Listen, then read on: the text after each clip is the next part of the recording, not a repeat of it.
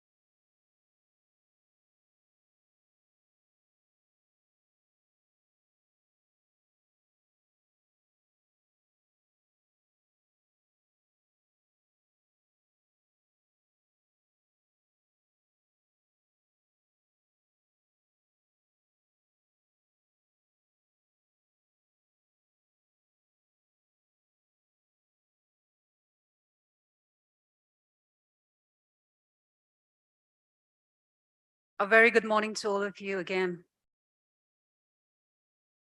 So while we wait for the Honorable Minister, we'll be starting the opening session for this meeting.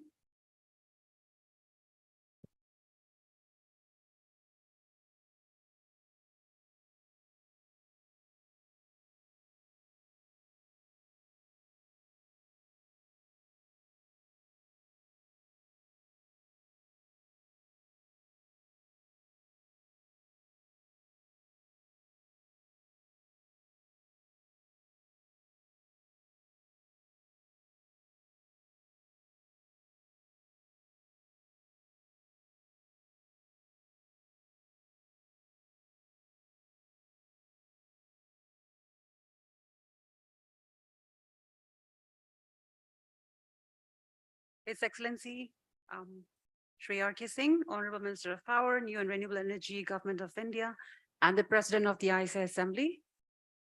His Excellency Jamaat Sakal Abbas, Honorable Minister, Ministry of Energy and Water Resources, Federal Republic of Somalia, the Honorable Minister of State, Ministry of Infrastructure, the Government of Republic of Rwanda, Patricia Uvasi, Director General of International Solar Alliance, Dr. Ajay Mathur, Excellencies, distinguished guests, ladies and gentlemen.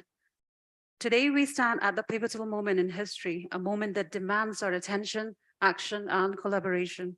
We are confronted by the urgent need to address climate change, reduce our carbon footprint, and transition to sustainable sources of energy.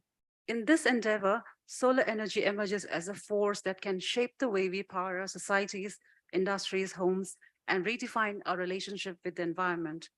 So with immense gratitude on behalf of the International Solar Alliance, it is my privilege to extend a warm welcome to all of you to the 5th meeting of the International Solar Alliance Regional Committee for the Africa region, where we meet to discuss and deliberate on how together we can shape a tomorrow that is both sustainable and responsible. And now to welcome the delegates on behalf of the host country, I would like to invite the Honorable Minister of State, the Ministry of Infrastructure, Government of Republic of Rwanda, Patricia Uvasi.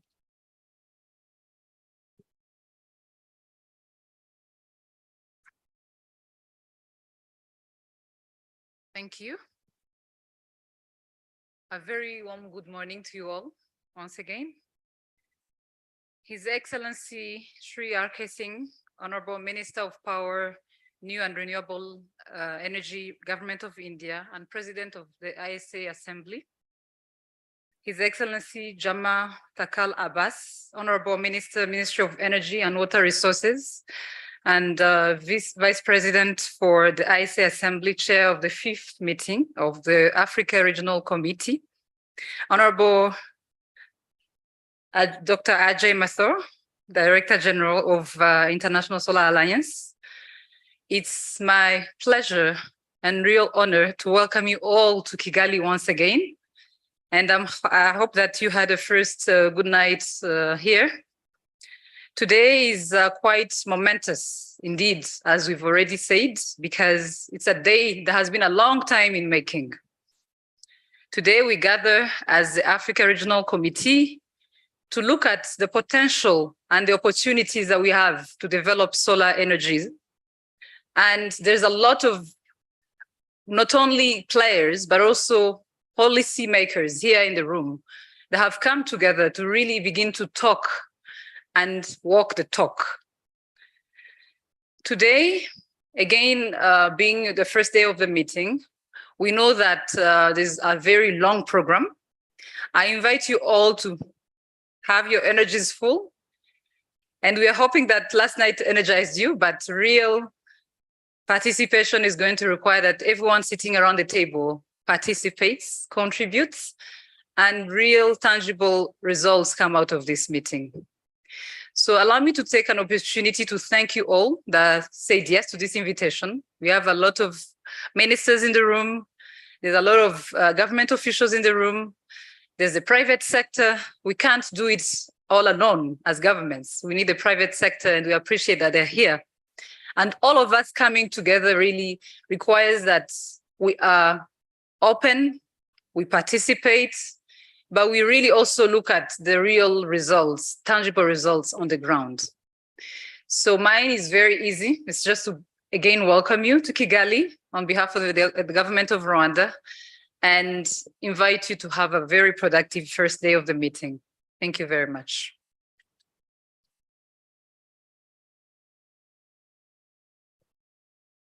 Thank you, Honorable Minister, for your warm welcome. This meeting is chaired by the International Solar Alliance Regional Vice President from the Africa region, the Federal Republic of Somalia. We are honored to have His Excellency Jamatika Al-Abbas, the Honorable Minister, amidst us today to serve as chair for the meeting. Please join me in welcoming His Excellency for his opening remarks.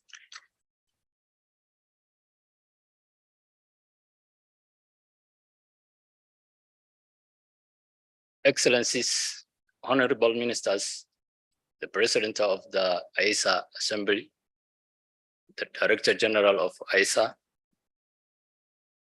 honorable ministers, ambassadors, distinguished guests, ladies and gentlemen, good morning. It gives me great pleasure to deliver the opening remarks on this occasion under the International Solar Alliance's 5th Regional Committee meeting for Africa. I would like to take this opportunity to thank the AISA Secretariat for organizing this meeting and the hosting country, the Republic of Rwanda, for their welcoming and hospitality. Today we meet here with shared vision to translate our solar targets into tangible outcomes and plan a path towards a sustainable and prosperous future in Africa. According to the most recent IEA statistics, 970 million people in Africa lack of access to clean cooking, and 600 million, which is 43% of the continent's entire population, do not have access to electricity, most of them in sub-Saharan Africa. Apart from that, our region is already facing more severe climate change than most other parts of the world.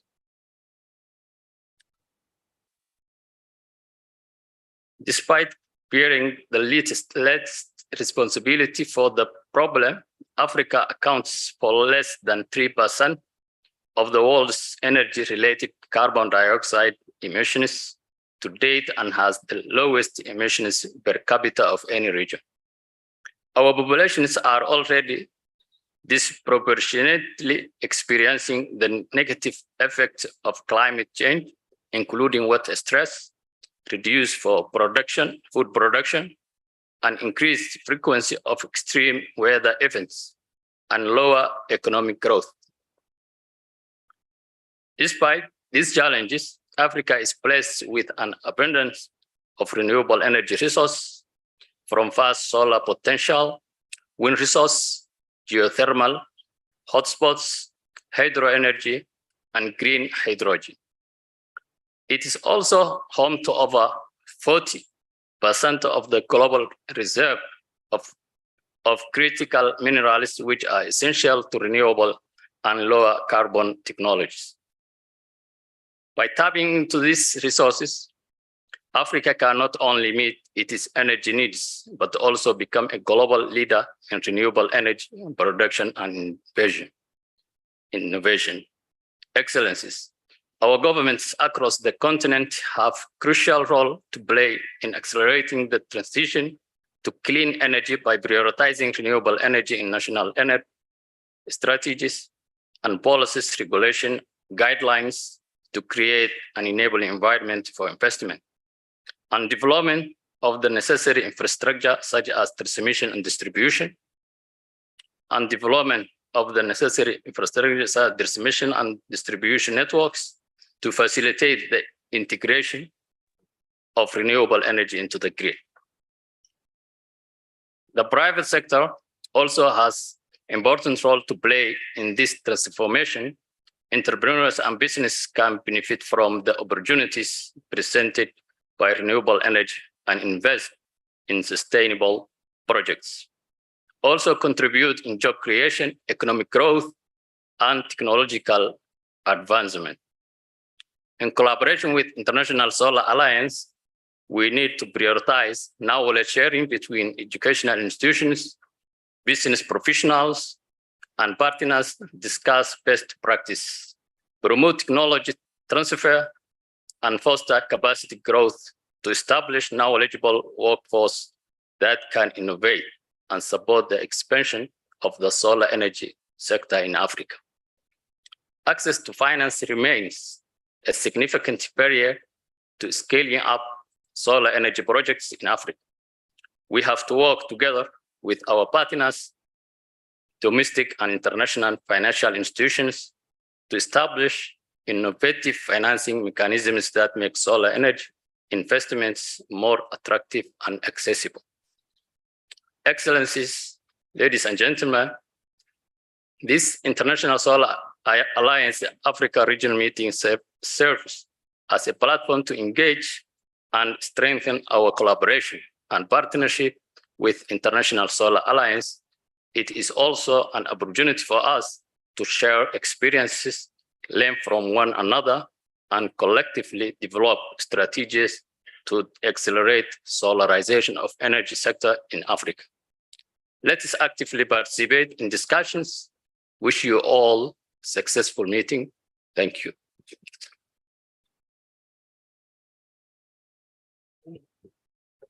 Thank you, Honorable Minister. The International Solar Alliance is honored to have a visionary leader who has played a pivotal role in advancing the vision and mission of the organization. It is my honor to welcome the Honorable President of the ISA Assembly, His Excellency Shri R.K. Singh, Honorable Minister of Power, New and Renewable Energy, Government of India, who is joining us virtually from New Delhi. For the next part of this inaugural session, I hand over the floor to the Director General, ISA. Dr. Mathur, you have the floor.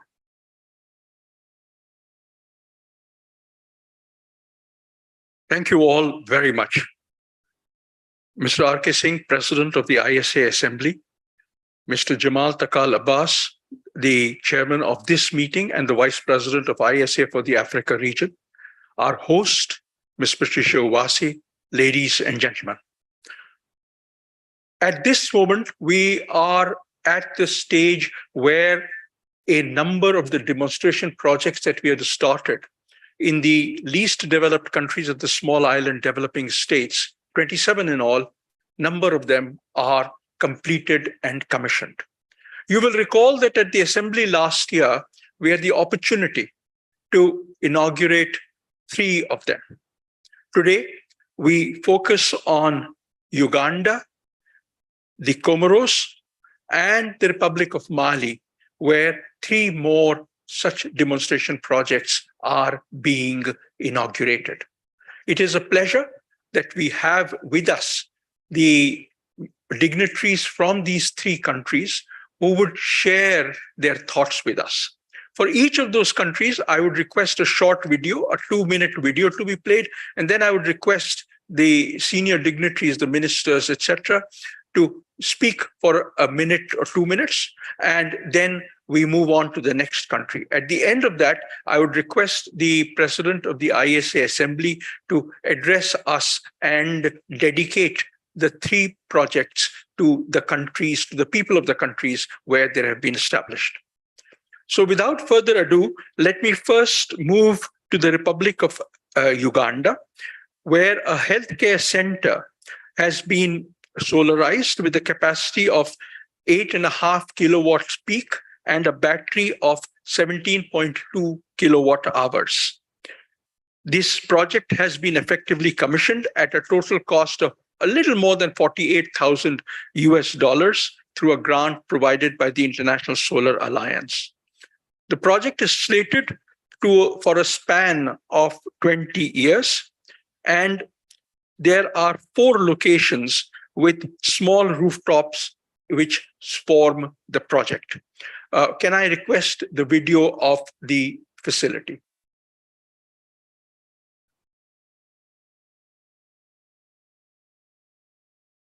I have been following since the arrival of this program in the sub-county, from the very start up to now. Yeah, so what they promised, we have received all the facilities. We don't have electricity in the sub-county. Only we have the solar light just inside the buildings. So since the installation of this security light outside, that is a great improvement. Yeah, so at least the wananchi are happy. At least patients can come and even without torches, when they enter the facility, they don't need torches anymore.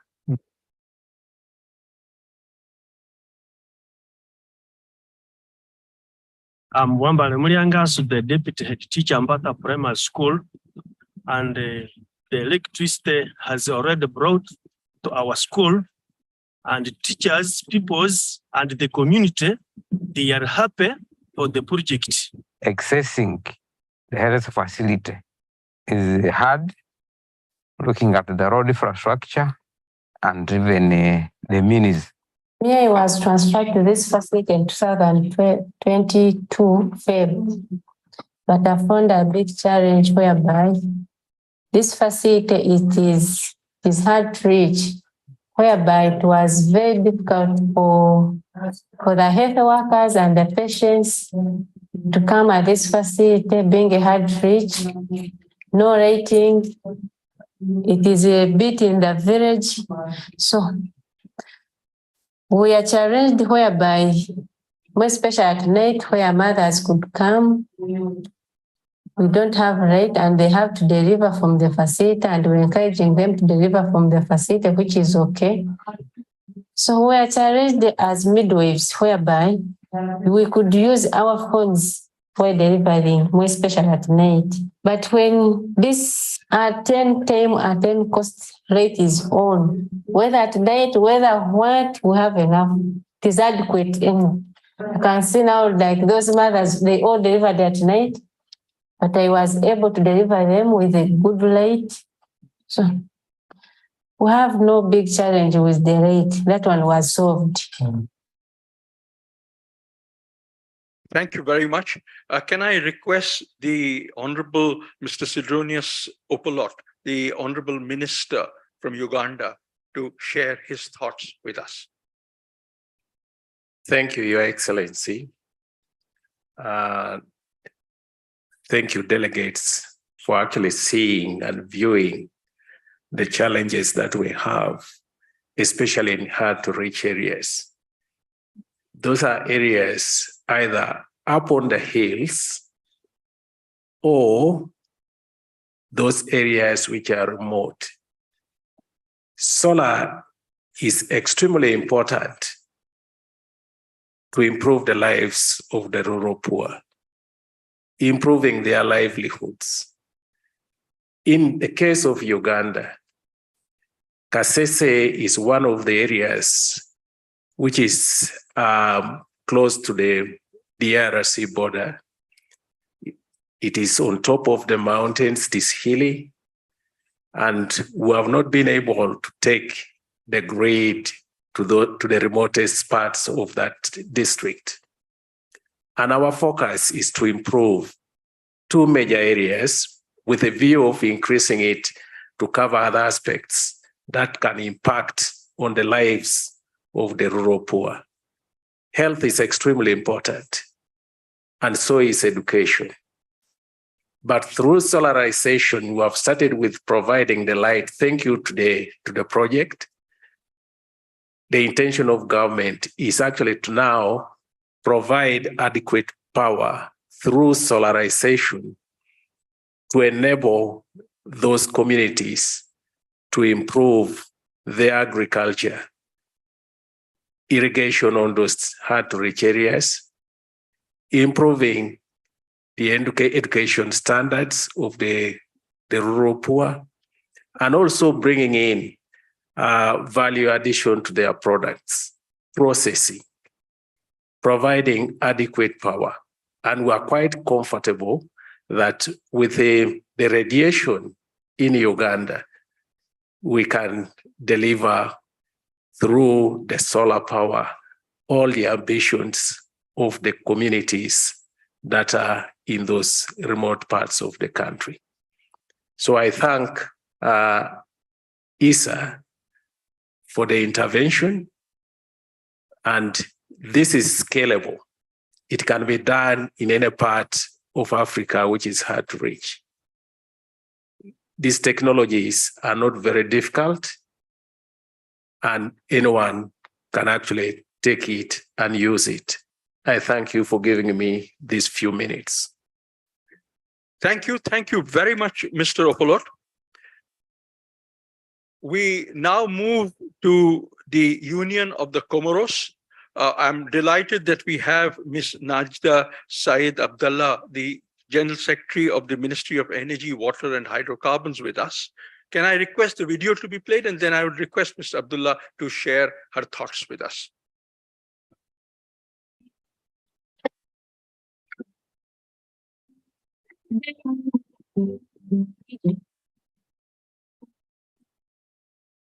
Le ministère en charge de l'énergie, en collaboration avec l'Alliance solaire internationale, a signé un accord de subvention pour installer 16,75 kW, donc 6,75 kW à Bangakouni et 10 kW à Ivendeni. Selon la secrétaire générale du ministère de l'énergie, eau et des hydrocarbures, Madame Najda Said Abdallah, ces activités sont en accord avec la politique de son Excellence, Monsieur le Président Azali Assoumani, de l'émergence de l'Union de Comores d'ici 2030. Représenté par le directeur des énergies renouvelables en tant que point focal de l'Alliance solaire internationale, il affirme que la société sélectionnée, après évaluation à toutes les compétences requises pour l'exécution de ces travaux. Comme à l'hôpital de Bangakouni, la communauté s'est présentée massivement à Ivendeni dans le Goudé pour le lancement officiel de travaux de fourniture et d'installation du système photovoltaïque au sein de leur poste de santé afin d'assurer le fonctionnement de la majeure partie de leurs services. Enfin, les bénéficiaires de ce projet, les responsables n'ont pas cessé de remercier les efforts et l'engagement que témoigne le gouvernement pour la résolution énergétique dans l'ensemble du pays. Il faut savoir que ce projet a pour but de, premièrement, réduire la dépendance à l'énergie possible et assurer une fourniture au niveau de ce centre de santé H24.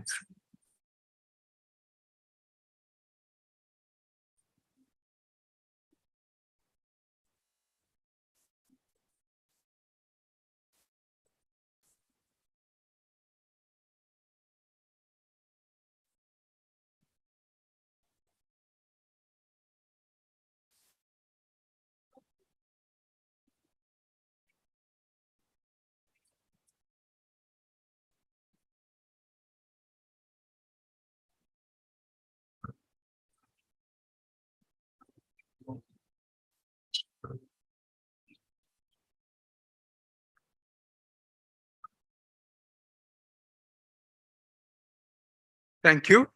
It's a great pleasure to welcome Mr. Sabimana, the Honorable Minister for Infrastructure of the Republic of Rwanda with us today. Welcome, Honorable Minister. We have started with the dedication of the demonstration projects that were set up. We now request Ms.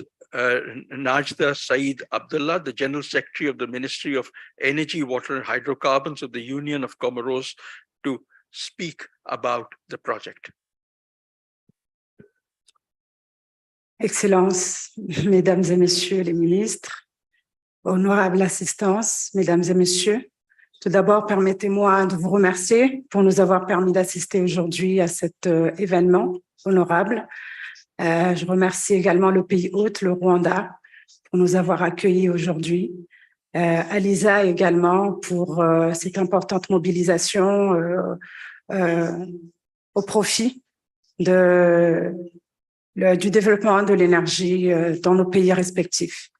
Comme il m'est donné très peu de temps pour parler de notre projet, je vais aller directement au fait. Comme vous avez pu le voir dans la vidéo qui vient de vous être présentée, l'ISA nous a permis, à travers une convention, de pouvoir installer dans 2 régions qui sont éloignées de la capitale, d'installer des panneaux solaires pour pouvoir doter 2 centres hospitaliers de panneaux solaires pouvant leur permettre d'être indépendants au niveau de l'énergie. Ces 2 centres qui peinaient à avoir de l'énergie toute la journée et donc qui étaient freinés dans leurs activités quotidiennes pour donner des soins à la population, des soins quand même assez primordiaux. C'était des soins d'urgence, des soins liés à l'accouchement, maternité, etc. Des activités de laboratoire également. Donc, ce projet a permis à ces 2 hôpitaux des différentes régions de pouvoir continuer, reprendre leurs activités et donner à la population comorienne la possibilité d'être soignée dans la dignité et l'efficacité. Je profite d'ailleurs de cette occasion au nom du président de l'Union des Comores et du ministre, le président en exercice actuellement de l'Union africaine, son Excellence le président Azali Assoumani, ainsi que mon ministre de l'Énergie, Monsieur Amada, pour vous présenter et vous exprimer notre sincère gratitude pour la réalisation de ces 2 projets, mais également pour l'engagement dont l'ISA fait part et fait preuve en accompagnant les pays africains à développer leur potentiel de production d'énergie propre, mais aussi en accompagnant l'Union des Comores à travers ce même volet à devenir un pays émergent à l'horizon 2030, comme il l'a décliné dans son plan stratégique de développement des Comores. Nous vous remercions également parce que nous considérons et nous y croyons très fort que l'ISA est un véritable instrument de solidarité qui va permettre à nos pays respectifs d'accéder à l'énergie solaire en général et améliorer la qualité de vie de nos populations. Merci beaucoup et nous vous remercions. Merci, Madame. We now move on to the demonstration project in the Republic of Mali. I will mention that we have not yet been able to make contact on the internet with our colleagues from Mali, including the minister. However, we did receive, in the internet in Mali has been erratic because of the political turmoil there, but we did receive the video yesterday. So I would like to show the video and then move on to the Honorable President of the International Solar Alliance's address. Could I have the video, please?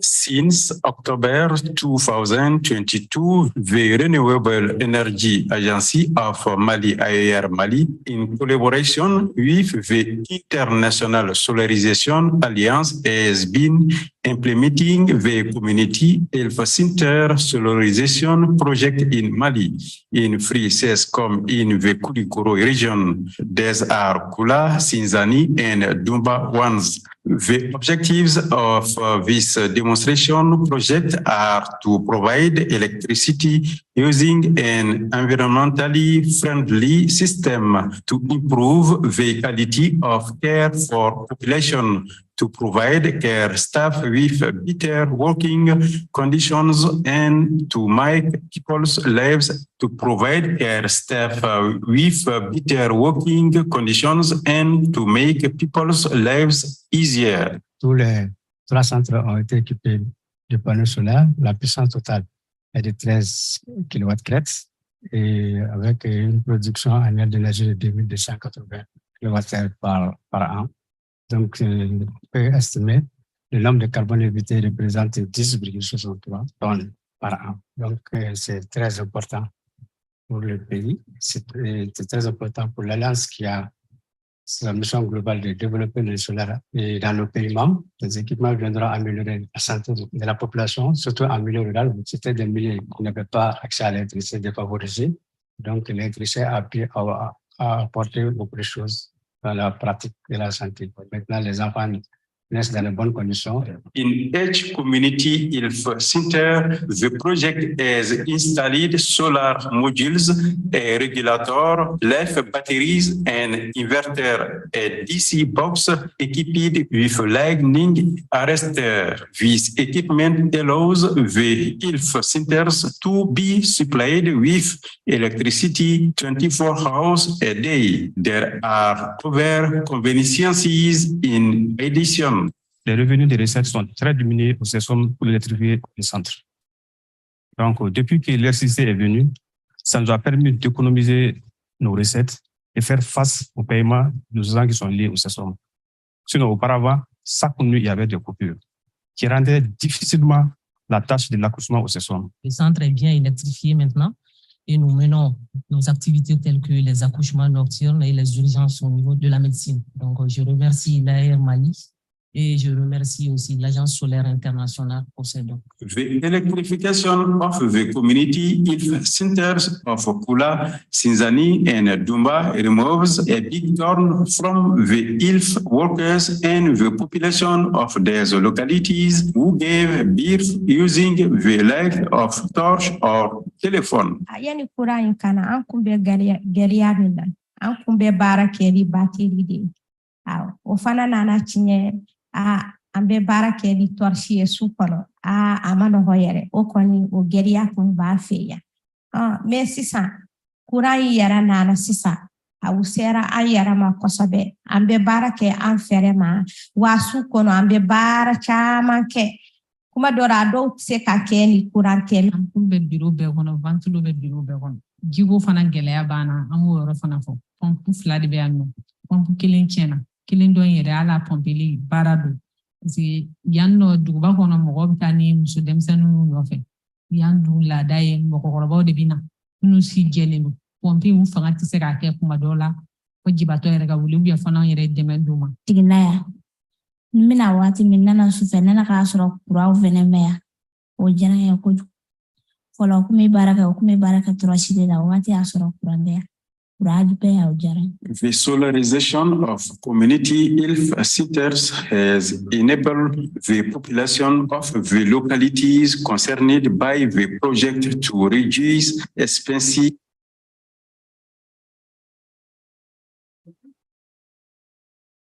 Thank you.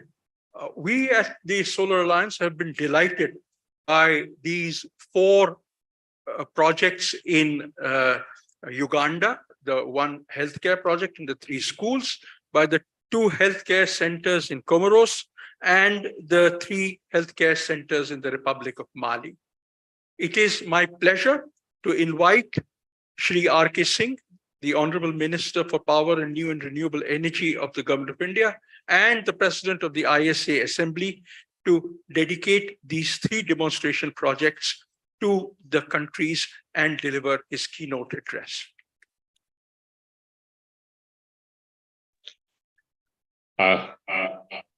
Thank you, Excellencies.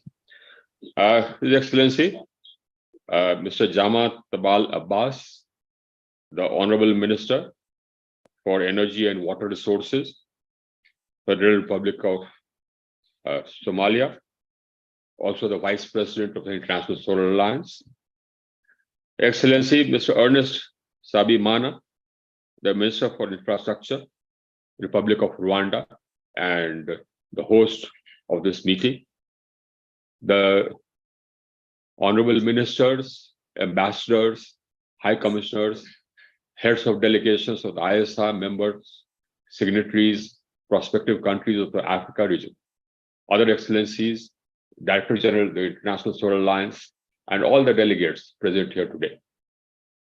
Today, I believe, is a momentous occasion as we gather here to celebrate a significant milestone in our journey, in our collective journey, towards a sustainable and a brighter future for our planet.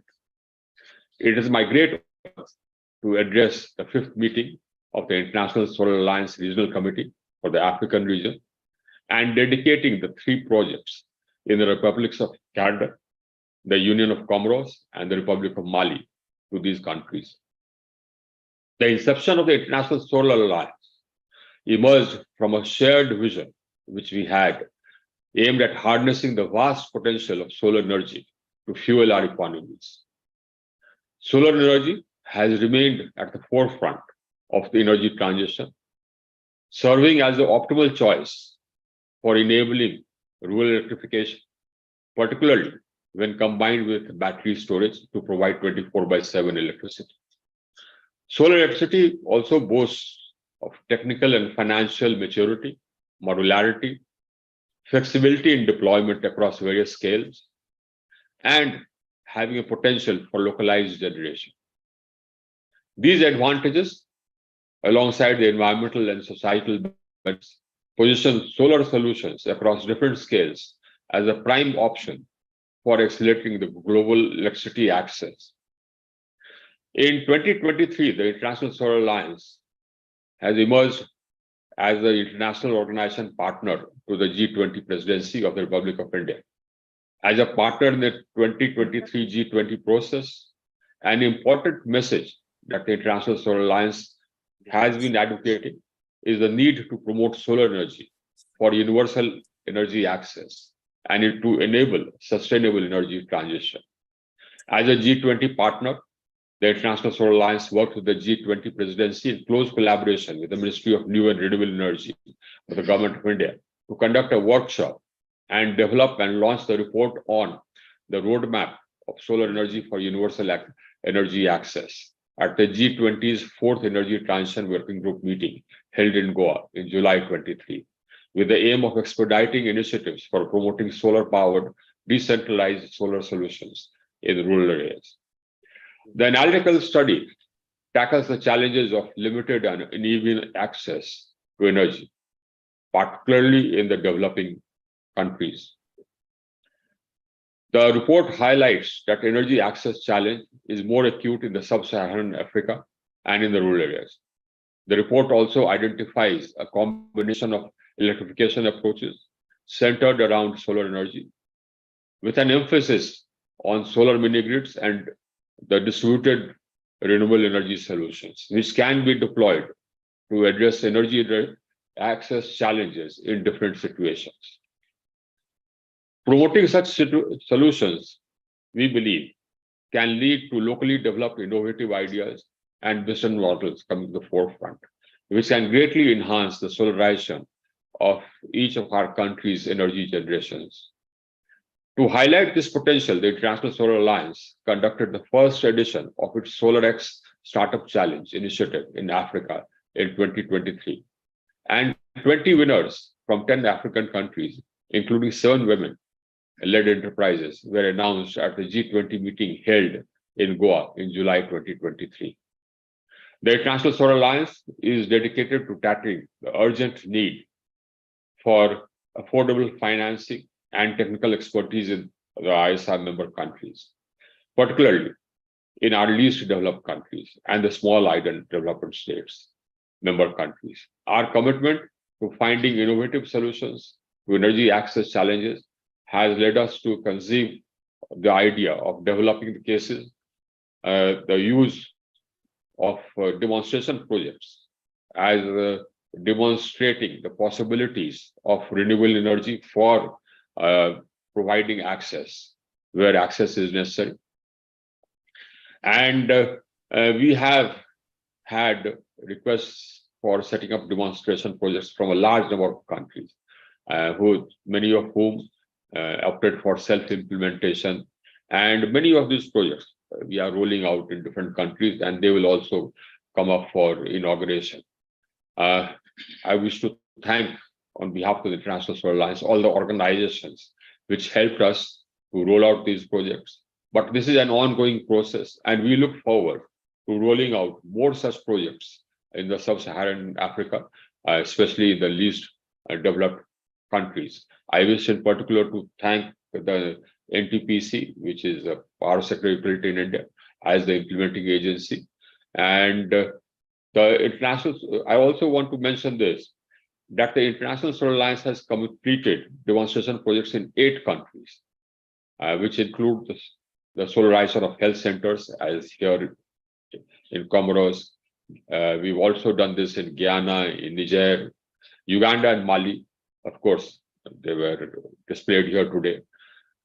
We've also taken up an irrigation project in Jamaica and also in Togo.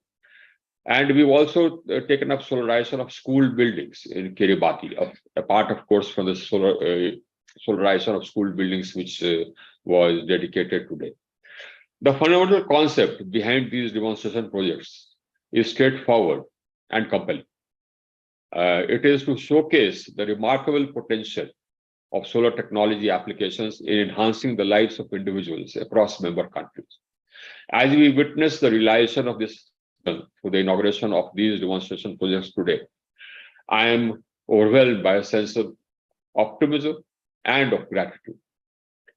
In the Republic of Uganda, the solarization of a rural healthcare center and 3 primary schools with a capacity of 8.5 kilowatt peak and 17.2 kilowatt hour battery storage system has been successfully commissioned. The total cost, as mentioned by the Director General, is $48,835 US. This has been met by a grant from the International Solar Alliance. In the Union of Comoros, the solarization of 2 rural healthcare centers with a capacity of 15 kilowatt peak and 33 kilowatt hour battery storage system has been completed at a total cost of $49,999, met by USA grant. In Mali, the solarization of 3 rural healthcare centers with a capacity of 13 kilowatt peak and 13 kilowatt hour battery storage each has been successfully commissioned at a total cost of $49,995 with ISA grants. These projects transcend their energy provision role. They serve as drivers of advancement and emblems of global cooperation. As the International Solar Alliance, our dedication remains unwavering in furnishing additional instances where such showcase projects can enhance the well-being of the communities which need such assistance. And we believe that these can be replicated across the board throughout the country. We are doing so in our own country. We envisage a future clean and sustainable energy is available to all as we move forward to ensure access to energy for all citizens of this world. Where access to energy will enable them to have better lives, enable better livelihoods, and also preserve the environment. Today, we commemorate the ingenuity, the shared ambitions that have materialized these undertakings. Let us continue with these efforts and move forward resolutely towards a prosperous, sustainable, and a just world for all. Can you imagine the difference this has made or this will make to the primary health centers which have been solarized? Now the vaccines can be stored. You can have cold storage systems for storing vaccines. You can have cold storage systems for storing medicines. You can ensure that the deliveries are with sufficient light. The incubators for babies, they can be run. In fact, solarizing and electrifying each and every primary health center should be our goal as the International Solar Alliance. And let's make this as a goal that we'll first take up all primary health centers and make sure that we solarize that. And let's work out projects for that. I'm quite sure that that can be done. Finance, as I said, is the problem which we have to solve. We have to get investments in. And we are working on ways and means of de-risking investments. Once we de-risk investments, I'm quite sure that investments will come. We've added huge quantities of solar. We've already added about 71,000 megawatts of solar, and we have another about 60,000 megawatts under installation. And it's all come by investments through the private sector.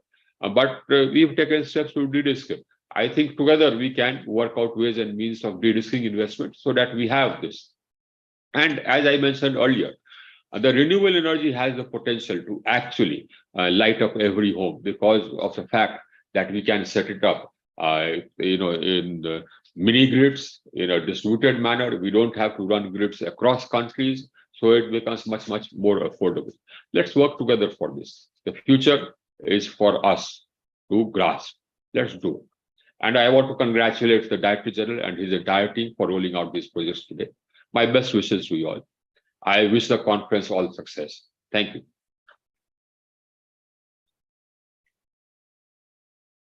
Thank you. Thank you very much, Honorable Minister and President of the ISA Assembly.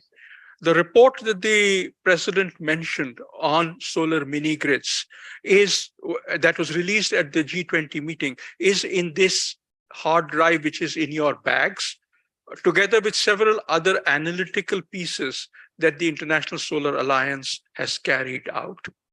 Now, may I recall on the Honorable Minister of Rwanda, our host, the Honorable Minister for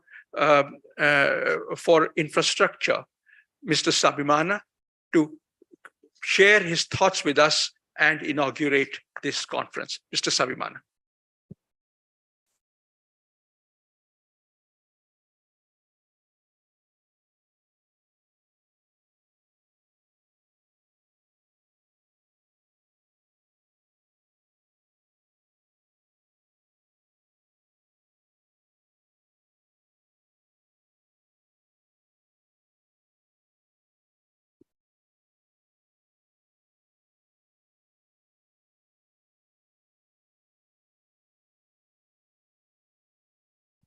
Honorable Ministers present, the Director General, International Solar Alliance, Dr. Ajay Mathur, Excellency Ambassadors, distinguished delegates from the region and around the world, ladies and gentlemen, good morning.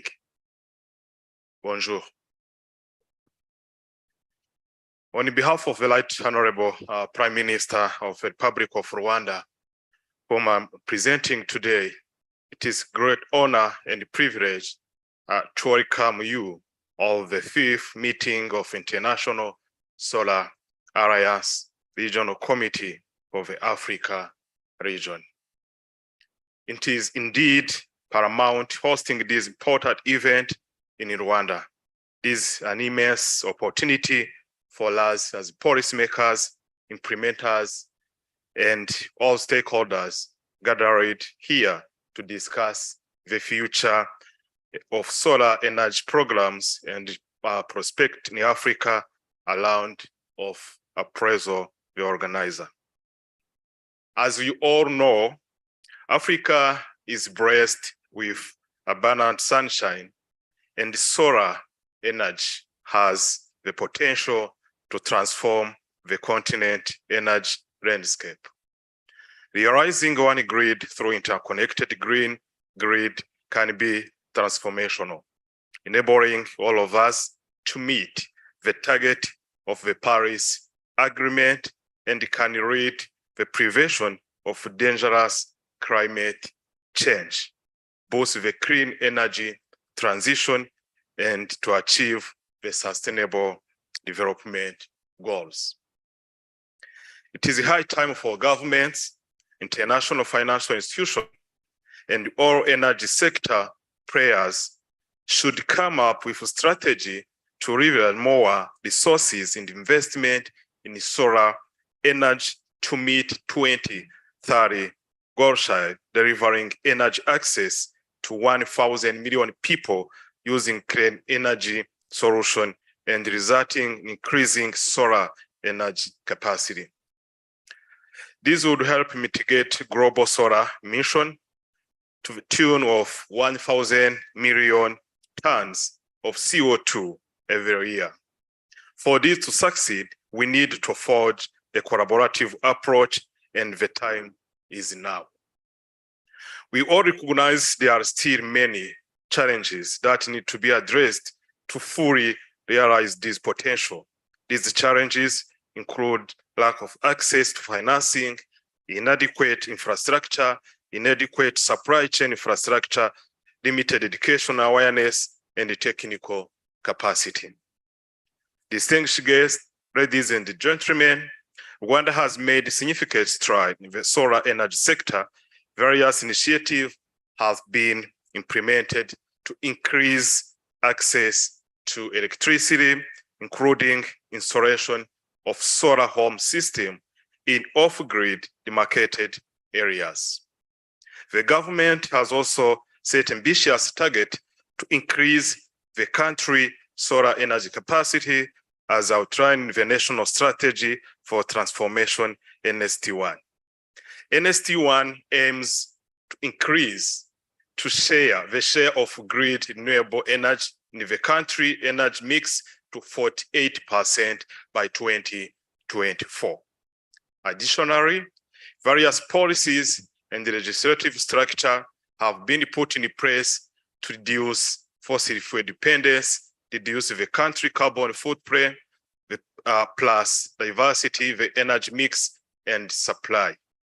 This has been implemented through Rwanda Energy Group, a government body established to oversee the development and implementation of energy policies and the strategies in the country, especially ensuring that 6% of generation mix is from renewable resources by 2030. The ICE5th edition meeting provides an excellent opportunity for us to come together and discuss ways to overcome the challenges facing the solar energy sector in Africa. We need to explore innovative financing mechanisms such as brand risk mitigation facilities to attract more investment in solar energy project. We also need to invest in infrastructure such as transmission line and storage facilities to ensure that solar energy can be delivered to where it is needed most despite its intermittence. Through a tough research and development is making significant stride to address this issue, and we are confident that down the line solar will be one of the leading resources toward achieving government renewable energy targets.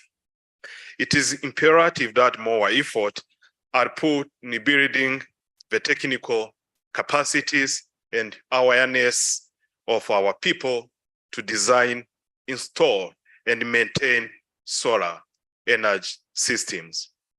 Distinguished guests, ladies and gentlemen, all economies around the globe support startup policies and entrepreneurship in the solar sector. Why? Because they are vital in fostering technology advancement, cost reduction, boost market growth, job creation, energy independence, as well as environmental sustainability and protection. Rwanda is committed to the development of solar energy in Africa, and you cannot do it alone without the role of private sector, development partners, technologists, and the other energy sector players to achieve NST1 target, as well as Sustainable Development Goals, SDG. Fellow ministers, participate, all protocol here present. It is the right time to embrace solar initiatives in doing business for Africa we want. I cannot conclude my remarks without recognizing the International Solar Alliance for organizing this meeting and continued deployment of solar energy technology as a means for bringing energy access, ensuring security, and driving energy transition in Africa through its member countries. I wish you all a productive and successful meeting, and I look forward for the prompt outcomes. Thank you very much for your kind attention.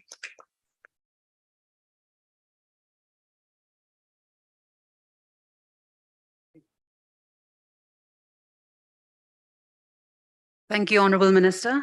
Your words are indeed a reflection of the potential that solar energy has in our combined endeavor towards a clean energy transition. And as Your Excellency has noted, with the support and collaboration of its members, signatory, and all the prospective countries, the International Solar Alliance will continue to lead in a meaningful way towards that endeavor.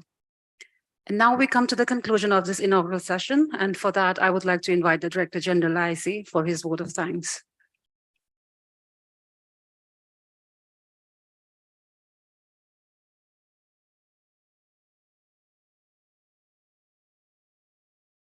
Our hosts, Honorable Minister Sabimana, Honorable Minister Uwase, obviously our very own Vice President of the ISA and Chairman of this meeting, Mr. Jama Taka Abbas, Ministers, High Commissioners, Ambassadors, ladies and gentlemen. Many, many, many thanks for coming and to this 5th meeting of the Africa Regional Committee in person. It is a delight that all of us are here, and on behalf of all of us at the ISA Secretariat, I want to thank each one of you. I want to thank the government of Rwanda and the ministers who are here, Minister Sabimana and Mr. Uwase, for their warm welcome and for the arrangements that they have made for us, which has made this meeting so smooth. I want to thank our Vice President, the Chairman of this meeting, Mr. Jama Taka Abbas, for agreeing to be here to chair the meeting in person and for the immense amount of information overload that we put him through to take it with such equanimity. I also want to thank the Honorable Minister from Uganda, the Honorable General Secretary from the Comoros, and though we could not connect, the Honorable Minister and the National Focal Point from Mali for participating in the launch of the demonstration project.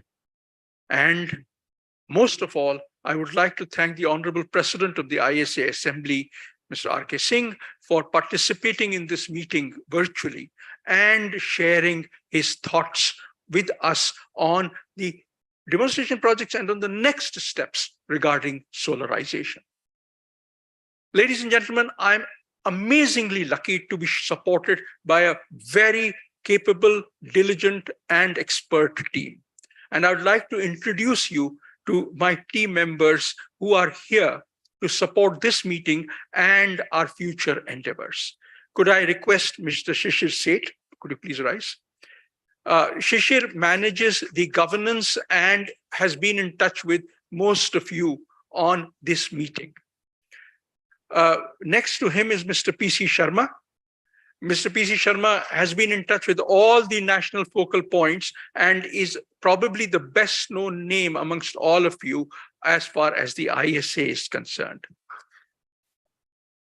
Saba heads capacity building and the STAR centers, and many of you would want to reach out to him about the various capacity building programs that we have been talking about. Oni Izobi. Oni heads the legal and regulatory part of ISA and will work with you on the regulatory part of how we move ahead to create regulations that are solar friendly. Yutan, you have already seen her, but she is the force which is making this meeting happen. The fact that you got your tickets, the fact that there was somebody at the airport to receive you, the fact that we have got hotel rooms is all because of her. She worked very hard. Our head of outreach, Nikhil. Nikhil has worked with each one of you on creating the outreach messages, particularly on the demonstration projects, and we look forward to developing an outreach strategy for each country as we go ahead. All of this has been made possible, the IT part, by our colleague Rajinder, standing there. And Rajinder has been the person who has brought the IT systems which have enabled those who are not here to connect through video. Abby, is Abby around? Okay.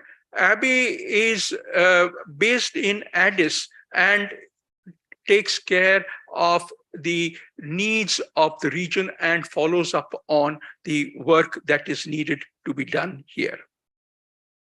And finally, our head of protocol, Naresh Mehta. Naresh used to be head of protocol in the government of India for a long time. And now we are delighted to have him. Well, we've had him since the beginning, but as I introduce you, you probably met him when he received you at the airport. I'm also delighted that we have with us Nilab and Kanika, who are supporting us in the preparation of a strategy for the financing of solar energy. May I, with this, thank you all, request you to join us for a cup of tea before we begin the next session, and also for the inauguration of the exhibition, which I request our Honorable Vice President, Mr. Jamal Tabqal Abbas, and the Honorable Minister for Infrastructure of the Republic of Rwanda, Mr. Sabimana, to do. But before all of that, we need to get together for a family photograph. Now, how that will be done, Yutan, you are the person who knows everything.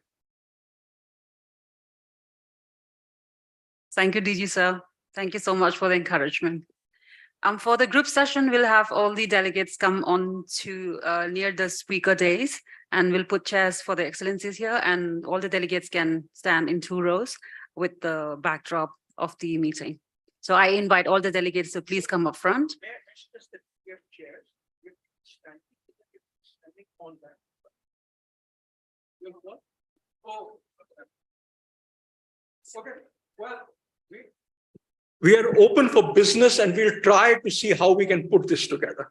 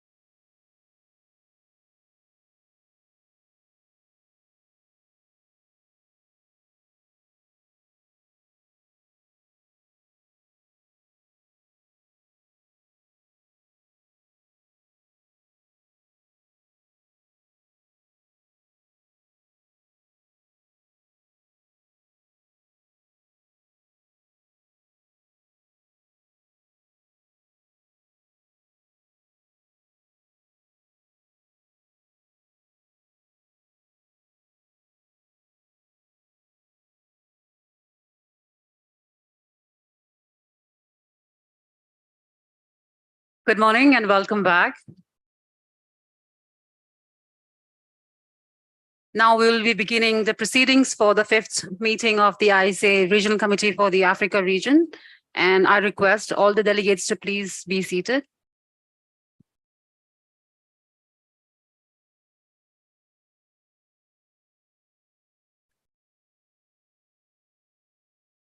The Federal Republic of Somalia is chairing the meeting, or will be chairing this meeting, and for that, and is the chair for the meeting. And for that, I would like to hand over the proceedings for this meeting to the chair.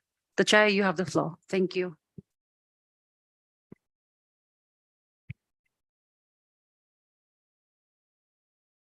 Excellencies, honorable ministers, distinguished guests, ladies and gentlemen, it is my great pleasure to welcome each one of you to the 5th meeting of the International Solar Alliance Regional Committee for the Africa region. I am delighted that we have found this opportunity to get together in person with the fellow ISA members from the Africa region. I would like to thank the Republic of Rwanda for hosting us all in this beautiful city of Kigali. Today, we enter a new era of harnessing some power, promising transformation and prosperity for the continent's ambitious progress. Africa possesses the world's greatest potential for solar power generation. The continent receives annual average solar irradiation of 2,119 kilowatt hours per square meter, with estimates of solar technical potential of 7,900 gigawatts for the continent. Despite holding 60% of the world's vast solar sources, Africa contributes to only 1% of the global installed solar photovoltaic capacity. However, in recent years, the continent is witnessing a growth in solar footprint. In 2022, 49 African countries have planned capacities of at least 1 megawatt of solar, and 29 countries on more than 100 megawatt.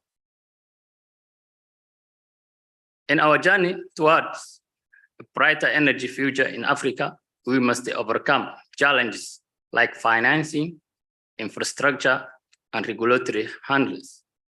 It is also important for collaboration between government, private enterprise, and local communities to unlock solar energy's full potential. The role of ISA in Africa is testimony to the power of international collaboration and a vital step towards sustainable development. With its commitment, the International Solar Alliance aims to catalyze the clean energy transition across the region by deploying solar energy solutions. The International Solar Alliance has 9 comprehensive programs that cover a wide range of sectors, including agriculture, health, transportation, storage, green hydrogen, and more, all aimed at enhancing the potential of solar power. The ISA has also introduced various initiatives to push its mission forward. Some of the flagship initiatives of the ISA that will also be presented before this regional committee are Solar Technology Application Resource Centers, or STACI, the Solar Finance Facility, the Solar X Startup Challenge. Finally, I add the honorable ministers and other dignitaries here today to actively engage with the ISA Secretariat and work towards a greener economy. Thank you so much.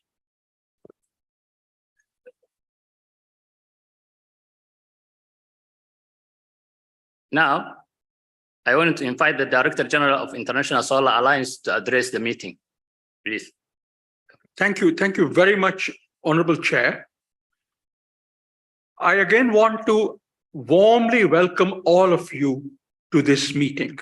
Honorable ministers, the high commissioners and ambassadors, delegates, all of you. Again, I want to add a very, very warm welcome to all of you here in Kigali. I also want to thank the Republic of Rwanda for their support in hosting this meeting. We have nearly all the countries who are members from Africa present here.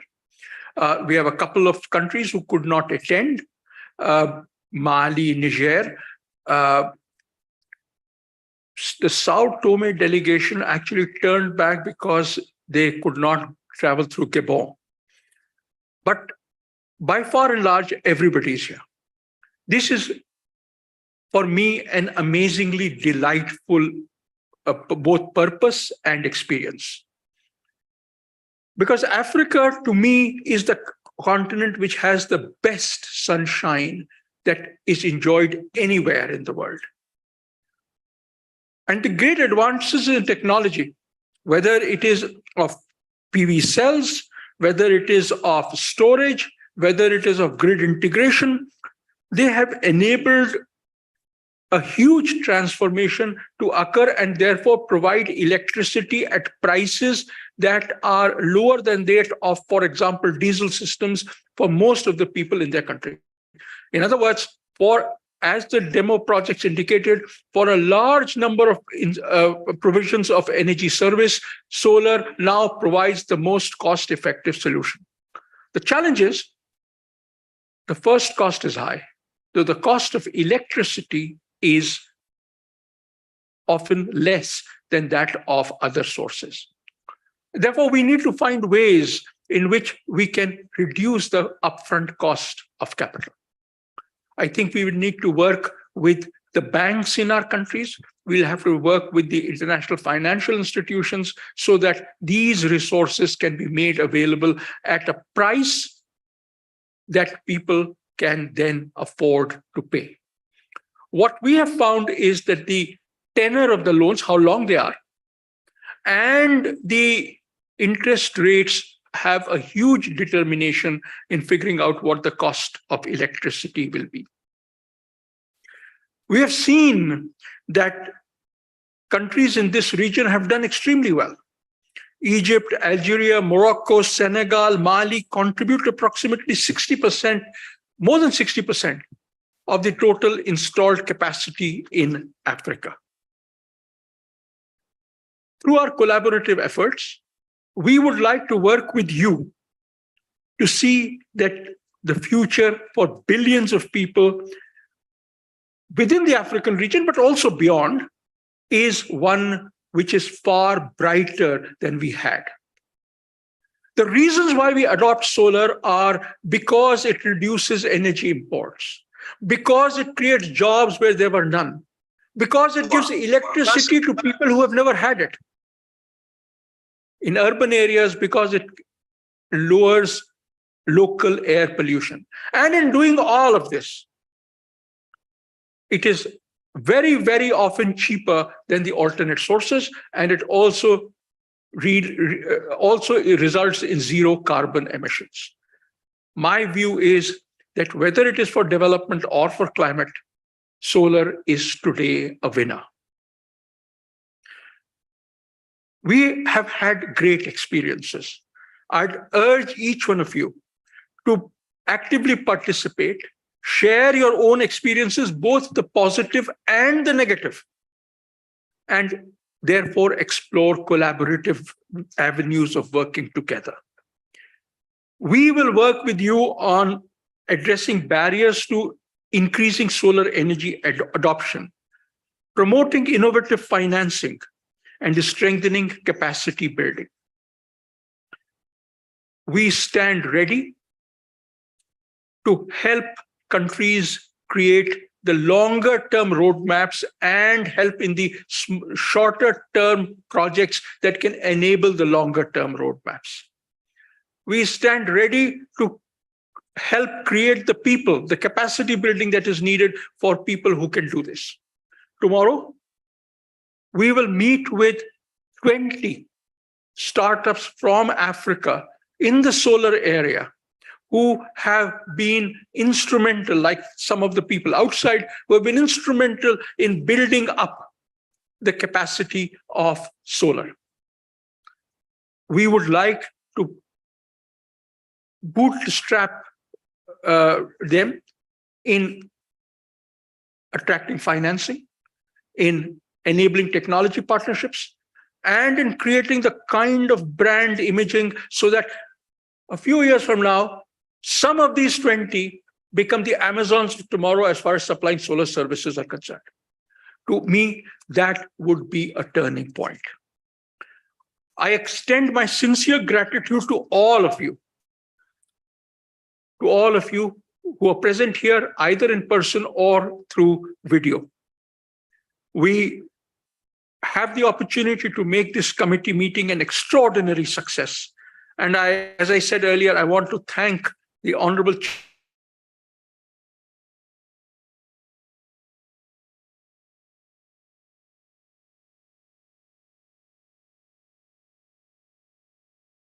Dr. Mutura, for your remarks. I would like to thank the African region for their active membership and continued support for the Alliance, and encourage the ISA Secretariat to further enhance its engagement with the membership at the regional level. Once again, welcome you all to the 5th meeting of our regional committee. With this, as Vice President and Chair of the ISA Regional Committee for the African region, I hereby open the meeting. The meeting is open. I think everyone has the professional agenda for the 5th meeting of the regional committee. So we want to start our agenda. Let's jump to the agenda item 2, adoption of the agenda. Honorable members, the ISA Secretariat has circulated the professional agenda for the meeting contained in the working document ISA/RCA.05/WD.01 for the pursuit of the members of this committee. I request the members to kindly provide their comments on the professional agenda. The floor is yours, guys.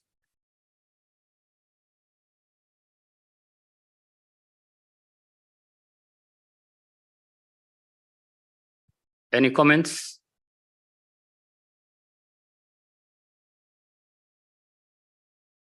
There is comments, we proceed.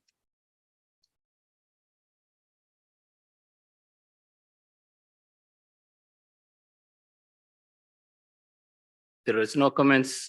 I like to invite the regional committee to adopt the agenda for the 5th meeting of the regional committee for the Africa region, as contained in the working document ISA/RCA.05/WD.01. So adopted.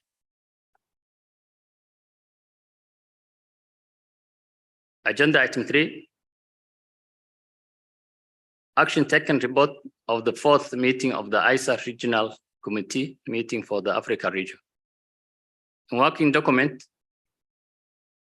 ISA/RCA.05/WD.03. The report details the action taken by the ISA Secretariat in the realization of the recommendations of this regional committee during its 4th meeting in 2022. I commend the work done by the ISA Secretariat. I now invite the esteemed members of this committee to provide their comments and guidance. Comments, please.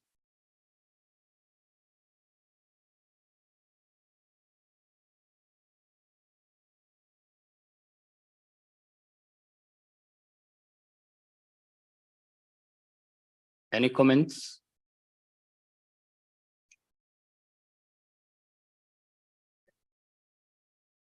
Okay. Patricia. Thank State you, Minister. Honorable Chairperson. It's a quick comment on the action taken report. I understand that the Secretariat has been working on a report for solar waste management. But then when they talk about covering global issues, they end saying they'll have a policy document for India, when this is actions taken for the African continent. So I'd rather we also mention that this will be applicable to the African continent so that we are looking at our issues. Thank you. May I respond? Thank you very much. What has been completed is action taken, is a report which is looking at the Indian continent as Indian subcontinent as an understanding of what works and what does not work. That has now been converted into a regional document. So we will take your comments on board and make the changes. Thank you very much. Thank you, Patricia and DG. I request the ISA Secretariat to take note of the same. Any other comment, please?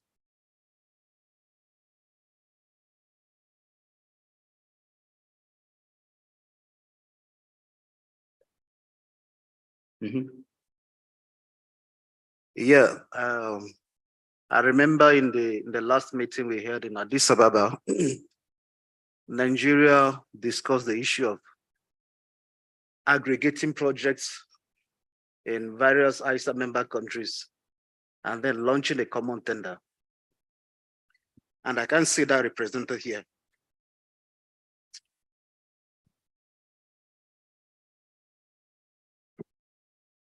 I passed to the Secretariat. Sorry. I am sorry that we missed capturing that. We will do it. A few years ago, we had tried to aggregate the demand for solar pumps across all ISA member countries. We did it, but what we realized was that every country has its own procurement methods and therefore needs to do the procurement on its own. In that particular case for solar pumps, we did do bidding, but we did it as a price discovery mechanism, not as a procurement mechanism. And following that, there are several countries around this table who have done individual procurement mechanisms which are focused on solar pumps. And they've taken the price that was discovered in the big bid that was carried out as the starting point for what they were talking about. So yes, we will add that in the ATR.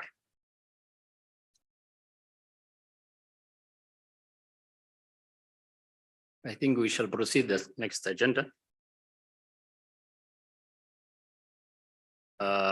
Agenda item 4, report of the Director General on ISA programs and activities. The 5th session of the ISA Assembly approved the ISA 5-year strategic plan from 2021 to 2026, which outlines the roadmap for achieving the mandate established by the ISA under its framework agreement. I invite the ISA Secretariat to present an overview of the work accomplished under the 5-year strategic plan and provide insights into the upcoming activities that the ISA Secretariat intends to undertake. You're welcome.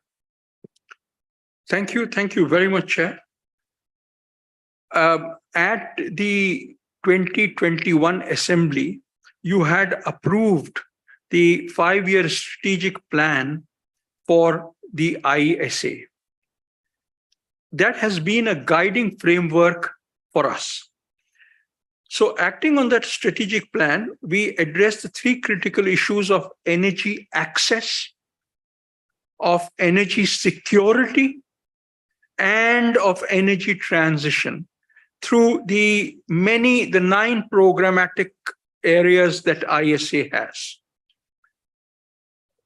The report that is before you summarizes the progress that ISA has achieved since the 5th session of the ISA Assembly in October 2022, and is the progress of activities till May 2023. We have categorized the project, whatever we have done, under 4 heads. The first is policy and capacity building assistance to developing country members. The second is programmatic support to LDC and SIDS member countries. The third is the analytic and advocacy support to all countries. And the fourth is the governance and operational management.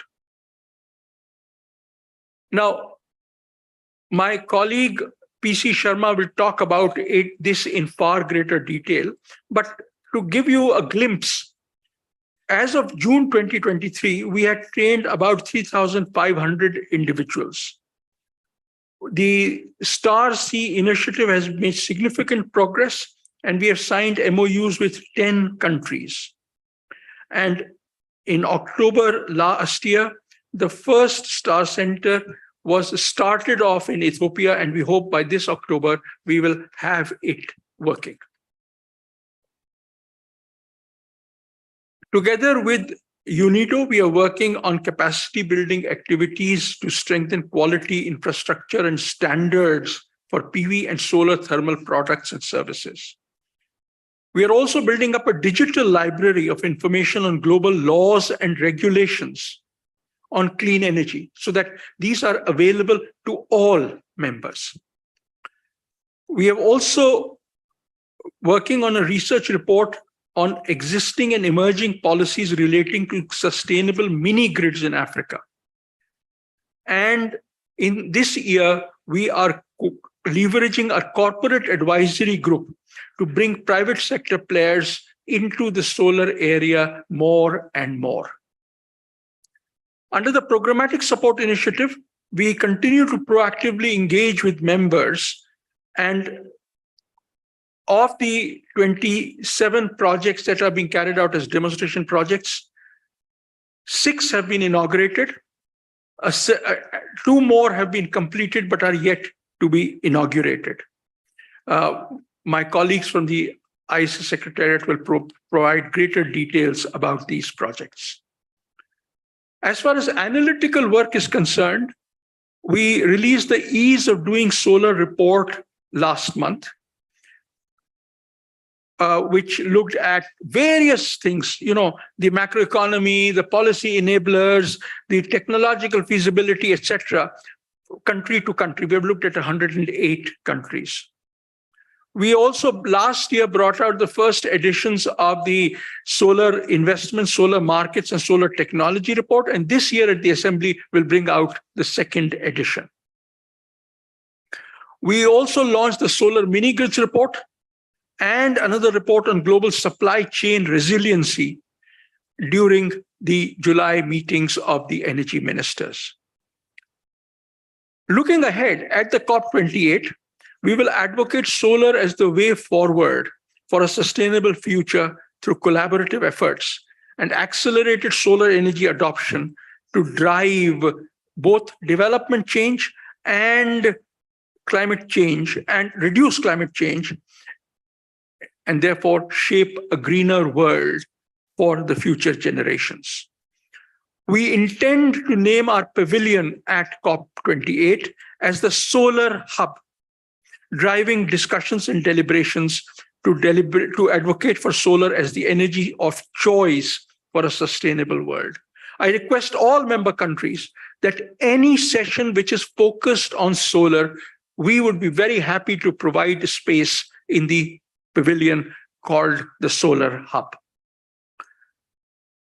I would also like to point out that the accelerated work being done under the ISA programs and initiatives has been because of your enthusiasm and cooperation. This has built the tremendous momentum and undertaking concrete steps for registering a significant impact across its member countries. Chair, with your permission, I'll request my colleague, Mr. P.C. Sharma, to provide a more detailed report, which is based on the document in front of you. Okay.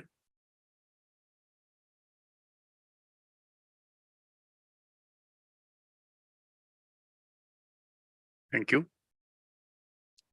Colleague, good morning, everyone. I'll make presentation about ISA's programs, projects, and activities. As already highlighted by TG, the strategic priorities of ISA are four. These are capacity building and creating standards, programmatic support, advocacy and analytics, governance and operational management.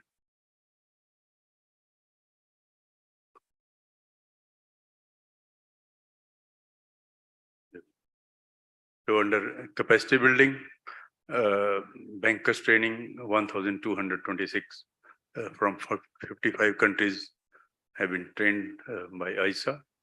Under solar water pumping training program, 466 participants from 41 countries had benefited. And under solar mini grid, 405 participants from 42 countries. Solar rooftop training, 318 participants from 35 countries. Ground mounted solar training program, 461 participants. And training on solar park development and grid integration, wherein 60 engineers from West African Power Pool were given in-person training after their visit to India. And institutional star centers, a separate presentation is in the agenda. Mr. Sabha Kalam will make the presentation about the star centers. Under analytics and advocacy, reports have been released by ISA. The fourth Ease of Doing Solar report, covering 107 member countries of ISA, was launched in G20 ministerial meeting in July 20.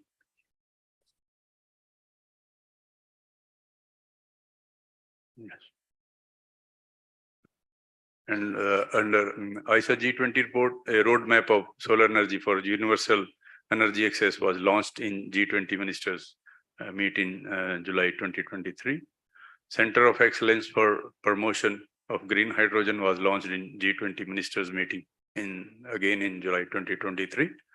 And ISA NEDO report on state of universal energy access and way forward was launched in March 2023. ISA World Bank report under the Lighthouse Initiative, sharing Indian solar experience with Africa, was released in March 2023. And ISA ADB reports under finalization are solarization of healthcare facilities, deploying solar pumps in scale, and solar finance facility for scaling solar. And ISA UNEP report on solar recycling is finalized in July 2023. And ISA 3 flagship reports, second edition, solar markets, solar investment, and solar technology are to be released during ISA assembly in October 2023. Under programmatic support, it is provided under ISA's 9 programs. First program is scaling solar applications for agricultural use. Under this program, all off-grid applications like solar water pumping, solar home system, solar street lighting, and other applications for the agriculture sector and the rural communities is provided. Scaling solar mini grids, scaling solar rooftop, solar heating and cooling system, solar parks, scaling solar e-mobility and storage, solar green hydrogen, affordable financing at scale is cross-cutting program supporting all other 8 programs of ISA, and solar PV battery and waste management. So far, under programmatic support to countries, demonstration projects for 27 countries all are LDC or smaller island states that has been approved, and 8 countries have commissioned the project. These include Mali, Niger, Togo, Comoros, Uganda from Africa, Kiribati from Asia Pacific region, Guyana and Jamaica from Latin American and Caribbean region. Projects under implementation are 19: Senegal, Djibouti, Seychelles, Ethiopia, Burundi, Mozambique, Malawi, Benin, Burkina Faso, Gambia, Mauritius, Sudan in Africa region, and Cuba, Suriname in the Latin American region, Samoa, Nauru, Cambodia, Fiji, and Tonga in the Asia and Pacific region. Project preparatory support, aggregated proposal so far has been 9.5 gigawatt. It included solar ground mounted and rooftop and mini grids and solar pump applications. Under ground mounted projects, tendering has been done for 1 country, and feasibility has been completed for 6 countries, and sites under finalization are 7 countries, although ISA Secretariat is engaging with 30 countries to develop these projects. Under solar rooftop, Comoros site assessment has been completed. DPR is under finalization. Under rooftop program, Bangladesh assessment of solar rooftop, solarization of floodgate control and floating solar has been completed, and pre-feasibility report has been prepared. Under solar mini grid program for Ethiopia, 29 number of site assessments is under progress. Solar water pumping system, ISA UNDP agreement has been signed this year for implementation of solar water pumping systems, pilot projects in 10 member countries under India, Brazil, South Africa fund facilities. And 9 out of these 10 countries are from Africa region. Country missions this year, ISA technical missions have been carried out in 9 countries, including Venezuela, Paraguay, Bangladesh, Comoros, Egypt, Niger, and Nepal. And 10 such missions are planned during the rest of the year up to December 2023. And country partnership agreement have been signed with Bangladesh, and we are in discussions with countries to complete, finalize these agreements are Cambodia, Fiji, Kiribati, Comoros, Ethiopia, Niger, Nigeria, and Seychelles. Under governance and operational management,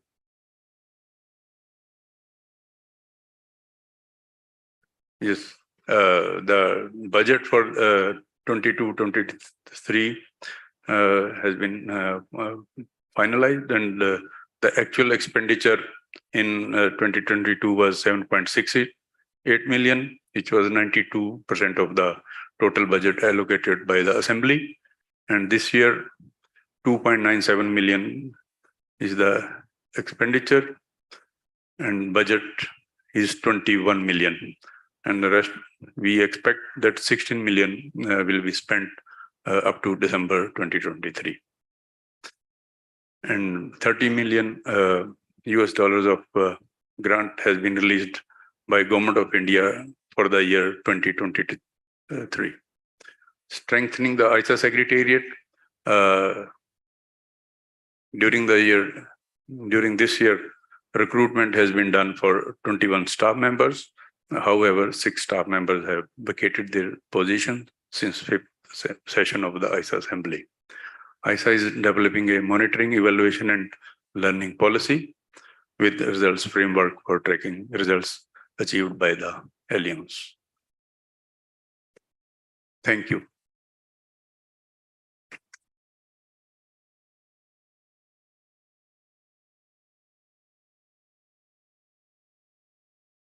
Thank you, the ISA Secretariat. And I invite honorable members to kindly provide your comments on the updates provided by ISA Secretariat, and give us your guidance, please. For your comment. Republic of Uganda. Uganda, welcome. Thank you, Chair. I wish to congratulate the Secretariat for a job well done. However, I've been reviewing what has been done so far. There are some areas which would actually require follow-up actions, especially in the African context. One, there are a number of power pools that are coming up. In the presentation, there is a submission of West African power pool being trained.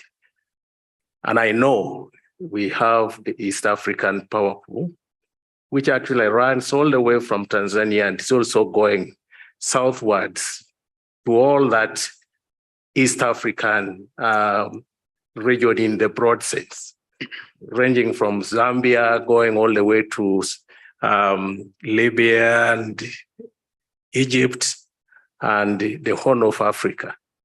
This is quite a sizable part of Africa.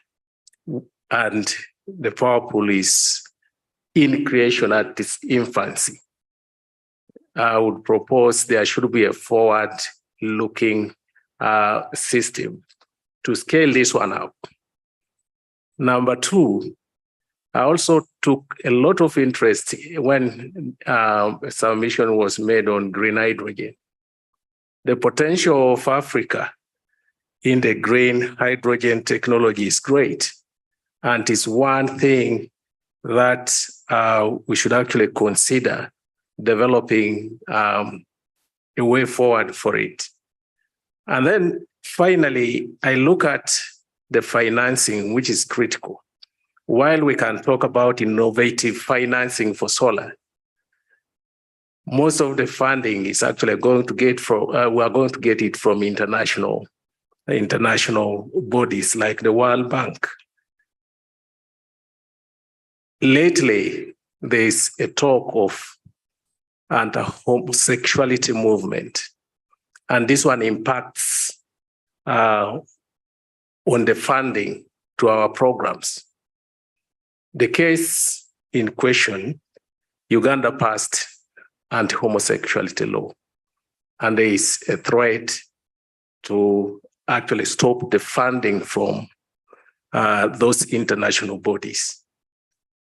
I think this is a forum for us to think beyond the provisions of the international bodies and look for alternative funding mechanisms which are innovative to protect our culture, our faiths, and the integrity of the African region.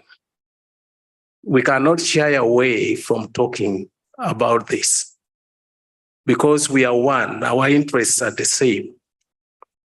Homosexuality is actually foreign to most of the African countries. So this is the time for us to think of alternative funding mechanisms. And to me, this is a right forum for us to discuss this. What do we do if even the international bodies, which are our bodies, who are actually members of these bodies, there is a segregation now when it comes to this. What do we mean by rights? We should think beyond what is defined by the international rights. Africa has got its own rights. For a case of Uganda, we have our rights. And this one should be respected. And we must benefit from the institutions that we belong to. They are our institutions. So this, I actually thought we could talk about the financing mechanisms for all these various strategies and activities that has been highlighted by the Secretariat. I thank you for listening to me. Thank you, Excellency, for your highlights and comment. We collect the comments, then we deliver to the Secretariat to answer. So any other comments? United Republic of Tanzania, welcome.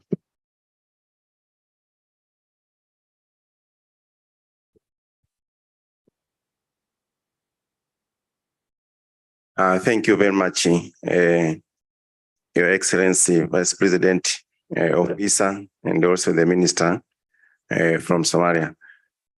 I would like first to join my colleague to thank the organizers for this meeting, and also to thank the host country, Republic of Rwanda, for the hospitality so far. I have two comments on the report, which is just submitted. The first one is about the capacity building. This is a very good thing for the International Solar Alliance members, but I would like to know the criteria for selection of the countries as well as the people for this capacity building. As you understand that there are many countries members, but also we have many programs. So probably to balance, for balancing, there should be criteria. So I would like to know the criteria which are being used. But second, I would like also to congratulate the Secretariat, the ISA, for the project and also capacity building. But I would like to know if there is any mechanism for monitoring and evaluation, first in the capacity building, following up on the people who are being trained in different programs, but also for the project. As we have seen, there are a number of projects which are being implemented by ISA. Is there any follow-up or monitoring and evaluation to make sure that there is sustainability of this project? Because you can have this project at the health center, at the schools, but in few years there is no maintenance, etc. So the project is not sustainable. Last thing is in the programmatic support for countries. I would like to join Honorable Minister from Uganda, as now many countries are trying to join the power pools, Eastern African power pools, Southern African power pool, Western African power pools, and it is very important for now International Solar Alliance to think of big thing. When I say big thing, means large scale project for solar in order to support these countries. We all know that most of the African countries are now undergoing under capacity of power production, and we need to increase power generation, but also we need to have energy mix. And the energy mix for now, most of the African countries are depending on hydro, HFO, and some natural gas, but there is very little contribution of the renewable energy. So in this part, I would propose now I understand that they are in the plan, but I would propose now the ISA to think of this large scale solar project for the ISA member countries, is in order to bring big impact on these countries, but also for eradication of poverty, as well as for carbon emission. Thank you. Thank you, Honorable.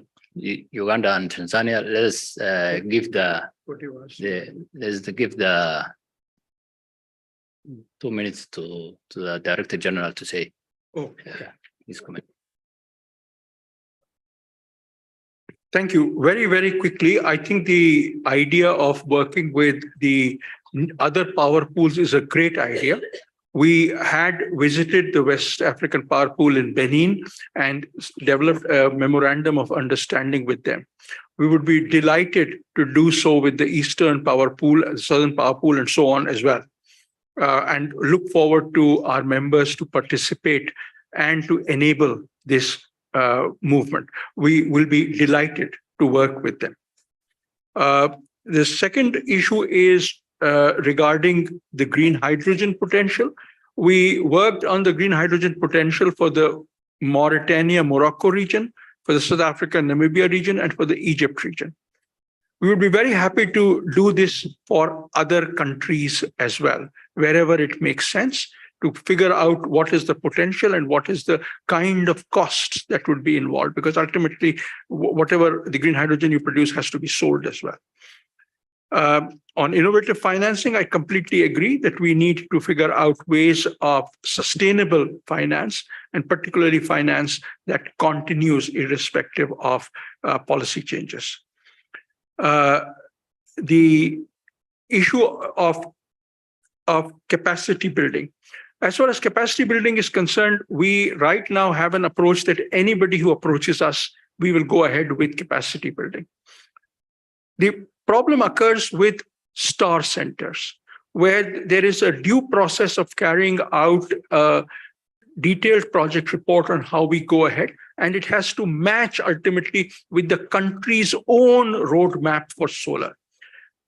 If you have a roadmap for solar, that's great. If you don't have a roadmap for solar, we'll be very happy to work with you to produce a roadmap. But the star center would be in line with the kind of approach that you want. So for example, there's no point in training people on solar mini grids if the country is only going to focus on solar, on large scale solar farms, and so on. On the monitoring and evaluation, this is something that, as was mentioned, has just been started. The issue of sustainability is very important for us. And in the agreement on these demonstration projects, the demonstration projects have been funded by the ISA, the monitoring and the maintenance is handled by the countries themselves. But what we completely agree with is that the business model for large-scale replication has to focus on the availability of solar electricity all the time. And consequently, models which help that have to be put in place. Mr. Chair. Okay, thank you. I want to give the Burkina Faso,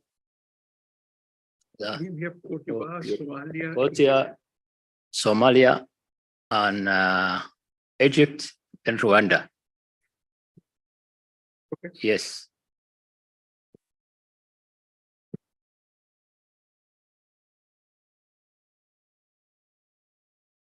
Burkina Faso. OK. Egypt. Merci. Alors, moi, je voudrais d'abord remercier. You will be next. Okay. Merci, Monsieur le Président. Je voudrais d'abord remercier le secrétaire général pour avoir produit ces rapports qualitatifs. Et également remercier le Rwanda une fois de plus pour nous avoir accueillis pour cette cérémonie. Excellence, moi j'avais deux interventions. Alors la première est en lien avec les éléments qui ont été ressortis ici. Alors on a dit que l'Afrique a le meilleur taux de rayonnement solaire. Et par contre, en termes d'équipements solaires installés, alors l'Afrique n'a que 1%. Et moi, je rajouterais que paradoxalement, tout ce qu'il y a comme développement technologique solaire se fait en dehors de l'Afrique. Est-ce que au niveau de l'ELISA, est-ce qu'il peut y avoir une possibilité d'intégrer le développement des technologies solaires au sein de l'Afrique, ce qui pourrait quand même aider à réduire le coût des équipements, qui est aussi un frein, voilà, pour le développement solaire. Alors, la deuxième intervention est en lien avec l'accès à l'électricité. Je constate que ils est plus focalisé sur les centrales mini-grids, voilà, alors qu'on parle d'accès à l'électricité. Alors pour moi, l'accès à l'électricité, c'est de rendre l'accès jusqu'à la population. Est-ce que la partie distribution du réseau pourrait être intégrée par ISA de sorte à ce que les populations concernées dans les zones non isolées puissent avoir accès à l'électricité? Voilà, Monsieur le Président, mes deux interventions. Merci à vous.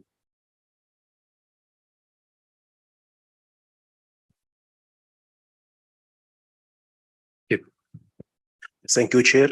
I have one comments regarding for the recommendation for the fourth meeting. The first recommendation, we launched two programs were launched at the fourth meeting. First program regarding for the battery storage and waste energy. Second, for the green hydrogen. And you mentioned, Excellency, for the opening in G20 Discrimination Center for Green Hydrogen. Please need some details for this discrimination. What is the obligation? What is the member? What is the objective as soon for this discrimination? Thank you. Nigeria. Thank you very much for Rwanda hosting this particular important meeting, and also ISA's, doggedness in bringing member states for this particular meeting. I really appreciate the Secretariat for the wonderful report they presented. I just want to make a comment, just like the immediate speaker just mentioned concerning green hydrogen.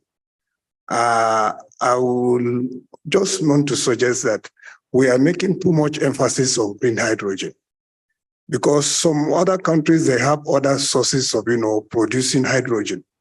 And we should also look at, harnessing green hydrogen in other fora, not necessarily we tie down solely to green hydrogen. Because as ISA country, if, for example, now other countries want to give support and they are, looking at solely on green hydrogen, we should also look backward as ISA countries or Africa, countries that have a lot of potential to generate green hydrogen, like from gas and other sources. We should also think of exploiting that, even if it means for our own local consumption. I just want to bring to the House the idea on emphasizing on green hydrogen. Just like the last speaker mentioned, in the G20 meeting, there was a serious deliberation on, giving coloration to hydrogen, whether green, brown. Also, thank you very much. Thank you. I request the ICE Secretariat to take note of the same, please. Now, Rwanda.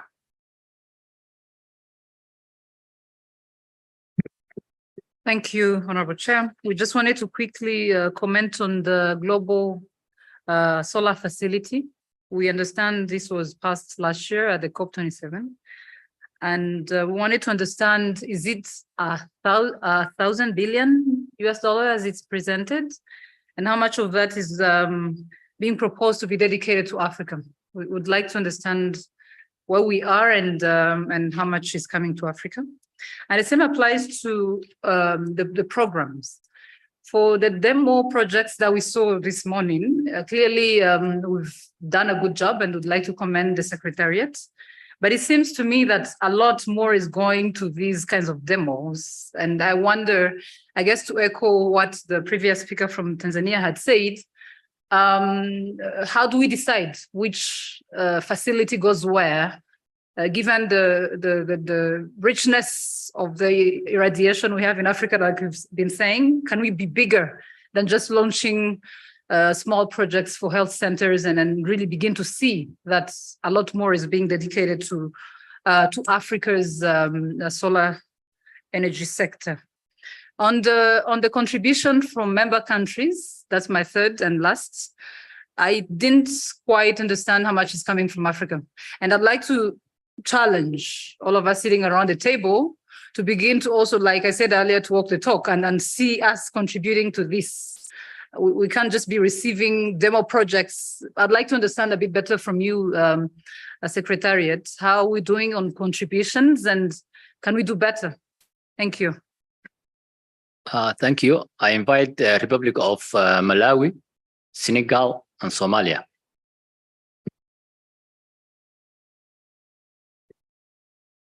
Through you, Mr. Chairman, I would like also to join those who have congratulated the Republic of Rwanda for hosting this regional ISA meeting.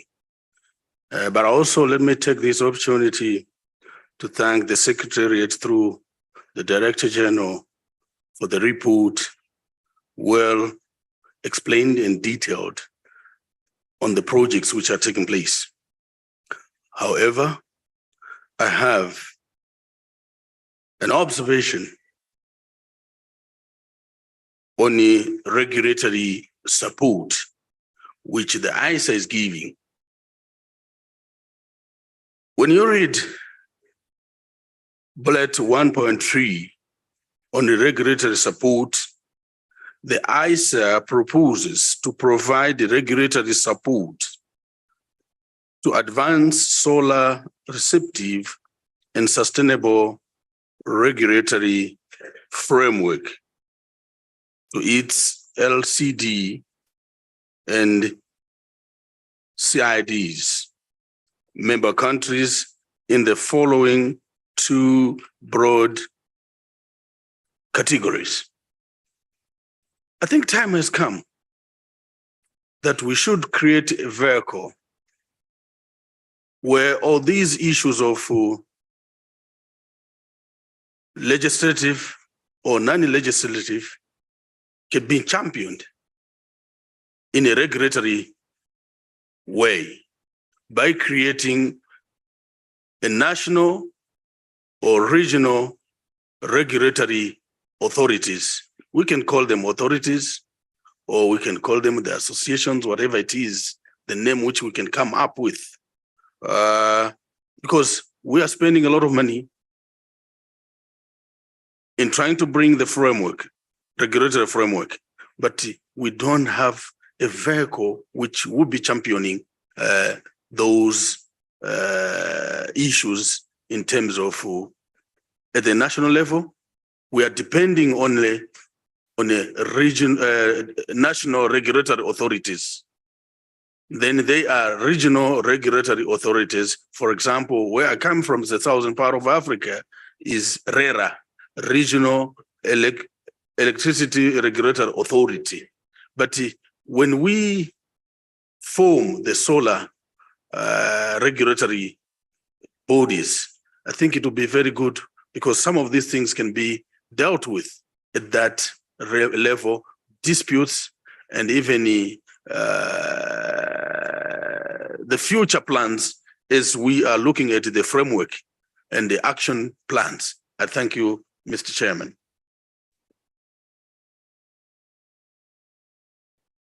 Thank you. Senegal.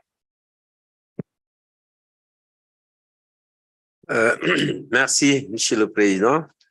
Donc, je voudrais d'abord remercier Lisa, le secrétaire général, et donc le Rwanda pour l'accueil chaleureux et toutes les mesures prises pour nous permettre de faire un excellent séjour. Alors, moi, j'ai parcouru le rapport, j'ai écouté des interventions. Au niveau du Sénégal, actuellement, l'option de développer les énergies renouvelables, notamment le solaire, est une option claire du gouvernement. Et aujourd'hui, si je prends l'éclairage public, c'est une option ferme de développer l'éclairage public en utilisant le solaire. Et au moment où je parle, on est presque à 100 000 lampadaires dans le pays. Mais le problème aujourd'hui qui nous préoccupe le plus, c'est de trouver les voies et moyens pour gérer le recyclage des produits qui arrivent en fin de vie. Alors, j'ai pas vu ce thème développé, ou en tout cas, j'ai pas fait attention.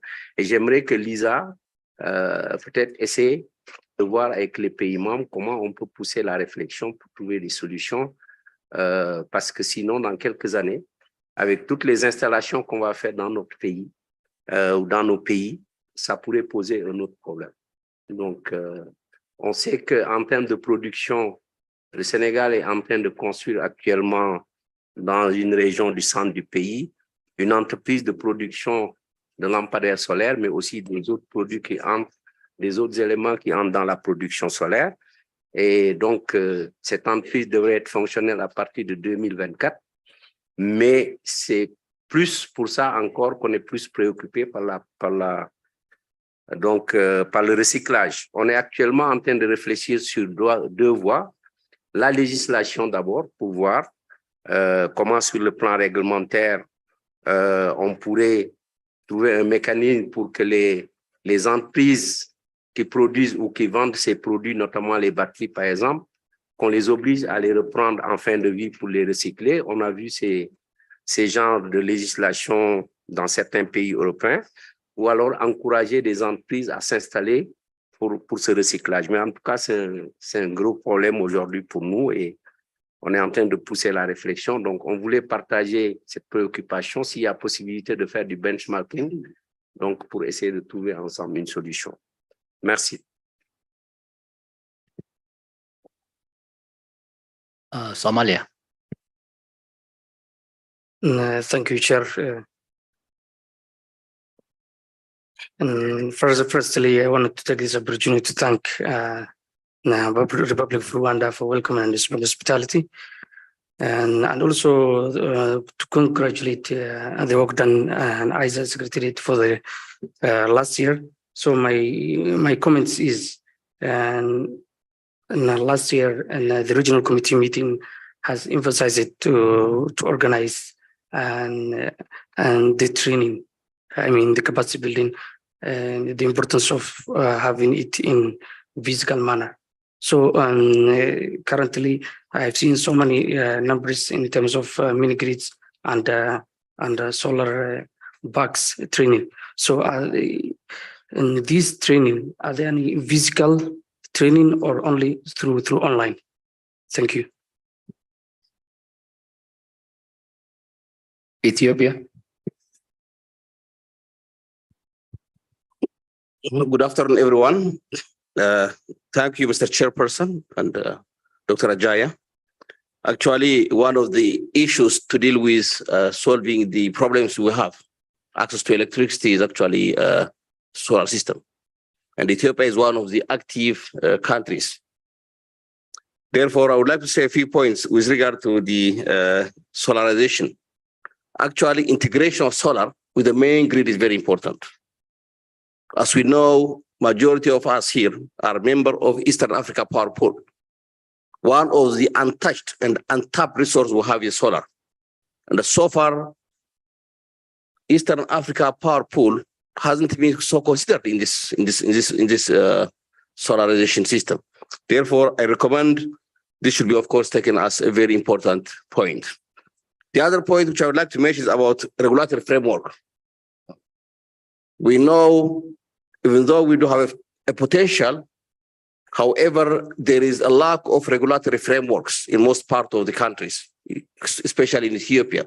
And I hope similar problems are actually availing in the different parts of Africa. Therefore, what I recommend is the issue of regulatory framework should be taken into account for proper management and tapping of the resources we have. When I say this, it has especially something to do with solar electricity tariff. So many international organizations and companies are very much interested to invest in solarization and solar energy farms. However, one of the problems they have, and of course, which is challenging us, is the tariff. The grid tariff is actually highly subsidized in the case of Ethiopia. Therefore, private sectors cannot easily come and involve at a very low cost. Therefore, I believe it is important to consider and carry out certain studies as to how the private sector can easily engage, and especially settling the issue of electricity tariff of solar system, I mean. Thank you so much. I invite Union of Comoros.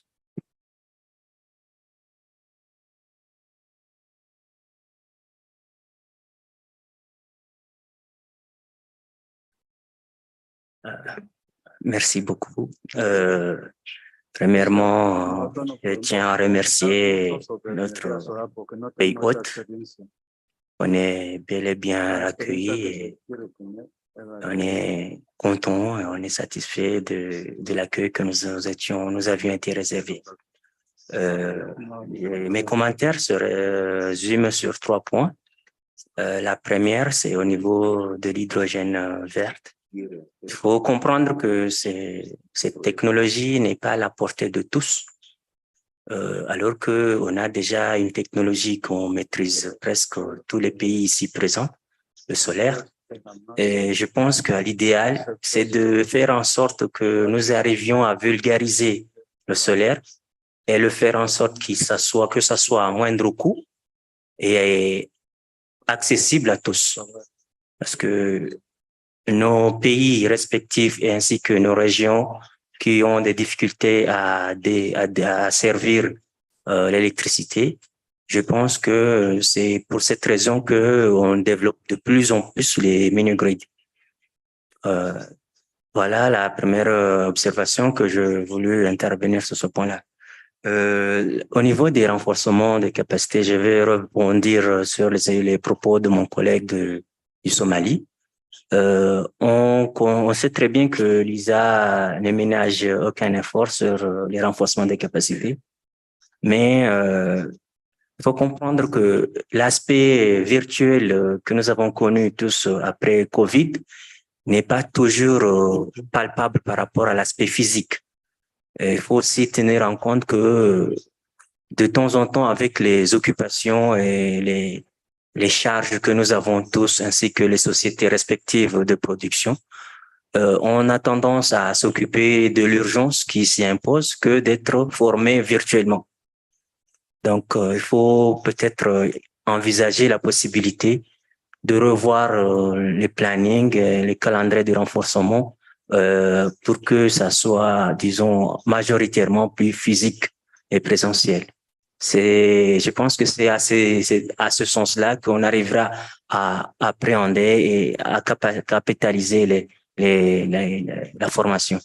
Il faudrait que je vais rebondir un petit peu avant de m'arrêter sur la réglementation.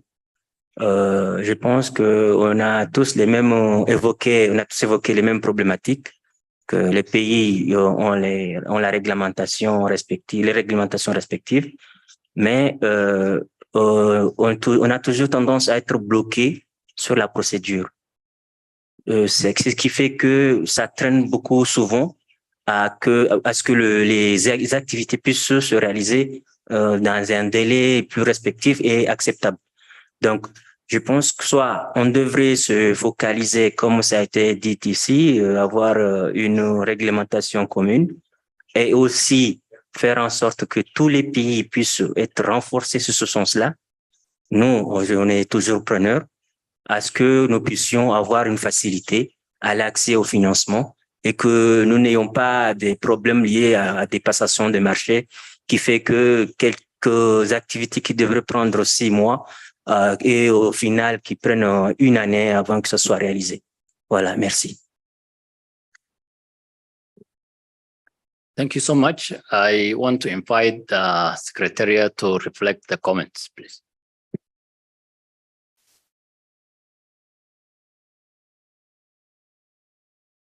Thank you very much.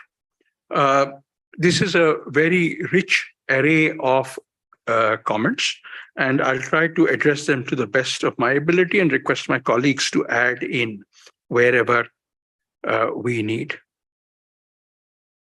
I fully agree that the emphasis has to be on the reduction of cost of solar. Towards this, the issue is there are 2 kinds of issues. One is the manufacturing of equipment, and the other is the delivery of electricity. At this point of time, we are focusing on the delivery of electricity, though I will say that ISA has started work on the manufacturing side as well. And I can focus on that much more in the time ahead. But the key challenge that we have is that, number one, finance is not coming to Africa. Last year, we had about $250 billion put in solar globally. This year, it will cross 350 billion. This is huge, even when compared to the peak of the investment in fossil fuel-based electricity generation capacity.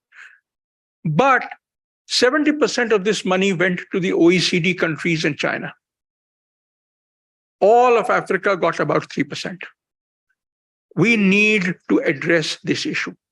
At the same time, the vast amount of money that came in went in for large projects, solar farms. There was very little money for solar pumps, solar cold storages, rooftop solar, and so on. We need to enhance investor confidence in investing in these smaller projects.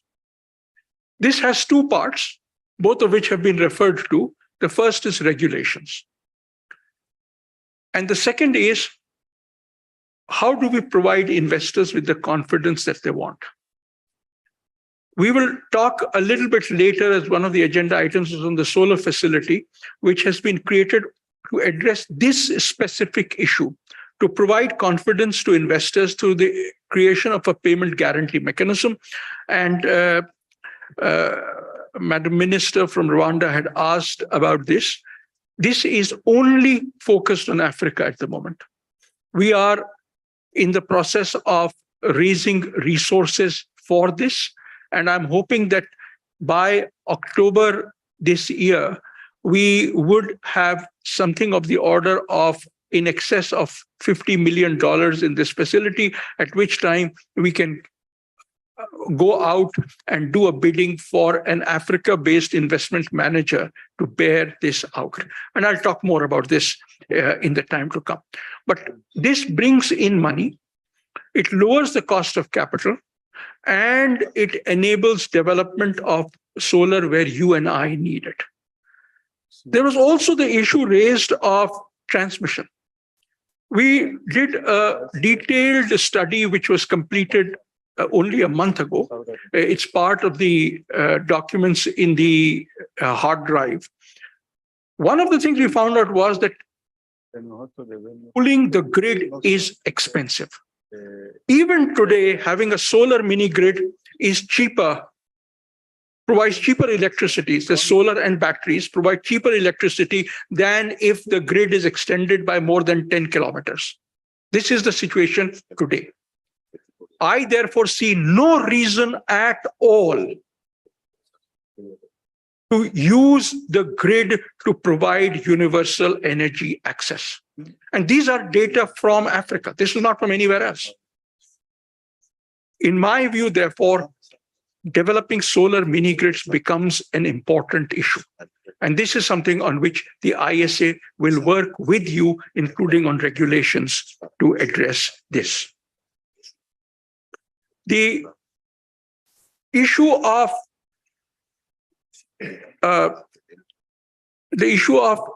waste management is amazingly important to us.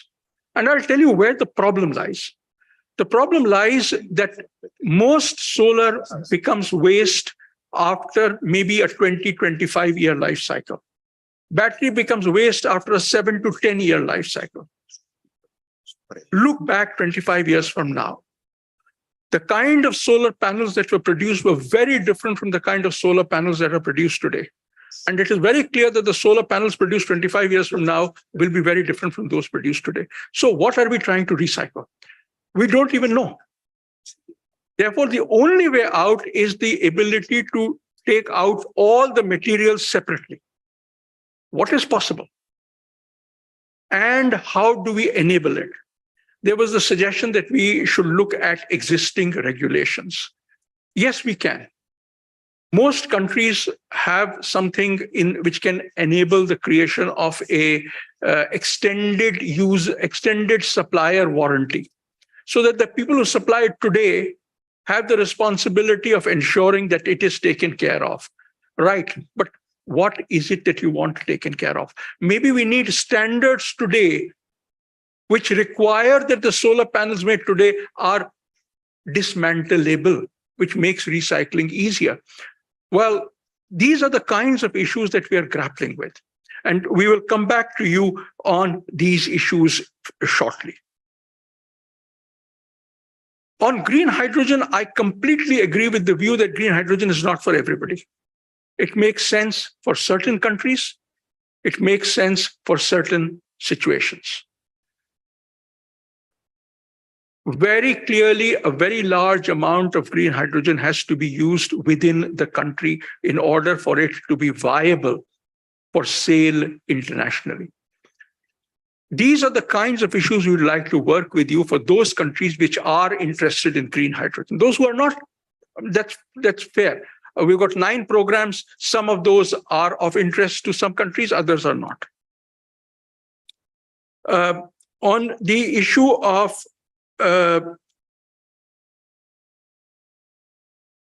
the contributions, at the assembly last year, you had agreed to a set of contributions of $10,000 from the least developed countries and the small island developing states, of $25,000 from other developing countries, and of $50,000 from the developed countries. We have not yet received any contributions. The only contributions we have received are from India, from the US, from France, from Germany, and from Denmark. We look forward to enhancing the pool of contributions, because ultimately our ability to serve you depends on our financial health. On the regulatory issue, there is a problem in as much as this doesn't occur in a vacuum. Every country has a regulatory history, and we move from that regulatory history forward. Now, moving forward, we can move towards an agreed common framework for regulations. But how we move forward is an issue. And therefore, my colleague Oni is here, and Oni will work with you on the regulatory frameworks for your country. What makes sense in view of the regulations that you have? What are the kinds of ways in which we can move forward? What are the pros and cons so that you as ministers can decide which option do you want to take?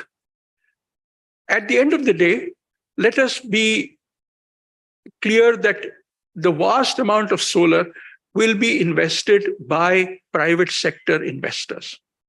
Governments do not have the kind of capacity to invest the huge amounts of money that solar needs. If we want to get the private sector in, clearly regulations are important, because what is very important is that they are sure that they will get paid and they can draw returns on the monies that they have invested. And this is irrespective of whether they are domestic investors or international investors. The issue of training and capacity building is important. I would very strongly suggest that long-term capacity building, which is of use to countries, has to meet those kinds of needs where the country wants solar to develop. As I said earlier, there's no point in investing in capacity building for solar mini grids if all you're going to do is invest in large solar farms. Because the people who are trained will start looking for jobs.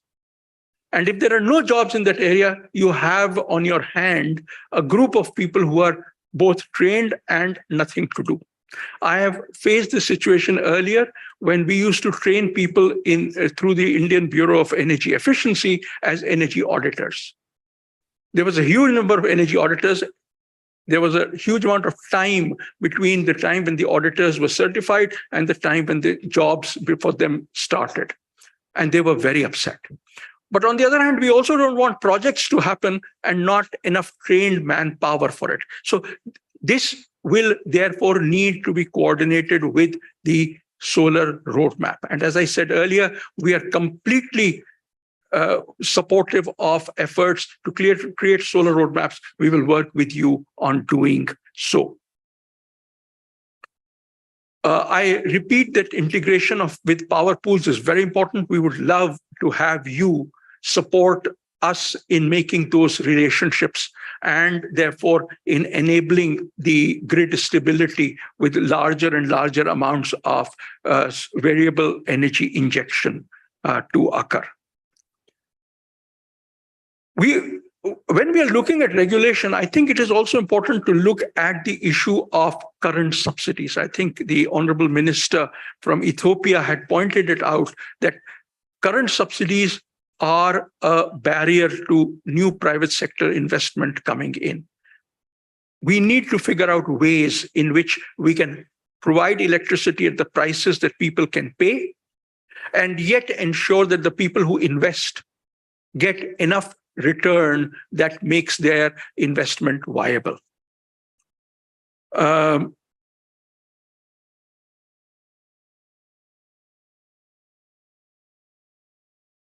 What I will do now is request PC, if you have any idea of the number of people that were trained online versus those who were trained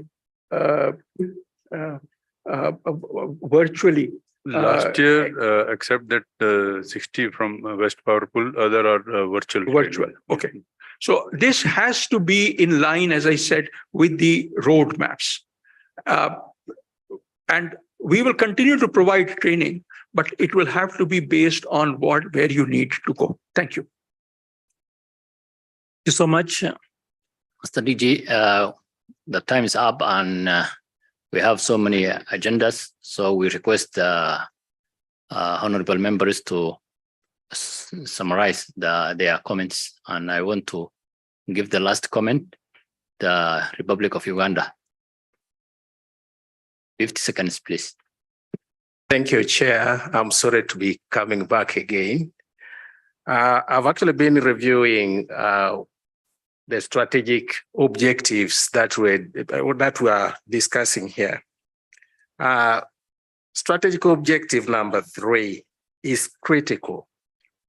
This is analytical and advocacy support for member states.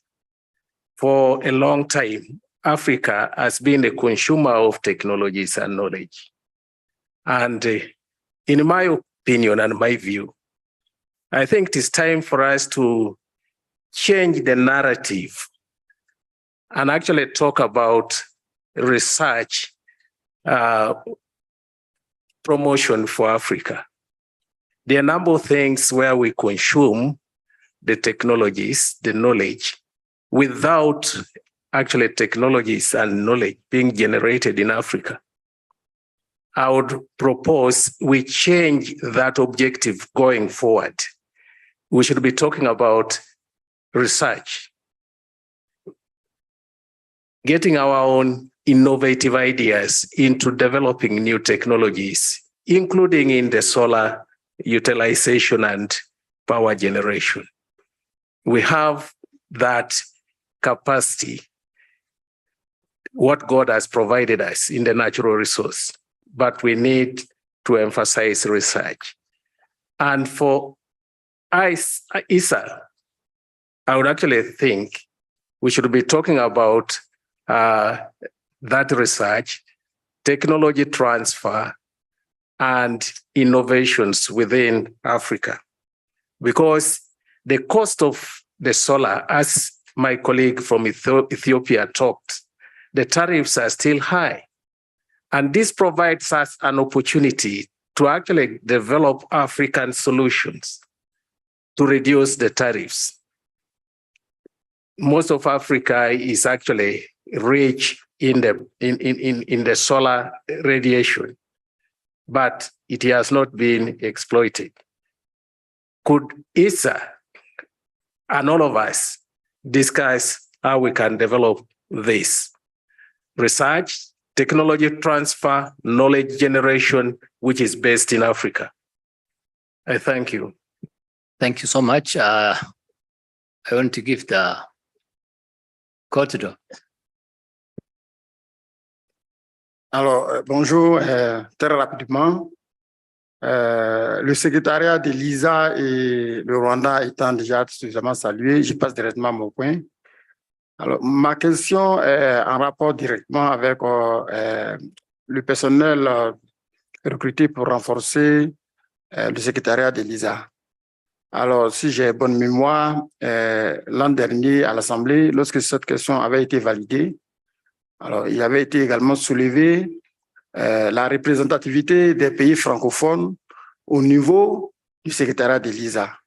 Alors, ce que je veux savoir, pendant les 21, sur les 21, pour le recrutement des 21 personnes qui a été annoncé, est-ce qu'il y a eu des candidatures des pays francophones ou bien des francophones? Si oui, est-ce qu'on peut savoir parmi les 21 personnes recrutées dans les nouvelles recrues, quel est le pourcentage de réussite au niveau des pays francophones? Merci.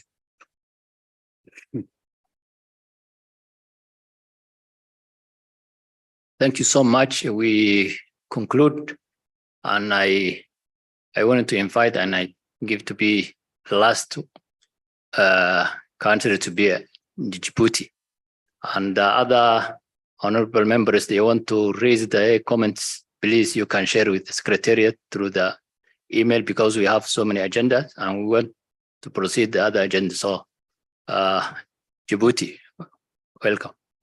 Bismillah ar-Rahman ar-Rahim. Merci encore, mesdames et messieurs les ministres, monsieur le directeur général. C'est un très bon débat et je trouve que c'est important aujourd'hui de parler de ces différents points. Moi, je vais rapidement d'abord féliciter Lisa pour l'excellente et l'excellent travaux qui sont faits chaque année en matière de processus, en matière d'assistance technique, mais aussi en matière de fourniture de matériel comme les panneaux solaires. Et effectivement, je vais revenir sur les panneaux solaires. On ne produit pas dans nos pays ces genres de matériel. Donc, qu'est-ce qu'il nous faut aujourd'hui? Il nous faut des matériels et des panneaux solaires adaptés au climat de l'Afrique. Nous avons en Afrique ces potentiels en solaire que Dieu nous a donnés. Mais nous avons de la poussière, nous avons de la chaleur et il nous faudrait, je crois, une technologie propre pour l'Afrique pour pouvoir atténuer et que nos panneaux solaires soient performants et efficaces. Donc, je trouve qu'une étude conjointe avec l'ISA et les pays membres de l'Afrique serait nécessaire pour pouvoir faire une adaptation sur ces panneaux solaires en Afrique. Merci.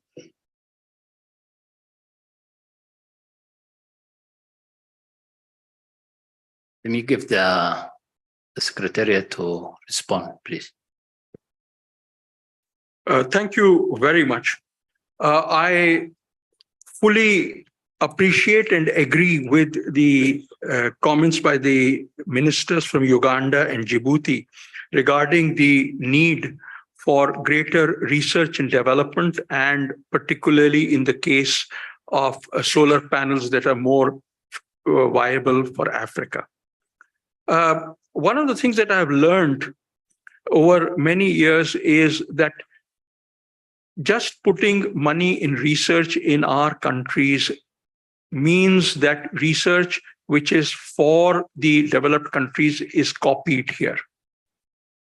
The only way I've found that research which is of relevance to us can be supported is if there are internal mechanisms which prioritize the kinds of things that you are talking about.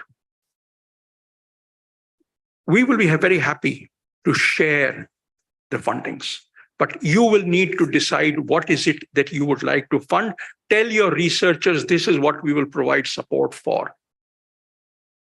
The other part of this is that we are today in a situation where the kinds of manufacturing that is occurring is really very, very demand and therefore supply dependent. You've got huge factories that have gone up in particular parts of the world, which makes it very difficult to compete on a cost basis with the products made from smaller factories.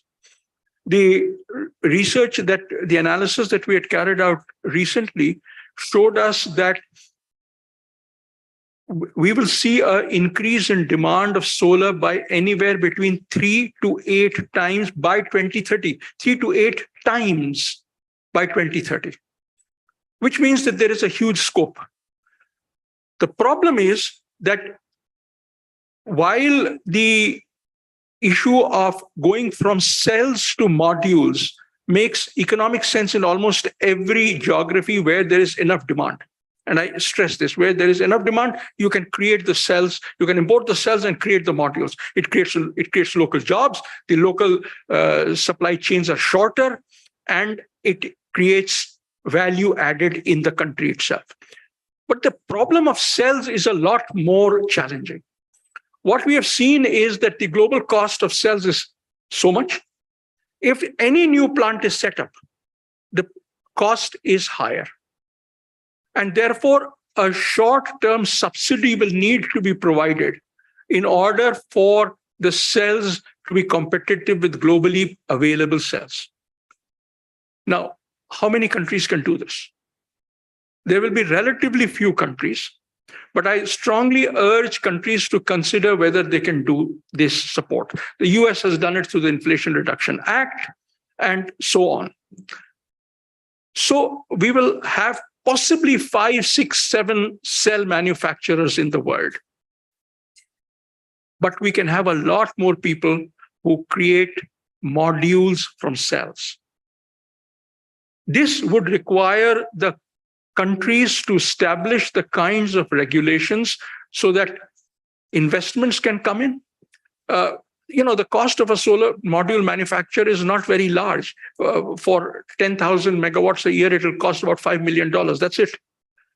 But the annual costs are very high. Think of what 10 megawatts of solar cells will cost. That is the kind of annual costs that go in. In other words, the people who invest in it have to have deep pockets. And they have to get paid in time. Those are the kinds of issues which are emerging out of our manufacturing work, which we will discuss with you in far greater detail in the months ahead. On the issue of French speakers, as we carried out the recruitment, we had 3 French speakers. We therefore, and actually only one of them has been selected. We therefore need to enhance our own efforts to get more French speakers to apply, which means greater degree of advertisements in the countries where we are looking for. And for very competent people from these countries to apply for these positions. Mr. Chair, that is what I had to add. Thank you, Mr. DG. I thank the honorable members, their inputs and comments, and I request once again the Secretariat to take note of the same, please.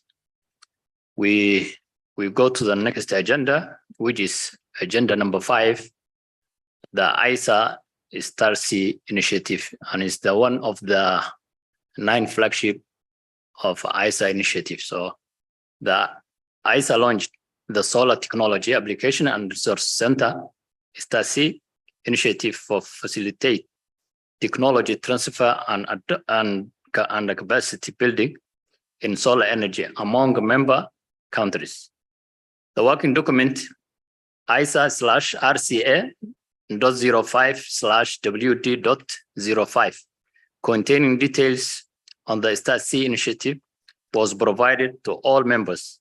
I request the ISA Secretariat to brief the committee on the progress made under the Star C initiative. Thank you very much. Capacity building, as the discussion has shown, is amazingly important to each one of you and to us. One of the ways in which we are implementing the capacity building is in countries where roadmaps are there, where it is clear where the capacity building has to be done through the Star C centers. I would request my colleague Saba Kalam to talk about the capacity building in general and about Star C centers in particular. Saba. Can we have the presentation? Thank you. Thank you, DG sir. Thank you, Chair, Honorable Ministers, Excellencies, and Delegates. My name is Saba Kalam. I manage the Star C program at ISA.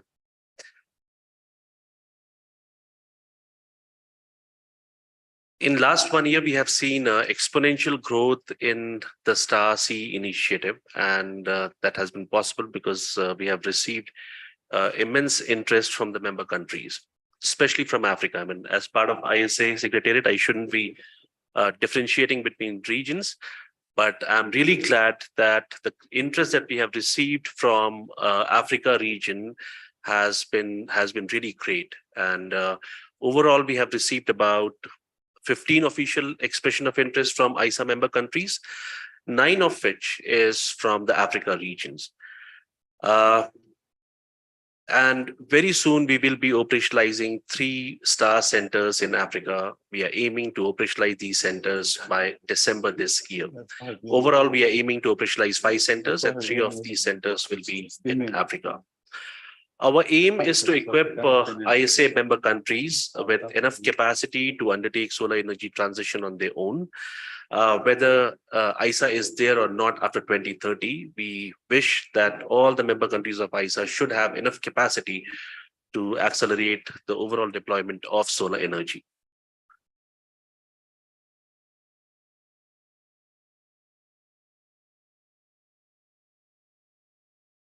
The StarSeas overall program emanates from the 5-year strategy, the 5-year strategic plan that we have for ISA.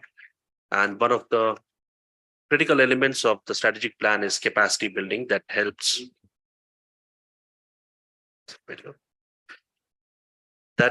to develop readiness and enabling activities to provide skilled workforce and conditions, transfer of technology, access to affordable finance and markets, and appropriate administrative processes.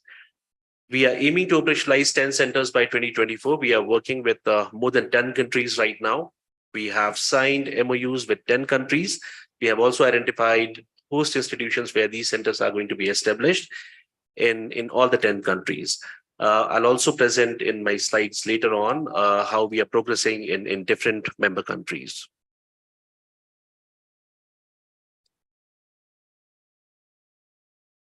Of course, the Star Center's major aim is to develop readiness of the member countries to deploy solar energy at the ground level. And the readiness that we are trying to develop are for different levels, for government officials, for technicians, for financial institutions, for users, entrepreneurs, all of them. And these are on different aspects of solar energy, right from technology to procurement to legal aspect, and of course, standardization and testing of solar components and solar applications as well. We have already started trainings. These have been online trainings. We have trained more than 400 government officials across 30 countries on integrating solar energy in the existing schemes and programs, as well as developing new schemes and programs on solar energy. After a series of consultation with expert institutions globally and member countries, we have identified 4 critical functions for the Star Centers that are being established in member countries. Countries are, of course, free to choose one of these functions or one or more functions under the Star Center. The training is for government officials, technicians, financial institutions, bankers, all of them at different levels. Testing of solar components and solar applications, and developing standards based on the available global standards. Information repository, which is going to house all kind of information related to solar energy data, as well as best practices on solar energy. This is going to be a knowledge center which will provide assistance to government, to private sector, to individuals on solar energy and taking informed decisions on solar energy. The last and one of the most critical function is incubation of enterprises. We want smaller enterprises to be developed in the member countries, which are going to support the member countries in the solar value chain, as well as also starting new businesses, smaller businesses, providing solar as an alternate source of energy. Going forward, we want these Star Centers to act as a hub and spoke model, where we want the center to be at the ISA Secretariat, and all these centers globally are going to be assisted by the ISA Secretariat, also helping them to exchange information, exchange knowledge among them, and taking advantage of the expertise of one of the functions that they specialize in. In terms of the progress of the STAR centers, we are progressing really well. We are advancing well in 5 countries to operationalize these centers. Ethiopia, Somalia, Uganda, Cuba, and Kiribati are the 5 countries where we are working. We have already done the detailed country assessment. We have identified the host institution. For Ethiopia, Somalia, we have already initiated the procurement for equipment and instruments for setting up the STAR Center. In Uganda, Cuba, and Kiribati, in Kiribati also we have started the procurement. Uganda and Cuba are going to be the next. We are already discussing with Uganda and Cuba to finalize the tender documents so that we can start the procurement of the equipments and instruments. We are also working with 9 additional countries. We are working with 3 more countries which are at intermediate stage, Somalia, Cote d'Ivoire, and Uganda. As I said, Ethiopia, Cuba, and Kiribati, of course, are going to be operational by the end of this year. Among Somalia, Cote d'Ivoire, and Uganda, we are expecting 2 countries to be operationalized by end of this year. That will make the total count of 5 by end of this year. We are working with additional 9 countries, and these countries are at different stages, at different levels. In some of them, we have already started the country assessment. We have signed the MOUs. We have also received the expression of interest. We have identified the host institution. And these are going to be operationalized either in 2024. Some of them will be operationalized in 2024, and some of them will be in 2025. That will help us to achieve the target of 10 centers by end of 2024. It seems, to us right now, with the progress that we are making, we might overachieve the target that we have. We have different donors which are supporting us on the STAR Center. Prominent among these donors are, of course, the government of France, which is doing a project with UNIDO. So ISA, UNIDO, and Government of France. 3 of us are implementing a project in Bhutan, Senegal, and PNG on STAR-C. And other countries are being supported by MacArthur Foundation, GIAP, and also the Bloomberg Philanthropies.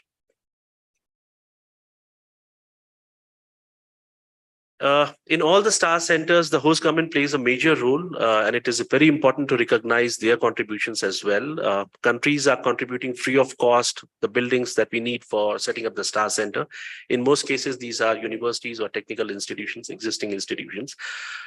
Experts are being given to the STAR centers to manage the center. Faculties are being given for creating a pool of the master trainers. And of course, for trainees as well, as we were discussing, we need more physical trainings. So going forward, they are going to be assisted in terms of the logistics as well. ISA is mainly providing support for training and testing resources. So we are going to hire 2 people for these STAR centers, which are going to be dedicated staff for managing the STAR Center, also helping the countries in organizing trainings, testing, then in incubation of enterprises, and setting up the knowledge center. We want these centers to be self-sustainable centers. We don't want them to be completely dependent on ISA in the future. So of course, we are going to support these centers depending on their need for 1 or 2 years, but we want these centers to be self-sustaining through the resources that they are going to generate through their own function. So what we are doing is we're also developing, while we are doing the country assessment, we're also developing a detailed business plan on how to monetize these functions, the trainings that will be organized by these centers or a nominal charge, the testing facility that will be provided to the private sector, the incubation of the enterprises that will happen in future. All of them are going to be monetized, of course, on nominal basis. In some cases, it's going to be highly subsidized, but we want these centers to sustain on the resources that the center will generate. That will also require some seed money from the government to cover the operational cost of the centers. The centers are also going to assist bilateral and multilateral agencies which are active in Africa region as well, to support centers by giving them activities on capacity building. We are already in discussion with some of these agencies which will help the centers in implementing activities going forward.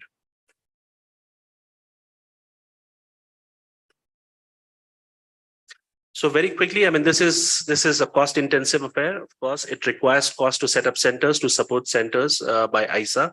On an average basis, it's costing us about $250,000 to $300,000 for 2 years to set up a center. And for that, we need resources from the donors. So we're also engaging with number of donors to support countries depending on their preferences, depending on their strategic priorities.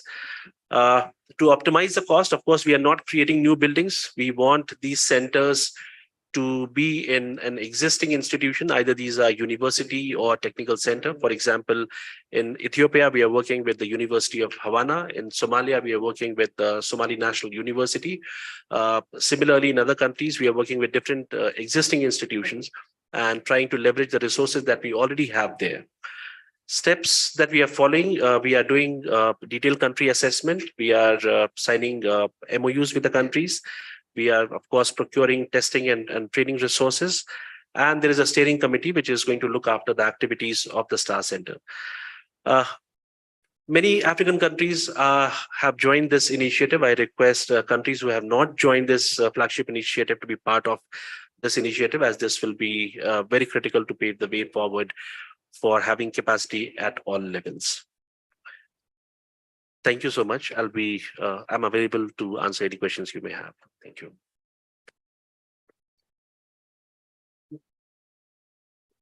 Thank you so much. And we open the comments, please. Welcome. Briefly, please. Thank you, Chair. I wish to congratulate the Secretariat for coming up with the idea of Star Centers. In a vulgar language, we actually call it Center of Excellence for Solar Development in Africa. If these Star Centers are equipped and the human resource developed, what I was earlier on talking about research and so on, this one actually is comprehensive because also provides the incubation. As we focus, I see the incubation is not developed, and that is where there should be more interest for Africa. Because even the technologies which are out there, when they bring here, we need to incubate and own them, adapt them to our various situations.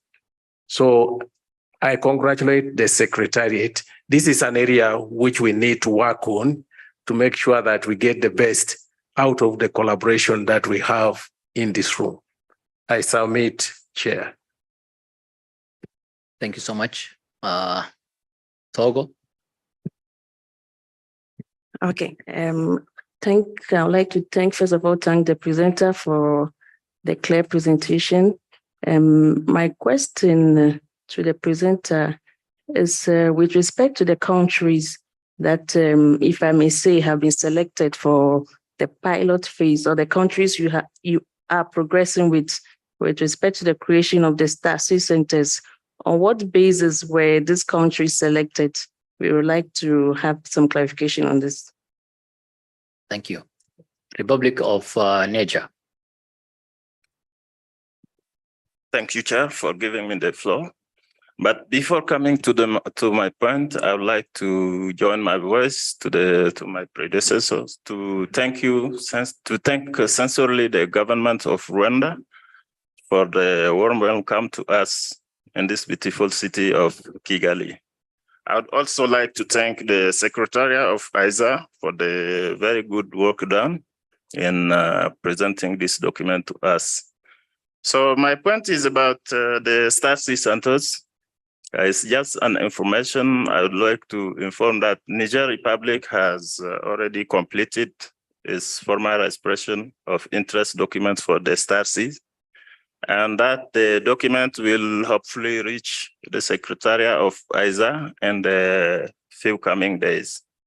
So thank you very well. Thank you very much for making it to be at this 5th regional committee meeting. Thank you. Tanzania, then Ethiopia. Thank you very much, Chairman, for giving me again this opportunity. I would like also to congratulate the Secretariat for this initiative. But I want to to advise or to recommend to the ICA that this initiative is very good. And as far as we were, have got the objective in promoting solar technology, I think this should not be a request. Instead, there should be a strategy of ESA to make sure that all members countries have this star center. It may take time, but it should be a plan. At a certain time, we should make sure that all members of ESA have this star center for developing and maintaining this project and also technology. Thank you. Ethiopia. Thank you, Mr. Chairperson. Actually, I would like to acknowledge the contribution of International Solar Alliance for Ethiopia. And as you know, even though Africa has huge potential of solar, one of the limiting factors is capacity to harness the energy we have. The other important problem we have is the storage system. Therefore, renewable energies in general, including solar, cannot be stored. Therefore, we need to conduct certain research activities and the capacity building activities. So far, the Star Center in Ethiopia has already been started. The building is found in one of the biggest and the oldest university in Ethiopia, Addis Ababa University. Renovations already has been started. And of course, equipment shipment is already on the process. And I hope by the coming 3 months, the training activity will be started to conduct. Thank you so much.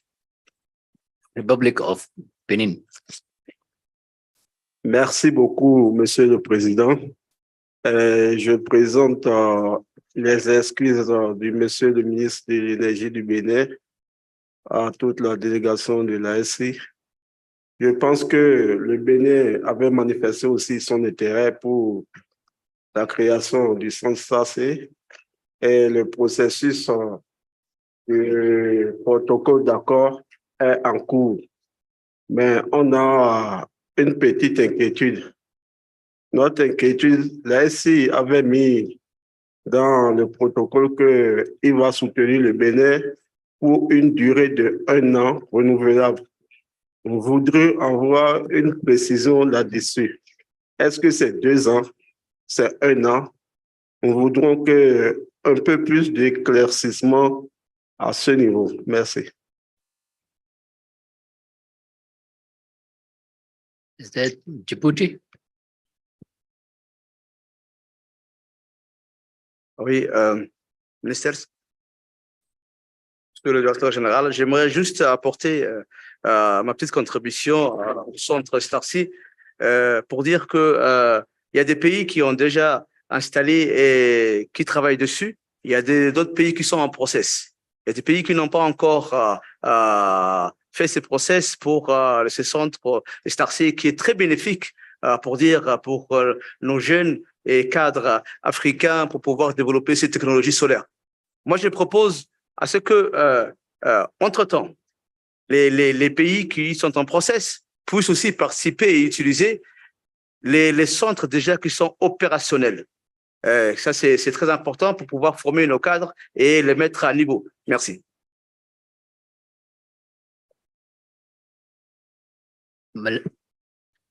Malawi.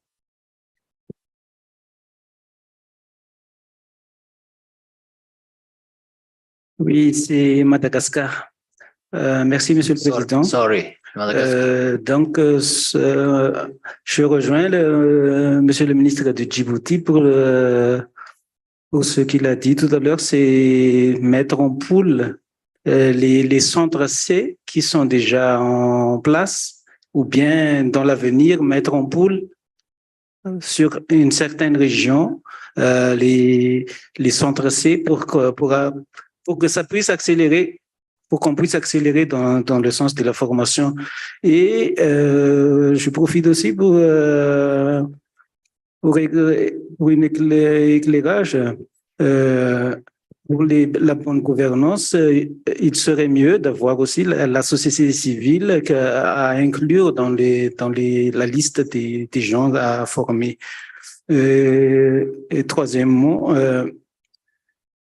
Madagascar, on commence à peine dans le processus et on aimerait connaître les échéances de l'aboutissement de ce processus de StarC. Merci. Thank you, Madagascar, for your comment. I wanted to give the Burkina Faso. OK, merci, Monsieur le Président. Alors, moi, je voulais juste comprendre comment ces centres SARS vont fonctionner. Est-ce que ce serait un fonctionnement sous-régional, étant donné que ce n'est pas tous les pays qui en ont bénéficié? Voilà, si oui, merci de nous donner un peu la répartition géographique de ce fonctionnement. Alors, ma deuxième préoccupation est liée au contenu de formation. Est-ce que ces centres seront spécialisés dans des formations spécifiques pour apporter de la valeur ajoutée à des formations solaires déjà existantes dans le pays, et pour ne pas encore répéter les mêmes formations solaires que l'on connaît dans la plupart des pays? Est-ce que c'est une chose qui a réfléchi et des programmes sont déjà établis dans ce sens? Et si oui, est-ce que ces programmes ont été établis en fonction des besoins spécifiques des pays? Parce qu'on sait que d'un pays à l'autre, alors le niveau de connaissance solaire, en tout cas, n'est pas le même. Merci, Monsieur le Président. Thank you so much. I want to give the ISA DG and the Secretariat to respond very briefly, please. Thank you, Chair. First, I'll be very quick because we're already a bit delayed. So first, thank you to Uganda for the comments.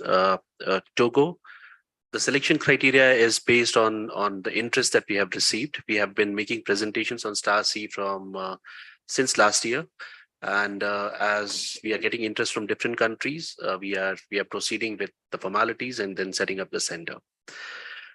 Niger, thank you. We look forward to receiving the MOU very soon, and then we'll proceed to the next step.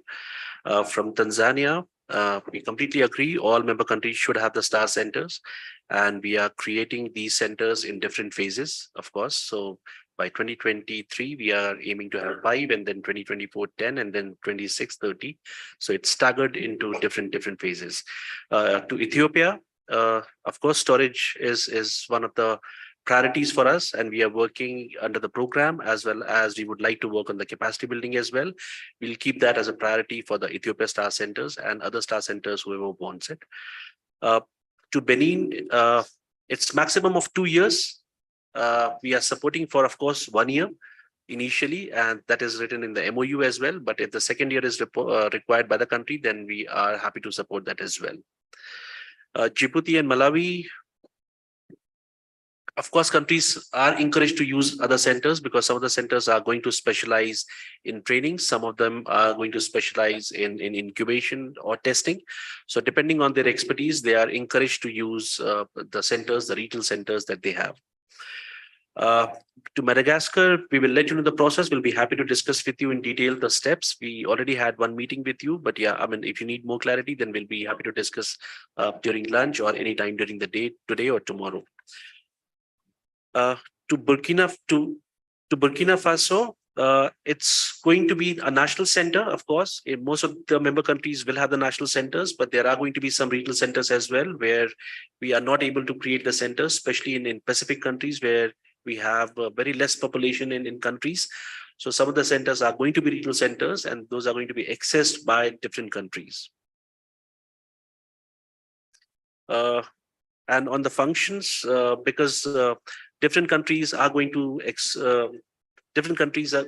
to follow different functions. So of course, the training function can be used by one of the centers in a region, and the regional center can facilitate the exchange of knowledge between the centers as well. Just add that you very rightly said that different countries have different needs. And consequently, a regional center can be effective only if it was working within a region where the needs are very similar.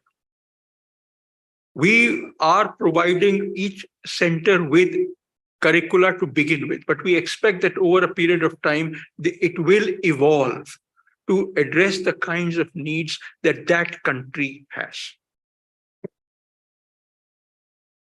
Thank you, ICE Secretariat and the DG.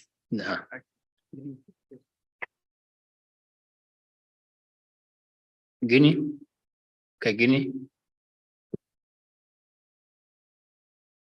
And Nigeria. Merci. Je voulais juste avoir une précision, parce qu'au niveau de l'Afrique de l'Ouest, déjà, il y a des centres d'excellence qui sont déjà supportés par le WAP, le West African Power Pool.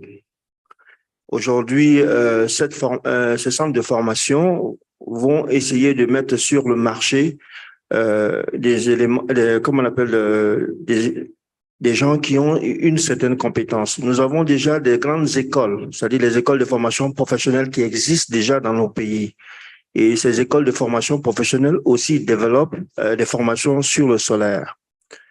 Aujourd'hui, en créant encore des centres de formation solaire, je ne sais pas, est-ce que c'est les étudiants qui vont sortir des écoles techniques qui vont être dans ces centres, ou bien ce sont des éléments qui travaillent déjà dans les utility companies, parce que dans les utilities qui vont être formés dans ces centres-là pour être utilisés sur le marché. C'est cette précision que je voulais avoir. Parce que bon, moi, nous, on est dans les compagnies d'électricité. On a des éléments qui travaillent déjà sur l'énergie renouvelable, c'est-à-dire les solaires, mais les centres de formation existants forment déjà sur le solaire. Voilà. Merci. Thank you. Nigeria. Thank you, Chair. I just want to draw the attention of the presenter. A question was asked, what are the criteria for selecting the Star C? And also, like the Guinea mentioned, in Nigeria and some other countries, we have a training institute which is well established. Instead of identifying an institution and building, is it possible to use an existing institution to get it equipped for that purpose? Very, very, very quickly. The STAR centers are, the criteria is the country should want it. If, for example, in Guinea or the West African power pool countries, there are existing institutions and there is no requirement for an additional institution, that's fine. Because the STAR C Center seeks to create capacity where none exists. So what we would very much like is that there has to be an expression of interest from the country. That is the criteria.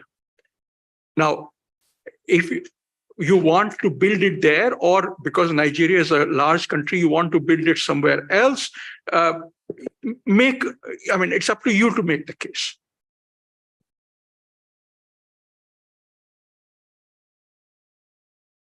Okay, anyone else?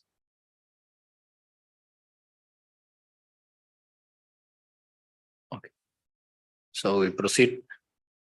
I thank the honorable members for your comments and guidelines, and I request the ICE Secretariat to take note of the same, please. So we jump to the agenda item 6. We are in the middle of our agendas. The ISA Solar X Startup Challenge. The working document ISA/RCA 05/WD.06 containing an update on the Solar X Startup Challenge was provided to all members of the regional committee by the ICE Secretariat. The Solar X Startup Challenge is an ambitious global initiative promoting solar energy deployment through innovation, collaboration, and partnerships. I request the ISA Secretariat to brief the regional committee on the Solar X Startup Challenge. Welcome.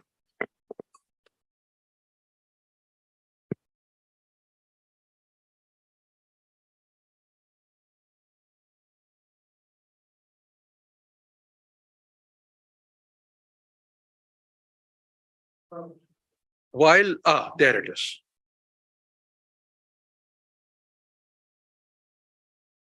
At the assembly last year, you had approved the SolarX Startup Challenge. And the first challenge was for the continent of Africa. So starting this year, we launched it at the Conference of the Parties in Egypt, which was held last year. We had the call for applications that was issued in December with March as the last date, end of March as the last date. In this period of time, there were 4 training programs or 4 programs that were carried out in different parts of Africa to get more and more startups to agree. The issue of startups is what has been discussed in this meeting. It is about getting more and more organizations that are Africa-based to develop the kinds of projects that we would like to see occur in the solar area. We note that a very large number of developers who come in are based from other parts of the world. We would like this to be greatly enhanced. In the call for proposals, there were 10 areas, as was discussed in the assembly. There were 10 areas in which we sought applications, and we would choose up to 2 applicants, 2 startups in each of the areas.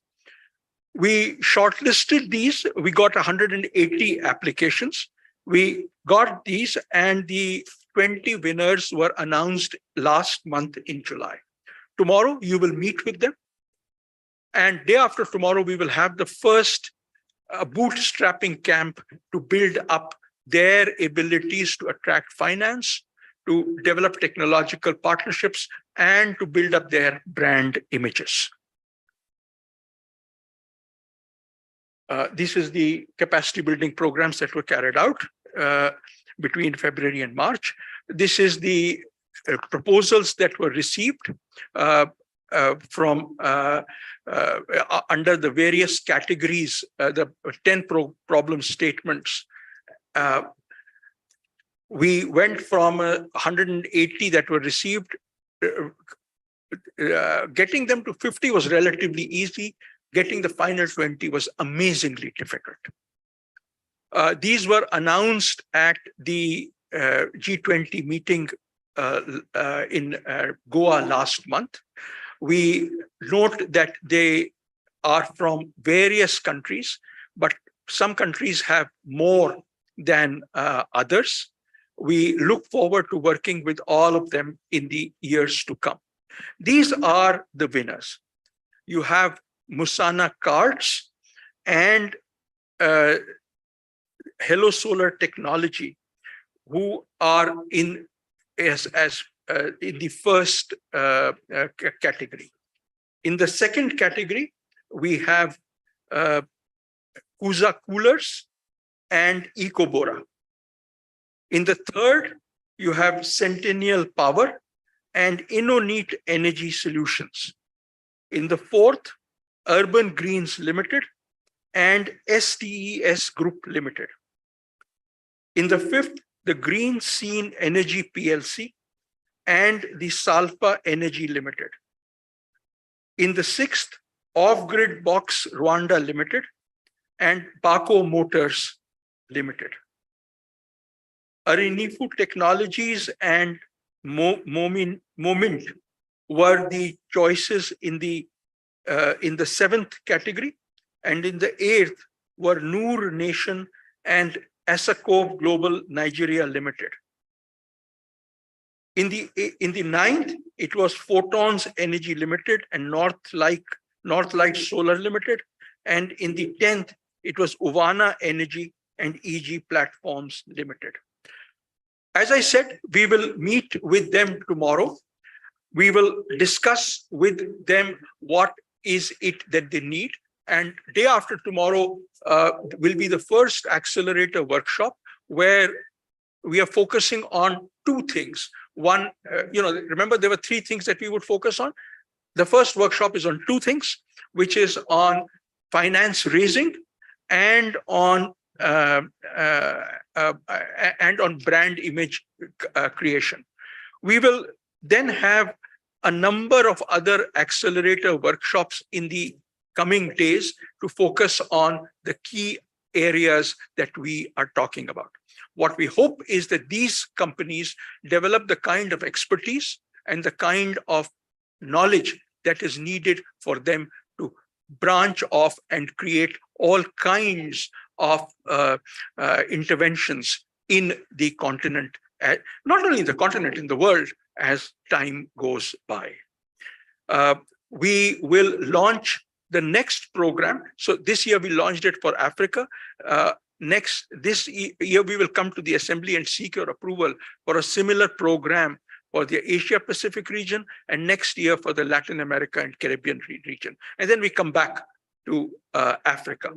We are very cognizant of the fact that if we do an Africa program again, then it will be again the 180 minus the 20 countries or companies which will apply, and therefore we will have a hard time in choosing amongst them.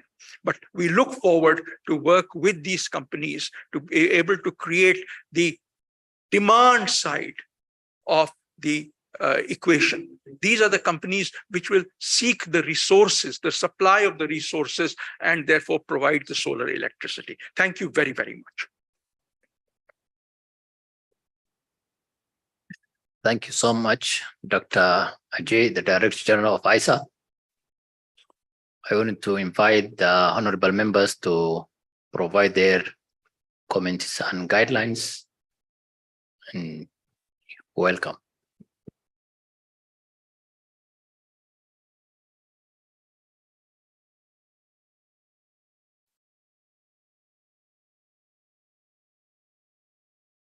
If there is no comment, we proceed to the next agenda. Republic of Uganda, you're welcome. Thank you, Chair. The presenter introduced a new word, food stamping tomorrow. I wonder what that means. Sorry, can you repeat that? You put on the floor a new terminology, food stamping tomorrow. What is that meant to do? What is it that we should expect to see tomorrow? So one of the things that we want is that we recognize these 20 people as the great hopes. We want to give them the recognition. And I think by stomping our feet, we tell them, listen, you are important to the process. Okay. Thank you. Thank you so much. We go to the agenda number 7, which is the ISA Global Solar Facility. The ISA Global Solar Facility is a transformative initiative addressing the financial challenges ISA member countries face in deploying solar energy projects by providing affordable and accessible financing options. It empowers countries to embrace solar energy and unlock its immense potential for sustainable development.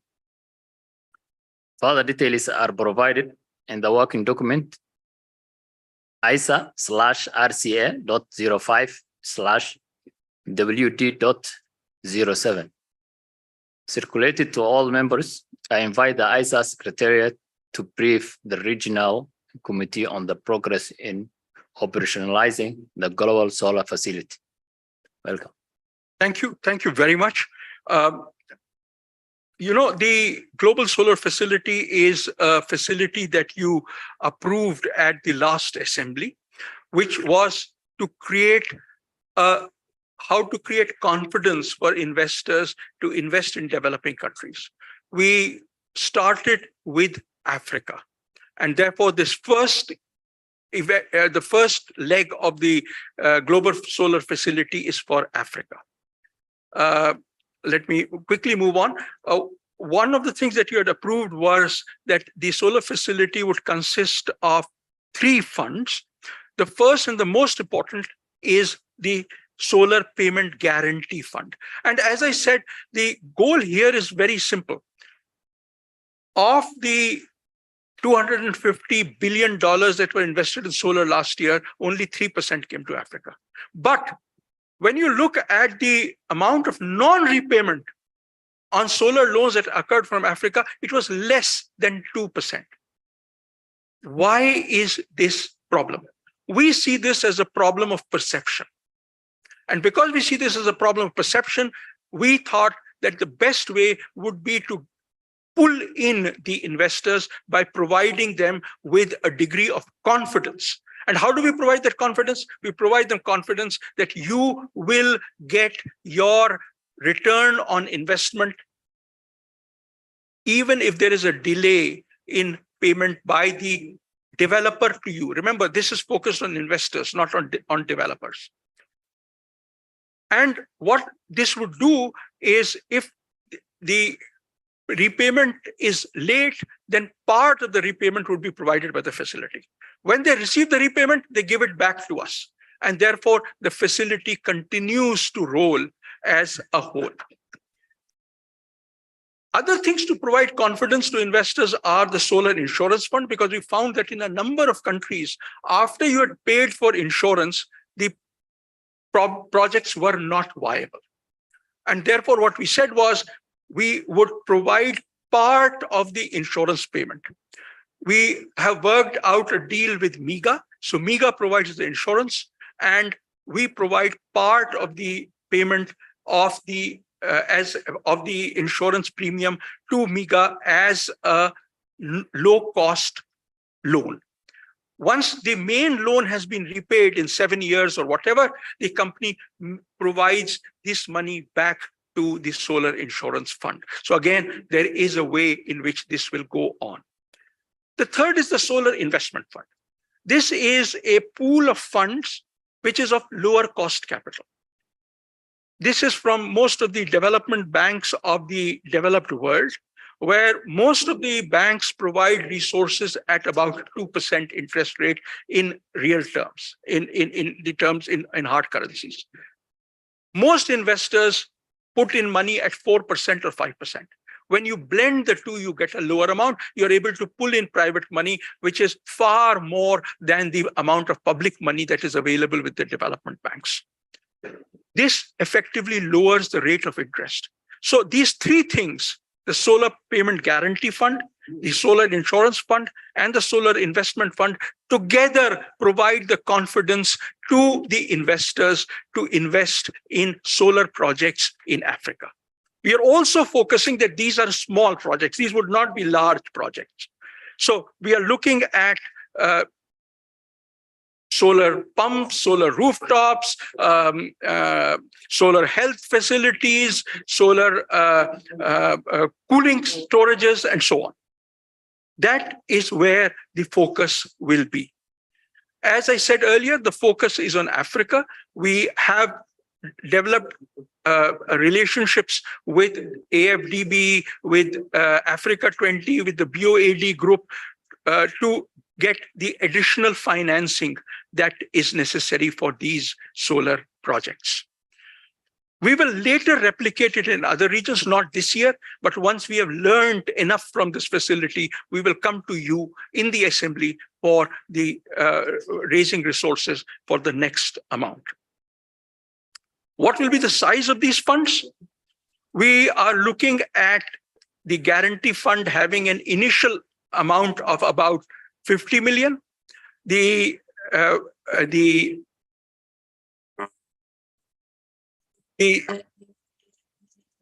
insurance fund having a financing of about 50 million, and the solar investment facility having a size of about 100 million, out of which 10% would be available as TA particularly for the development of projects.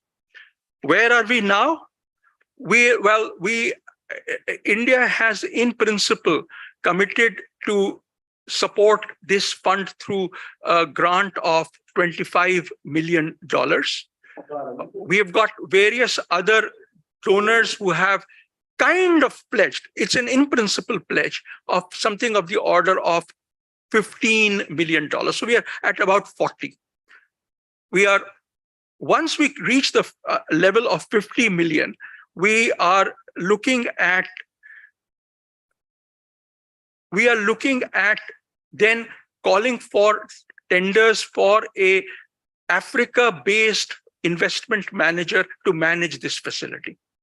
We will not manage it. We have no idea of how to manage a fund, how to get other resources for particular projects. We would like the fund manager to be an active fund manager who can enable investment from this and other funds to occur. How will this be structured? Well, since we are looking at multiple funds, not only Africa, but in Asia and in Latin America later on, we are looking at a parent company. And that parent company, we call it a parent vehicle. And then there is an Africa fund within that. And the Africa fund has the investment fund, the guarantee fund, and the insurance fund. All three of them together are managed by the professional Africa-focused investment manager. I would like to emphasize that this would be professionally managed, and we would look at the flexibility. There may be some projects where there's a greater degree of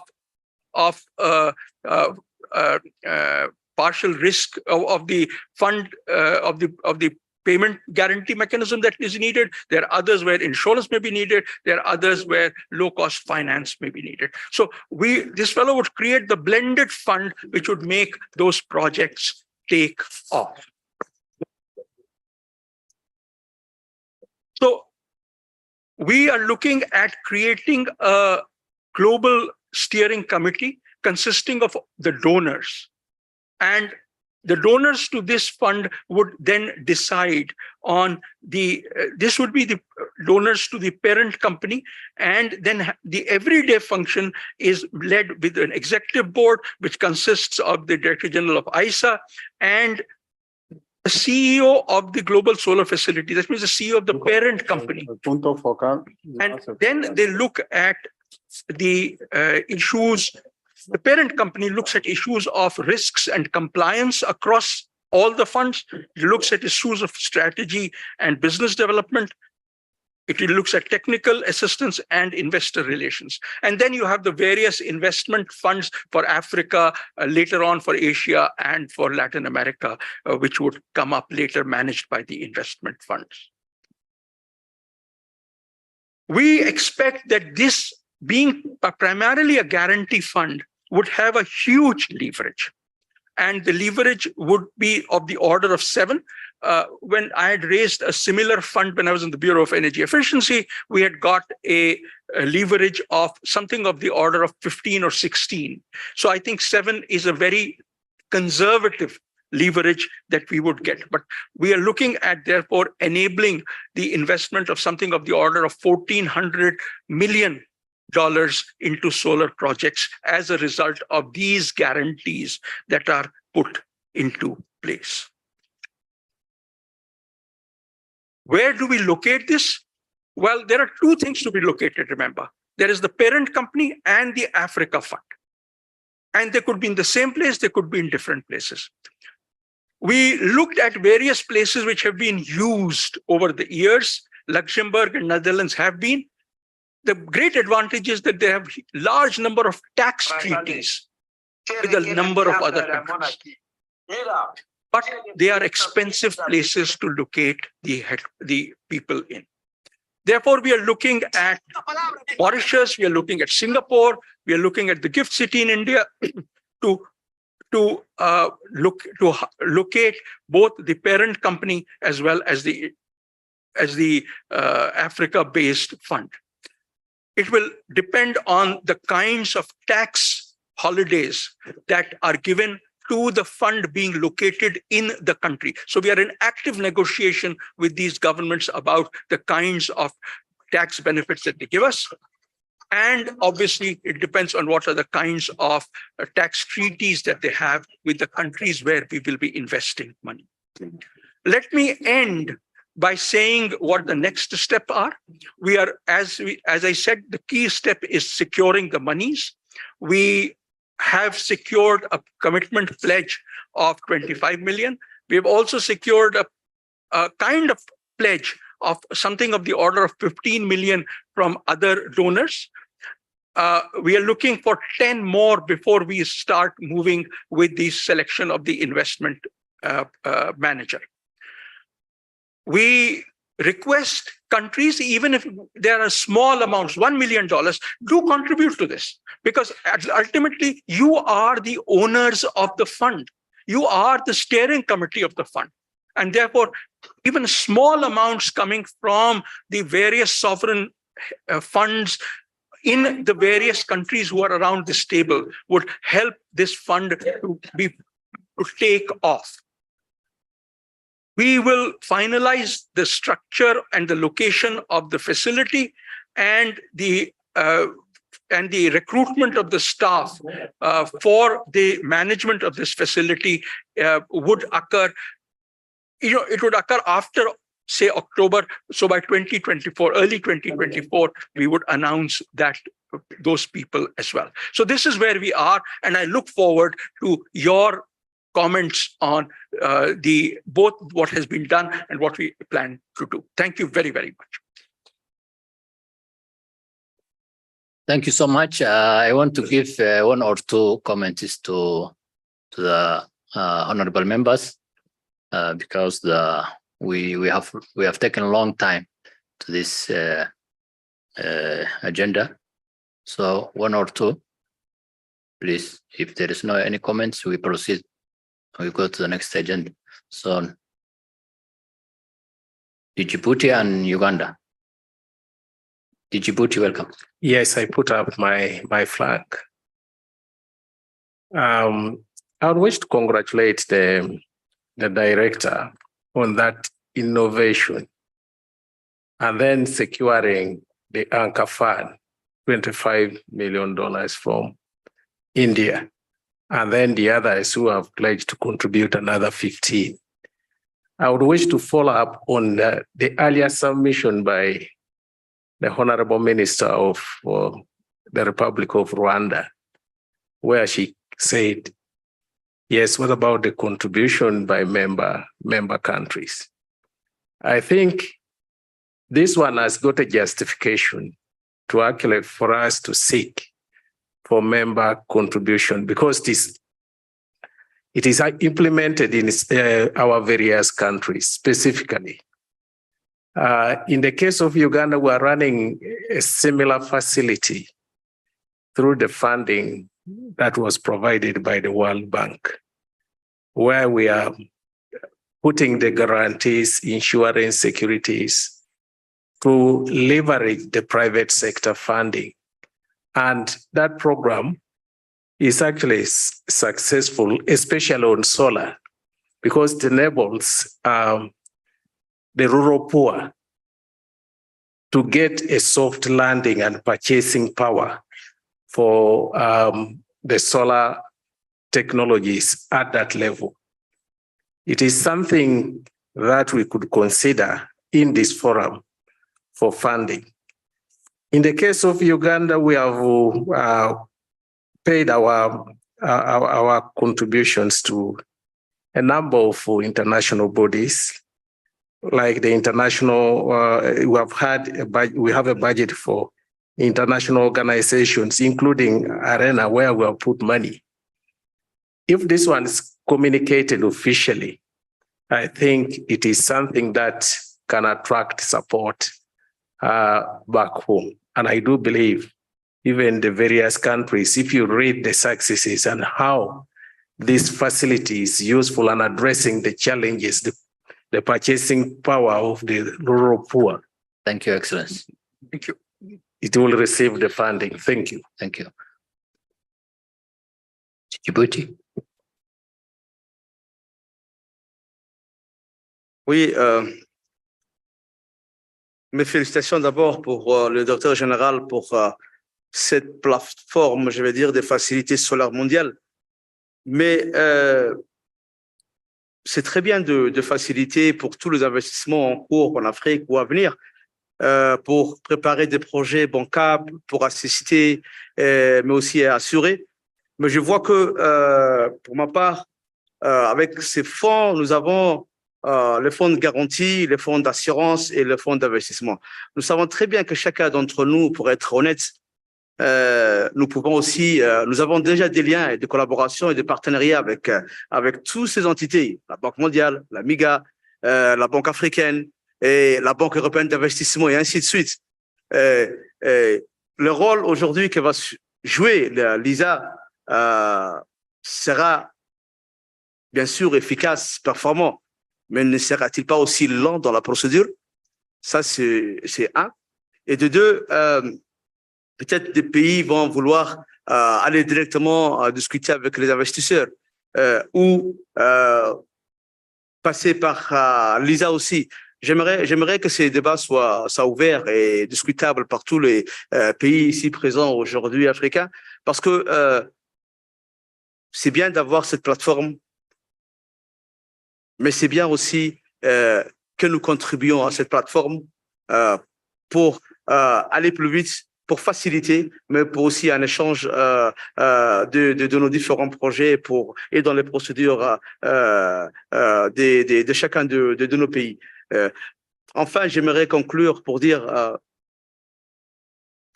ça va renforcer, j'espère, l'organisation pour un autre levier et une autre étape pour qu'elle soit plus dynamique, plus forte et plus compétente et qu'elle s'installe aussi dans la sphère internationale. Merci. Thank you so much. I give the ISA Director General, then we go to the next agenda.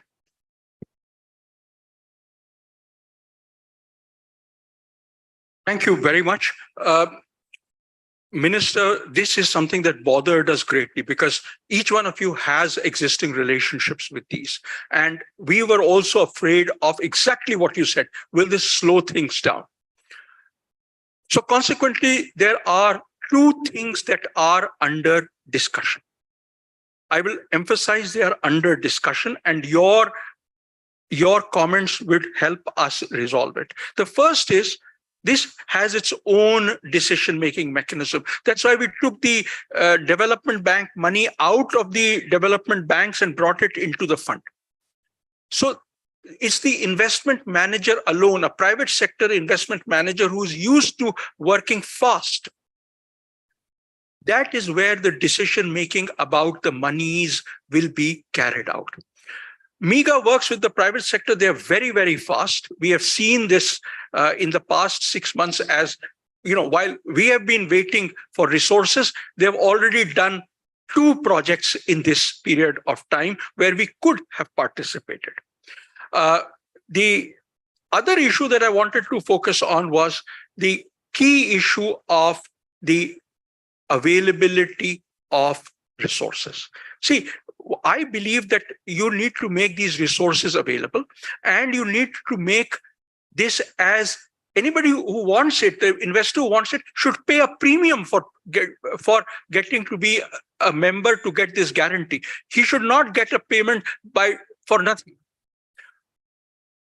The flip side of it is that we are therefore talking of the creation of a facility where people come in and therefore feel that their investment, their premium has enhanced the value of their investment. Once they do it once they do it twice, they will see that there's no need for it. And then the monies will start flowing on their own. Thank you. Okay, thank you. I wanted to give the last comment. I think you was raising your hands, right? Yes, please, you come. Good afternoon, everyone. My name's Adama Gasamajalo from the Gambia. I would like to join the previous speakers in thanking ISA for organizing this meeting, and also the government of Rwanda for hosting it and the warm welcome they accorded to us and the hospitality. That being said, I would also want to comment on the contribution of the member countries. In my own view, I think this was discussed. If I remember well, I stand to be corrected in the last assembly, where member countries agreed to contribute towards the alliance or the global facility. But for me, I think we should not just put it in the records and in the reports and stop there. I think it should be formalized. We write to member countries through our embassies, respective embassies in India, and it goes through the foreign minister, and this will be filtered down to the ministries of energy, which will bring it to the attention of the cabinet, where it will be discussed. The president is seated there, and then later take up to the National Assembly for approval. I mean, this way, I believe then member countries will be able to contribute. That's my own point of view. Okay. Thank you. Thank you. Thank you. Thank you very much. Okay, thanks. Let's go to the agenda item 8, which is the ISA private sector engagement strategy. The private sector has played a vital role in promoting the adoption of solar engagement energy solutions to meet the ambitious global energy transition and net zero. And net zero targets, the private sector must be encouraged to boost investments, particularly in developing countries. The 5th session of the ISA Assembly approved the private sector engagement strategy to accelerate solar industry growth across all ISA member countries. An update on the strategy is provided in the working document ISA/RCA.05/WD.08 circulated to all members. I request the ISA Secretariat to brief the committee on the progress made in advancing its private sector engagement strategy. Mr. Director General. Thank you, Chair. As I will repeat what you said, that the private sector has played a pivotal role. We have, as has been discussed, developed the private sector advisory group. And this year also done the report which I talked about, the manufacturing report, which is on building resilient global supply chains. We recognize the critical role of the private sector, and I think it is important for us to adopt effective private sector engagement strategies so that we can unlock new opportunities, attract investments, and accelerate the deployment of solar technologies. I invite my colleague Oni Iyizoba to give us a presentation on the private sector strategy and what is it that we have done till now. Briefly, please. Very briefly. Thank you, Mr. DG. Thank you, Chair. As per the private sector engagement strategy of the ISA, we have been working with our financiers and developers to promote solar energy in different regions. For us, this year, the particular focus has been on building resilient global supply chains and deepening our partnerships with private sector organizations. So this forms the basis of most of our activities, which we have updated. We have the Corporate Advisory Group, which was launched last year in September 2022. We have been adding members, and currently we have about 29 members of the Corporate Advisory Group, and more members are definitely welcome. We also launched the Transforming Solar Supply Chains Mainstream. This was launched at the Clean Energy Ministerial, and this initiative was co-led by the ISA and the IRENA. Some of the countries that have joined so far include Australia, Brazil, Germany, India, United Arab Emirates, and the United States. We have organized manufacturing workshops at the IRENA General Assembly. We had about more than 100 participants. We also organized manufacturing roundtables for the West Africa, East Africa, Middle East, and Latin America. Then our report on building resilient solar supply chains has been completed, and we have officially launched that at the Clean Energy Ministerial during the G20 meetings in July. We have since then hosted a series of private sector events, webinars on solar long duration energy storage, eco labels, and also presented and promoted a lot of the ISA initiatives at various events. For the next steps, we are looking at organizing the corporate advisory group members to work in 3 different topics. One is the recycling topic and the technology transfer, unlocking barriers also to solar development. We have currently concluded the recycling survey, and we're organizing for the assessment of challenges in developing and financing projects in the developing markets. We have published policy briefs on supporting global solar manufacturing. This was released during the Clean Energy Ministerial as well. We partnered with GOGLA for the SAFD conference, and would like to extend partnerships with private sector stakeholders more broadly. So currently, we are refining proposals for a number of other initiatives. This will include the nature conservation tools, working with them to reduce time and effort in identifying environmentally suitable locations for solar deployment. We'll also be holding a couple of private sector roundtables at the ISA Assembly at COP28, and we'll be partnering with various organizations and member states. So we are also developing and expanding tools such as the CREST for the solar rooftop mapping and SiteRight for the solar park site identification for member states. What sort of support we will require from Africa region is that ISA member countries in Africa might wish to join the Clean Energy Ministerial Transforming Solar Supply Chains initiative. We're also looking for suggestions on further webinars, events, private sector engagements that you might need in your various countries. Suggestions for other activities for the corporate advisory group is also welcomed. And we'll have a quick brief of what the Clean Energy Ministerial is about. It's currently the Clean Energy Ministerial Transforming Solar and Supply Chains Workstream, which is launched, currently has about 5 members, which is Australia, India, United Arab Emirates, Germany, Brazil, and United States that had earlier mentioned.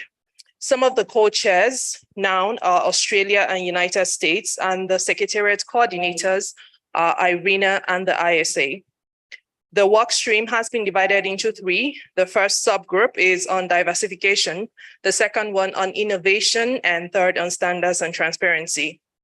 ISA, together with IRENA, we are currently leading the diversification subgroup, and topics for research and action include critical minerals, raw materials, processing, and manufacturing. So in this, we're looking to diversify raw material supplies and processing, and our target is to reduce the cost of solar technology and enable countries meet their energy targets and achieve the net zero goal. And with this, we welcome more members from the African region. Thank you. Thank you so much.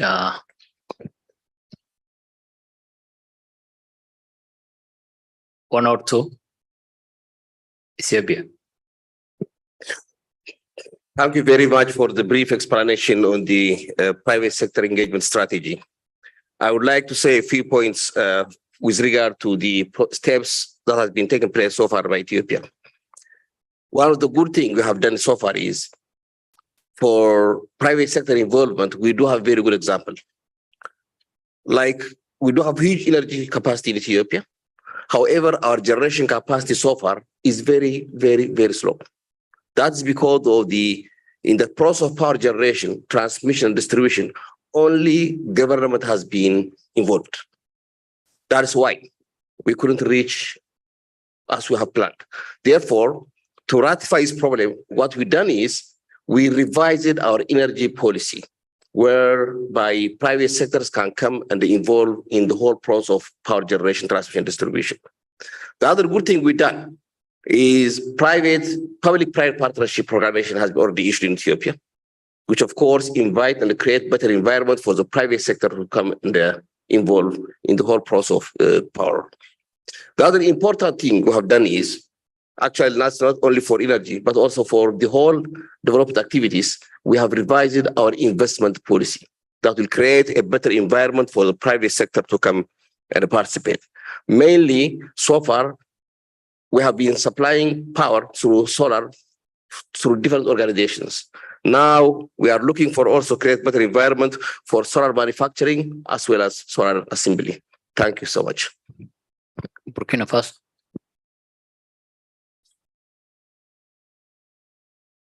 Merci, Monsieur le Président. Alors, merci au secrétaire pour cette présentation. Bon, je ne sais pas si j'ai raté des choses, mais alors, dans la stratégie qui a été présentée, moi, j'ai plutôt vu une stratégie axée sur la partie production, transport. Alors, je n'ai pas vu une stratégie qui amène le secteur privé à s'impliquer dans la partie production d'énergie et distribution d'énergie à la population. Est-ce que le secrétaire pourrait plus revenir en détail sur cette partie? Implication du secteur privé dans le segment production d'énergie et distribution d'énergie à la population. Merci, Monsieur le Président. Thank you so much, Dr. Mathur. Very, very quickly, the corporate advisory group has three parts. One is the developers who deal with the production of energy. The second is the manufacturers who deal with the manufacture of solar modules. And the third is the financiers who work on the investment in these. We do not focus on transmission or distribution.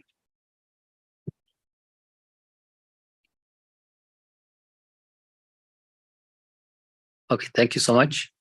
We go to the next agenda, which is agenda 9. Preparations for the 6th meeting of the ISA Regional Committee for the Africa region. The Regional Committee meetings serve as crucial platform where countries can come together to align their national, regional, and global aspirations for sustainable development, particularly for the clean energy transmission and transition.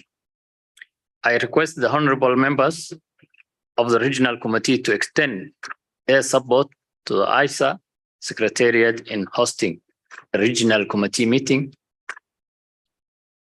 in the future. I now invite the honorable members for your comments on hosting the 6th meeting of the ISA Regional Committee for the Africa region in August 2024. Welcome.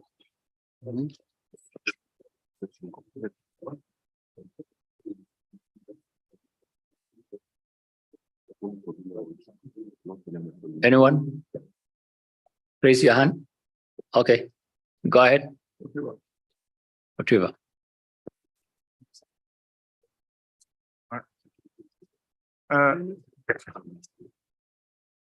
Bien, donc je voudrais remercier donc le président, remercier également la République du Rwanda qui nous accueille, comme on l'a fait. Je crois que les exemples qui ont été donnés et les débats qui ont suivi montrent effectivement l'intérêt donc de l'ISA pour le développement donc du secteur. Et nous, en tant que donc République de Côte d'Ivoire, nous avons avec donc l'accord donc de notre ministre en charge des mines, du pétrole et de l'énergie. Donc nous souhaitons donc que la prochaine assemblée donc pour la région Afrique donc se tienne en Côte d'Ivoire. Thank you so much. Merci.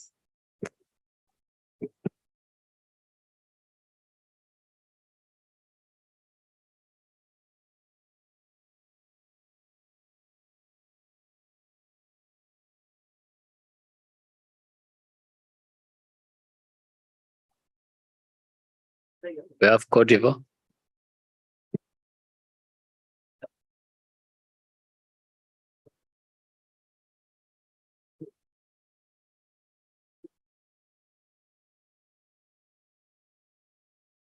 Okay, thank you so much. We go to the second agenda. I think the Thank you.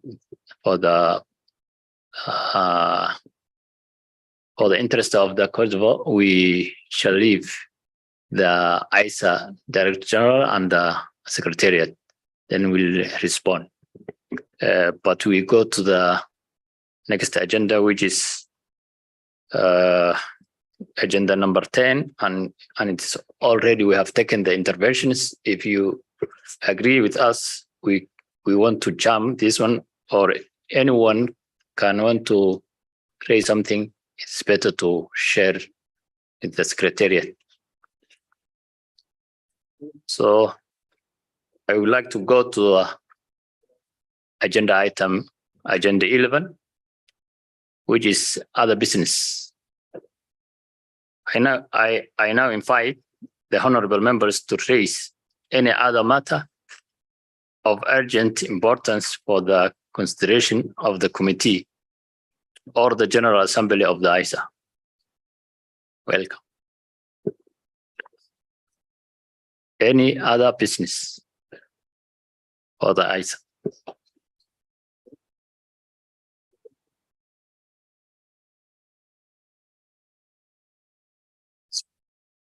Okay, thank you so much. We go to the agenda item 12, which is closing of our meeting. On behalf of the members of the Regional Committee for the Africa region, I extend my congratulations to the ISA Secretariat for the commendable efforts in facilitating effective regional engagement. We anticipate the continued advancement of this regional engagement mechanisms in the future.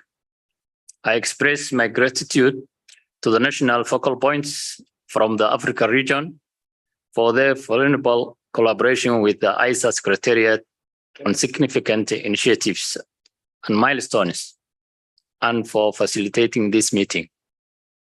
The fifth meeting of the Regional Committee of the Africa region has proven highly productive, with comprehensive discussions on various ISA initiatives that hold immense potential in shaping the future of the global solar energy sector. Once again, I sincerely thank all the honorable members of this regional committee, representatives of the ISA partner organizations, and all special invitees for your participation and contributions. The role of ISA in Africa is testimony to the power of international collaboration and vital step towards sustainable development. With its commitment, the International Solar Alliance aims to catalyze the clean energy transition across the region by deploying solar energy solutions. The ISA has 9 comprehensive programs that covers a wide range of sectors, including agriculture, health, transportation, storage, green hydrogen, and more, all aimed at harnessing the potential of solar power. The ISA has also introduced various initiatives to push its mission forward. Thank you all. On behalf of all of us, I want to thank the Honorable Minister, His Excellency Jamal Takal Abbas, the Minister from Somalia, for chairing this meeting so effectively.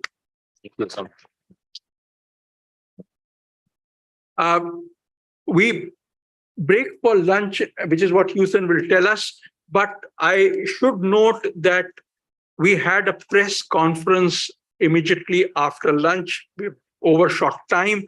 The press people are already here. So any ministers who are interested in being part of the press conference, I request you to walk to the press conference, which is 1 floor below, immediately after this, and we'll do lunch later.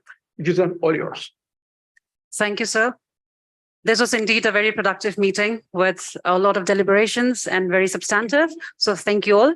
And after this session, I'm sure all of us need a good lunch. So the lunch is served at the Soko restaurant in basement 1. It's the place where we had breakfast in the morning.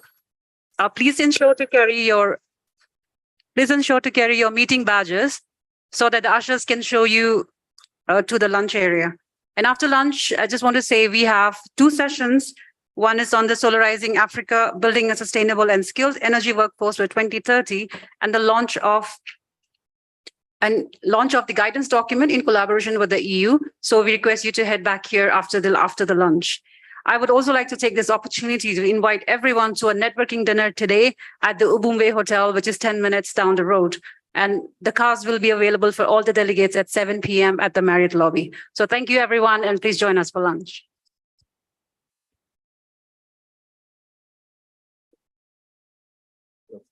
Yes. I am going to steal you for the press conference.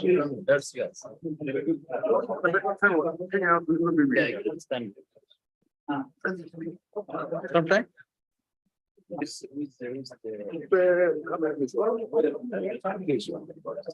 I would like to just add one more information. I request all the delegates to be back here at 3:15 so that we can start our session on time. Thank you.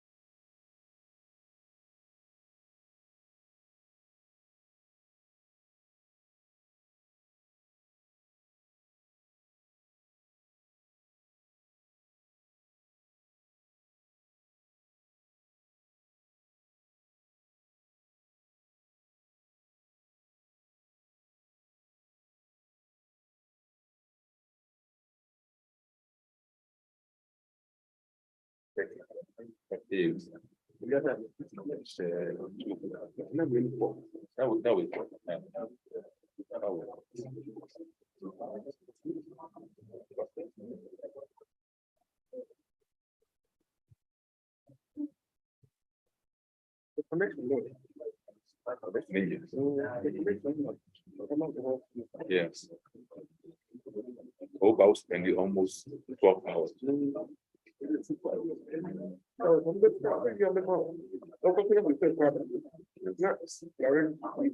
Yeah.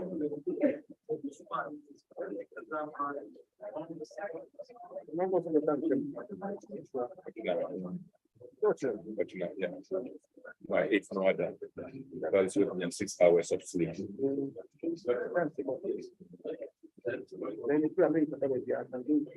Yeah. Yeah.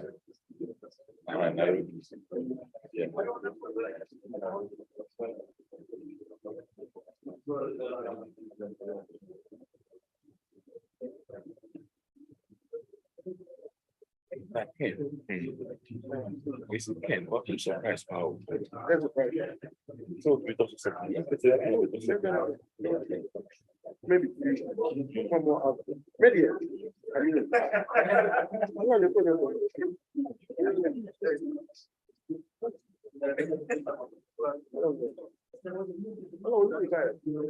Good afternoon and welcome back. We'll be starting shortly in about 5-10 minutes. So please, all the delegates may be seated. Yeah, so it's very different, but it doesn't have what's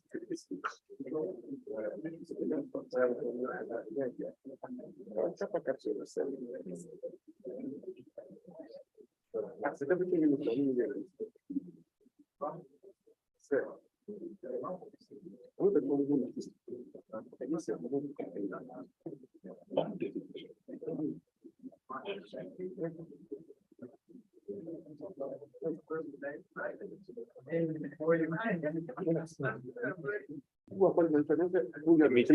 yeah.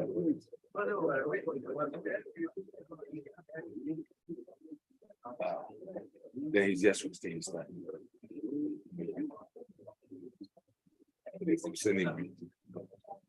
Yeah. Your deputy ministers cannot have access to you.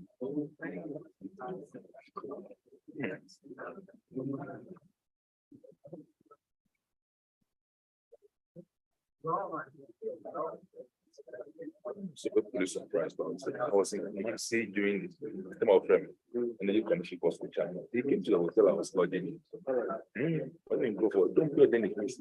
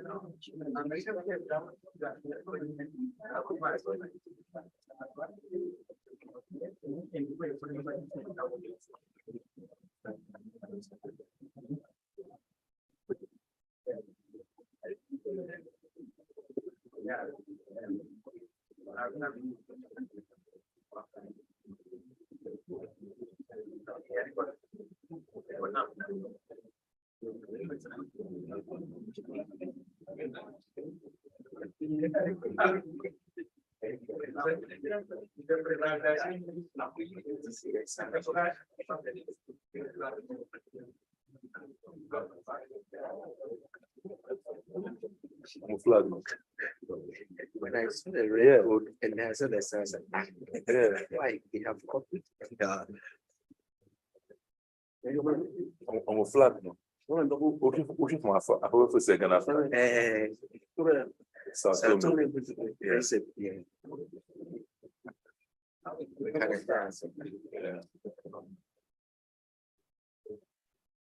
What the interest of real position is one star.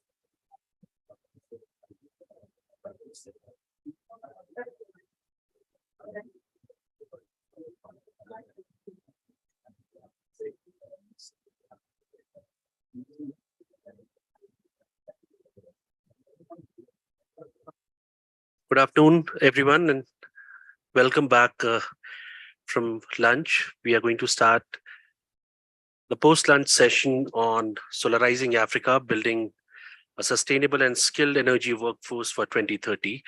May I invite the Honorable Minister of State, Ms. Patricia Weiss, to the dais, please.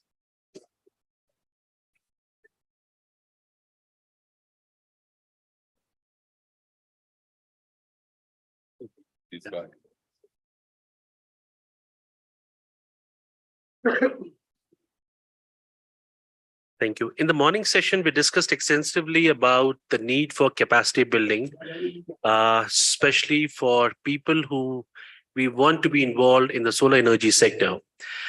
This event is going to focus on what Africa will look like in 2030 and what kind of workforce or resources, human resources we will need to help Africa implement solar energy projects.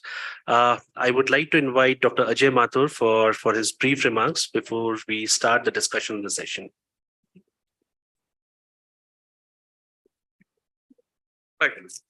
Sabah said my remarks have to be brief, which means that I cannot speak for 5 hours.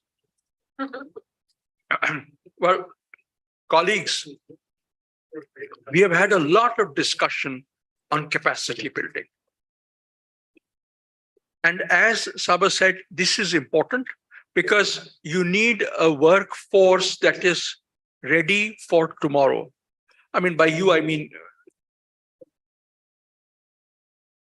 with a large population that is young, needs to train them in a manner that makes them available to do the kinds of things that are done tomorrow. Now, in the context of where we are talking of a range of solar activities.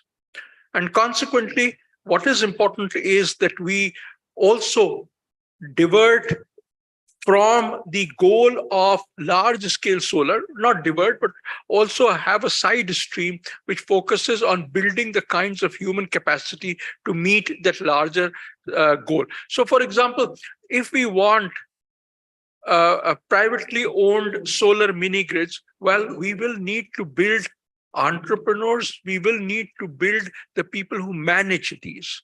Similarly, if you want large solar farms, you need to build up the capacity to manage those. In other words, it's very country specific.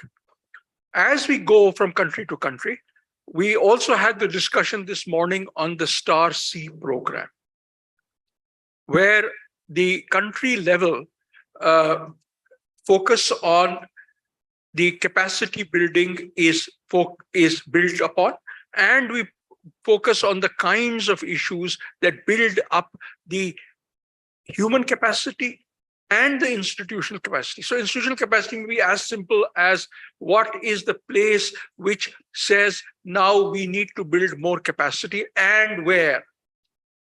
How do we award it? Do we do it by bidding? Do we do it by negotiation? What is the fair price? So setting up the tariffs, all of these are institutional issues. And I note that countries are at different levels of preparedness as far as institutional readiness is concerned.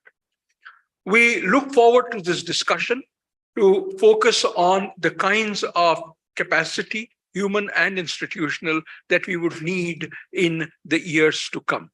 Saba, all yours. And I hope I didn't take 5 hours. Sorry, we are running late. That's why I requested you to be brief. That's it. May I request Honorable Minister of State, Ms. Patricia Awase, for her brief remarks.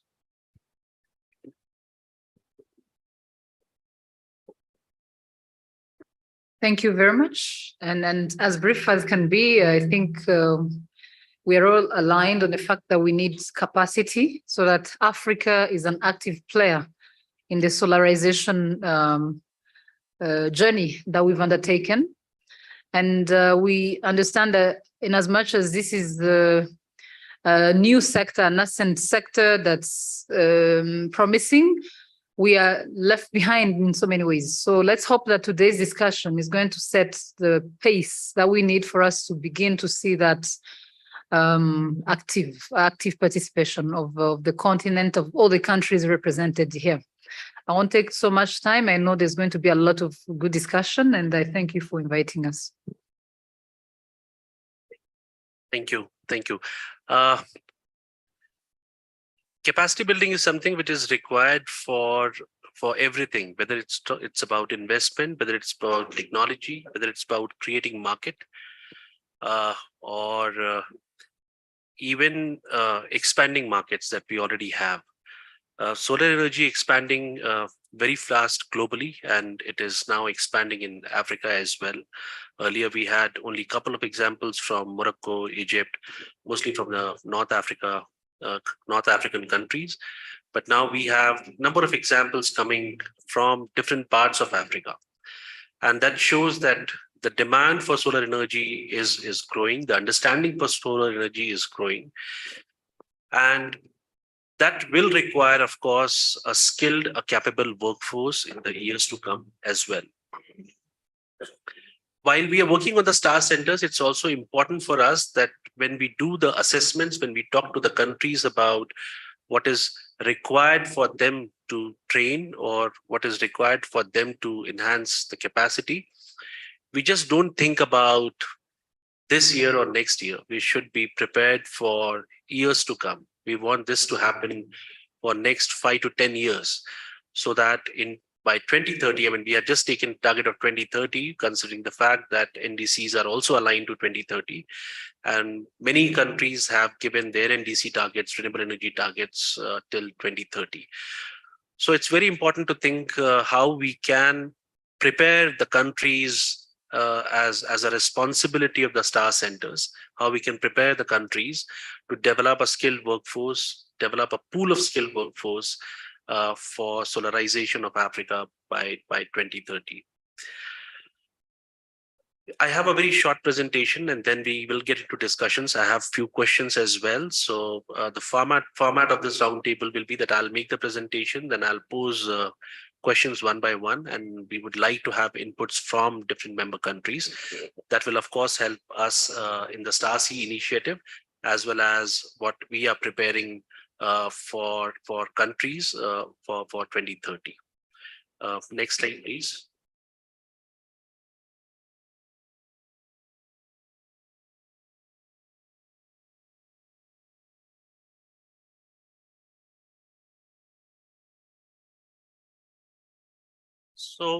So Africa needs electricity now more than ever.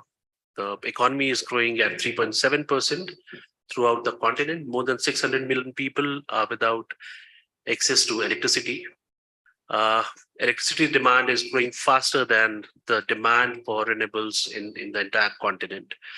Of course, every country is responsible to contribute to the SDGs, the Sustainable Development Goals, especially the SDGs 7.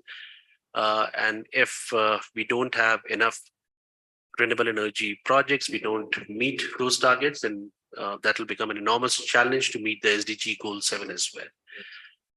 We have a lot of opportunities within Africa. The population is growing, the economic output is growing, which means that more energy will be required, more electricity will be required, there will be more industries, there will be more economic activities, so we'll need more electricity as well, which means there is a good opportunity to either have a transition to renewable energy or create new renewable energy sources within the country. The GHG emission is of course not very high. It's far too less compared to the developed countries. And Africa alone accounts for less than 6% of global energy consumption and 2% of cumulative global emissions. Mainly what we have seen, the gaps are in solarization of Africa is the private sector does not have too much confidence, and the confidence needs to be developed. The confidence is developed when they see that the countries have enough capacity, not only in terms of using the funds, but also designing, developing, maintaining, operating the projects that they try to implement. They also see whether the investment institutions have capacity to lend to either public or private sector institutions. So that's one of the gaps that we have been facing, and we are trying as ISA to address. The quality infrastructure and standards for solar products and services are often missing. Mostly, I mean, the international standards are being followed. There are very few national standards, and in absence of national standards, the developers don't have the confidence. They want national standards to be followed. Technical capacities and skills are inadequate at different levels. There are people who come from outside, mainly European countries, to set up large solar parks and also provide technologies and skills to maintain the solar parks. The awareness level is not very high. The data and the knowledge which is available is not sufficient. That needs to be addressed as well. And of course, policies and regulations that we discussed in the morning, that's something which needs to be addressed as well. Overall strategy that we discussed of the Star Center in the morning is to build capacity of the countries to undertake solar energy transition on their own. And that's what Star Center is meant to do. So today, what Africa is, as I said, I mean, more than 600 million people, nearly about 43% of total population lack access to electricity. Africa is home to 60% of best solar resources globally, yet only 1% installed solar PV capacity. Rural areas where over 80% of electricity deprived live, mini grids is coming as one of the best solutions, which can be developed through solar energy. Demand of energy services in Africa is set to grow rapidly because of the economic activities which are happening in Africa, as well as the population. Shortage of skilled labor poses a major challenge, because if the energy demand is growing, the renewable energy projects are growing, we need skilled workforce to design, develop, operate, maintain these energy projects. And Africa is being seen to have continuous growth in annual capacity installation of energy. And that is part of all the IEA scenarios which IEA has developed. Now, how Africa will look like in 2030? Installed power generation capacity is going to grow significantly. And this has been highlighted by Energy Outlook 2022 of IEA report. It says that it will be 510 gigawatt, which is going to be double of what today we have, and of which 125 gigawatt is going to be through solar energy. And that's the projection which IEA has made recently. Solar PV will overtake hydropower. So that you will have more solar energy than hydropower by 2030. And it will also close the gap of the natural gases. Africa will have critical role in clean energy technologies because of the minerals, because of the natural resources you have. 40% of global reserves of cobalt, manganese, platinum, which are key minerals for storage technologies, are found in Africa. So even if the world wants, I mean, they can't just forget you. They have to make investments. So investments is going to come, of course. That may take some time because of the lack of internal capacity. But yeah, sooner or later, financial institutions will have more confidence. IRENA has projected that 4 million additional clean energy related jobs, I mean, it's across all the renewable energies, will be required by 2030, which is huge. And many of the jobs will provide entry to the formal sector, especially to women. Capacity building and application of tailored delivery and financing model will lower the cost of capital. Dr. Mathur was talking about the financing this morning. Banks, financial institutions find easier to lend people who they think have the right capability and the right capacities, not only for solar energy, for everything. If I go to a bank and say that I'm going to make a Hollywood movie, nobody is going to fund me, of course, because they know that I don't have a capacity to develop such a movie. Same with solar energy as well. If you have capacity, if you have resources, if you have skilled human resources, if you have government officials who know how to develop policies on solar energy, implement schemes on solar energy, then financial institutions are, they do have a lot of confidence on the country. Meeting projected demand will require far larger pool of installers and technicians if we are aiming to have 125 gigawatt of solar energy by 2030, which gives us huge opportunity, especially to the StarSea initiative, to develop capacity across all levels. These are some of the renewable energy targets given by countries to UNFCCC and as part of the NDCs. You can see, I mean, Kenya is claiming to have 100% RE target by 2030. Mozambique 62%, Rwanda 60%, Morocco 52%. These are huge targets. Yeah. The bigger question is, do countries have enough skilled workforce to achieve these targets? I mean, do we see countries having workforce at all level, not only at the level of the technicians, but also within the government, within the private sector, within the investment institutions, within people who are going to design, install, and maintain solar plants? Do we have enough skilled force, and what do we need to do? So this is the first discussion point, and I would like countries, the focal points, dignitaries from the countries to respond to the question, the first question, which says the transition to clean energy by 2030 would require a skilled workforce that understands the design, installation, operation, maintenance of clean energy systems. Where do you see the preparedness of the countries in Africa region? I'll come to more questions, but yeah, I mean, this is the first question. If any country would like to respond first, I mean, they can raise their hand.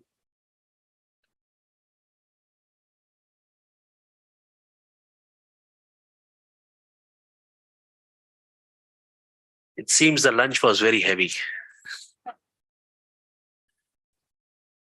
I would especially like to request countries we are working with on star centers like Ethiopia, Somalia, Uganda, to give us more insights on this, because they are at a very advanced level, and this will help us to design those training programs that we are planning to design and implement in the months to come.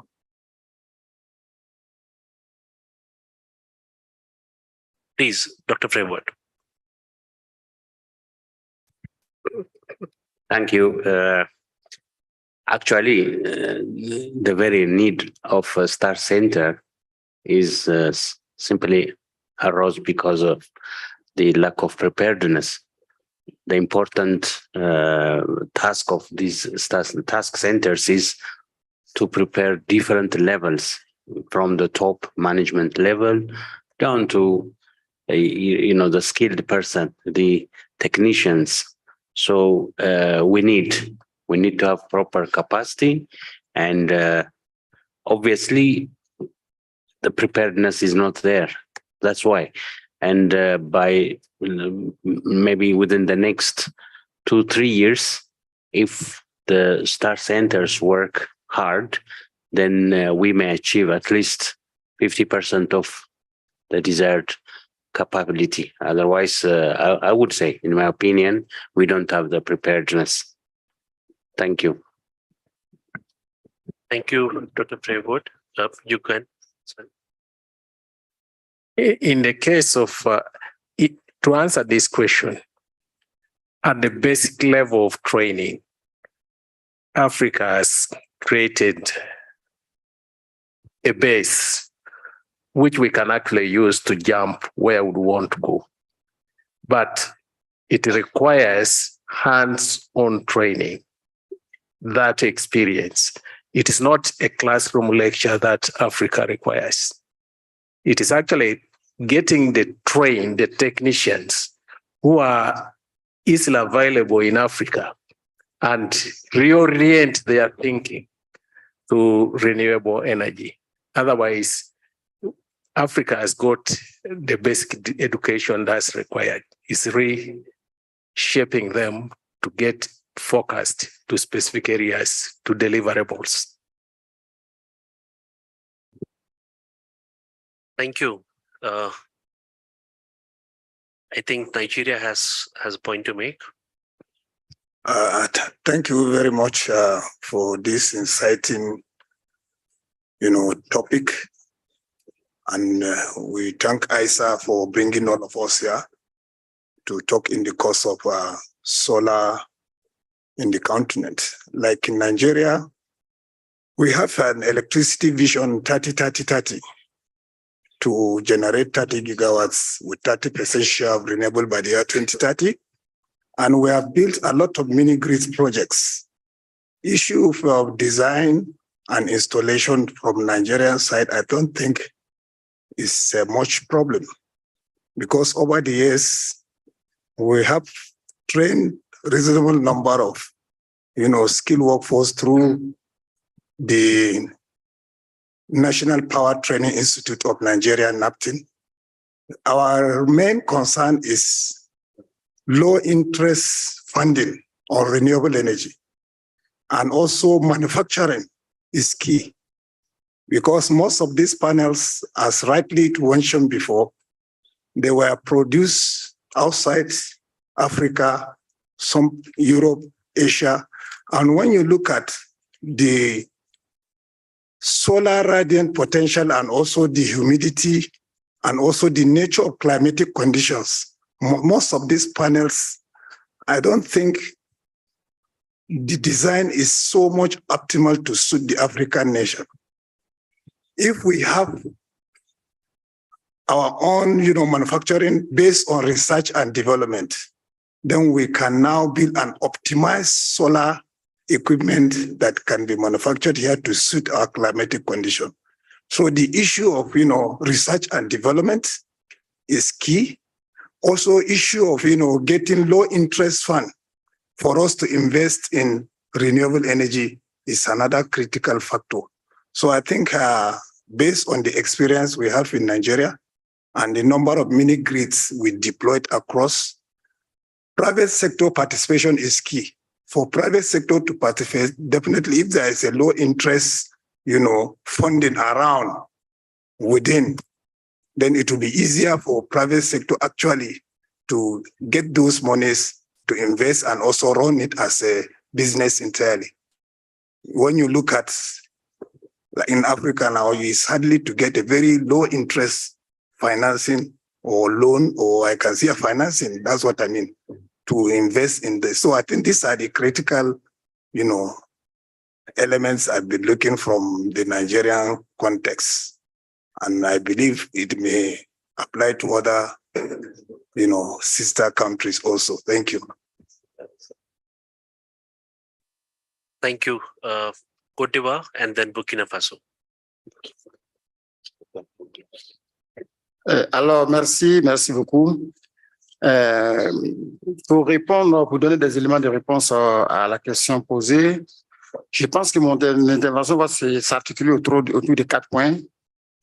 Alors, il y a certes la problématique de formation au niveau des États. Nous avons des formations académiques dans la plupart des États que nous avons, particulièrement en Côte d'Ivoire. Nous avons une école d'ingénieurs qui forme des ingénieurs dans le domaine du solaire, des techniciens supérieurs et même des installateurs. On a aussi bénéficié certainement d'un appui de la GIZ pour essayer de certifier certains installateurs. Ce problème est plus ou moins commun à tous les États, mais il y a surtout la problématique de la qualité du matériel qui rentre dans nos États. Alors, on parle tantôt de la normalisation. C'est un sujet qu'il faut vraiment traiter parce que la majeure partie des équipements qui arrivent, même pour les grandes centrales solaires, ne sont pas de bonne qualité. Nous n'avons pas les moyens de les tester à l'entrée. Alors, les tests qu'on fait, on se base sur les vérifications à l'embarquement au niveau des pays où il y a eu des achats. Et très souvent, dans la pratique, on se rend compte que les rendements ou la qualité proposée n'est pas à la hauteur de ce qui a été espéré. Ce qui fait que certaines de nos installations aujourd'hui ont commencé à fonctionner et du coup, ils ne pourront pas atteindre leur durée de vie escomptée. Donc, ce problème est crucial. Il faut le traiter. Alors, le troisième problème sur lequel je voulais intervenir, c'est la mobilisation des fonds. Alors, en Côte d'Ivoire, nous sommes engagés pour développer le secteur des énergies renouvelables, notamment le solaire, sur les partenariats publics-privés. Aujourd'hui, nous avons des conventions qui ont été signées depuis maintenant 5 à 6 ans et incapables, du moins impossible pour le secteur privé qui a bénéficié de ces conventions-là, de mobiliser ne serait-ce que le financement pour pouvoir mettre en œuvre ces centrales, faire fonctionner ces centrales. Donc, ça, c'est au niveau international même.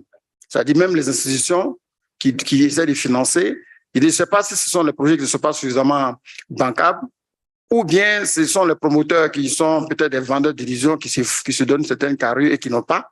Donc, il y a un problème de qualification même de ceux qui interviennent dans le secteur solaire et au niveau des promoteurs privés. Voilà. Et le dernier problème que je vais, c'est une question d'éducation même au niveau de la population.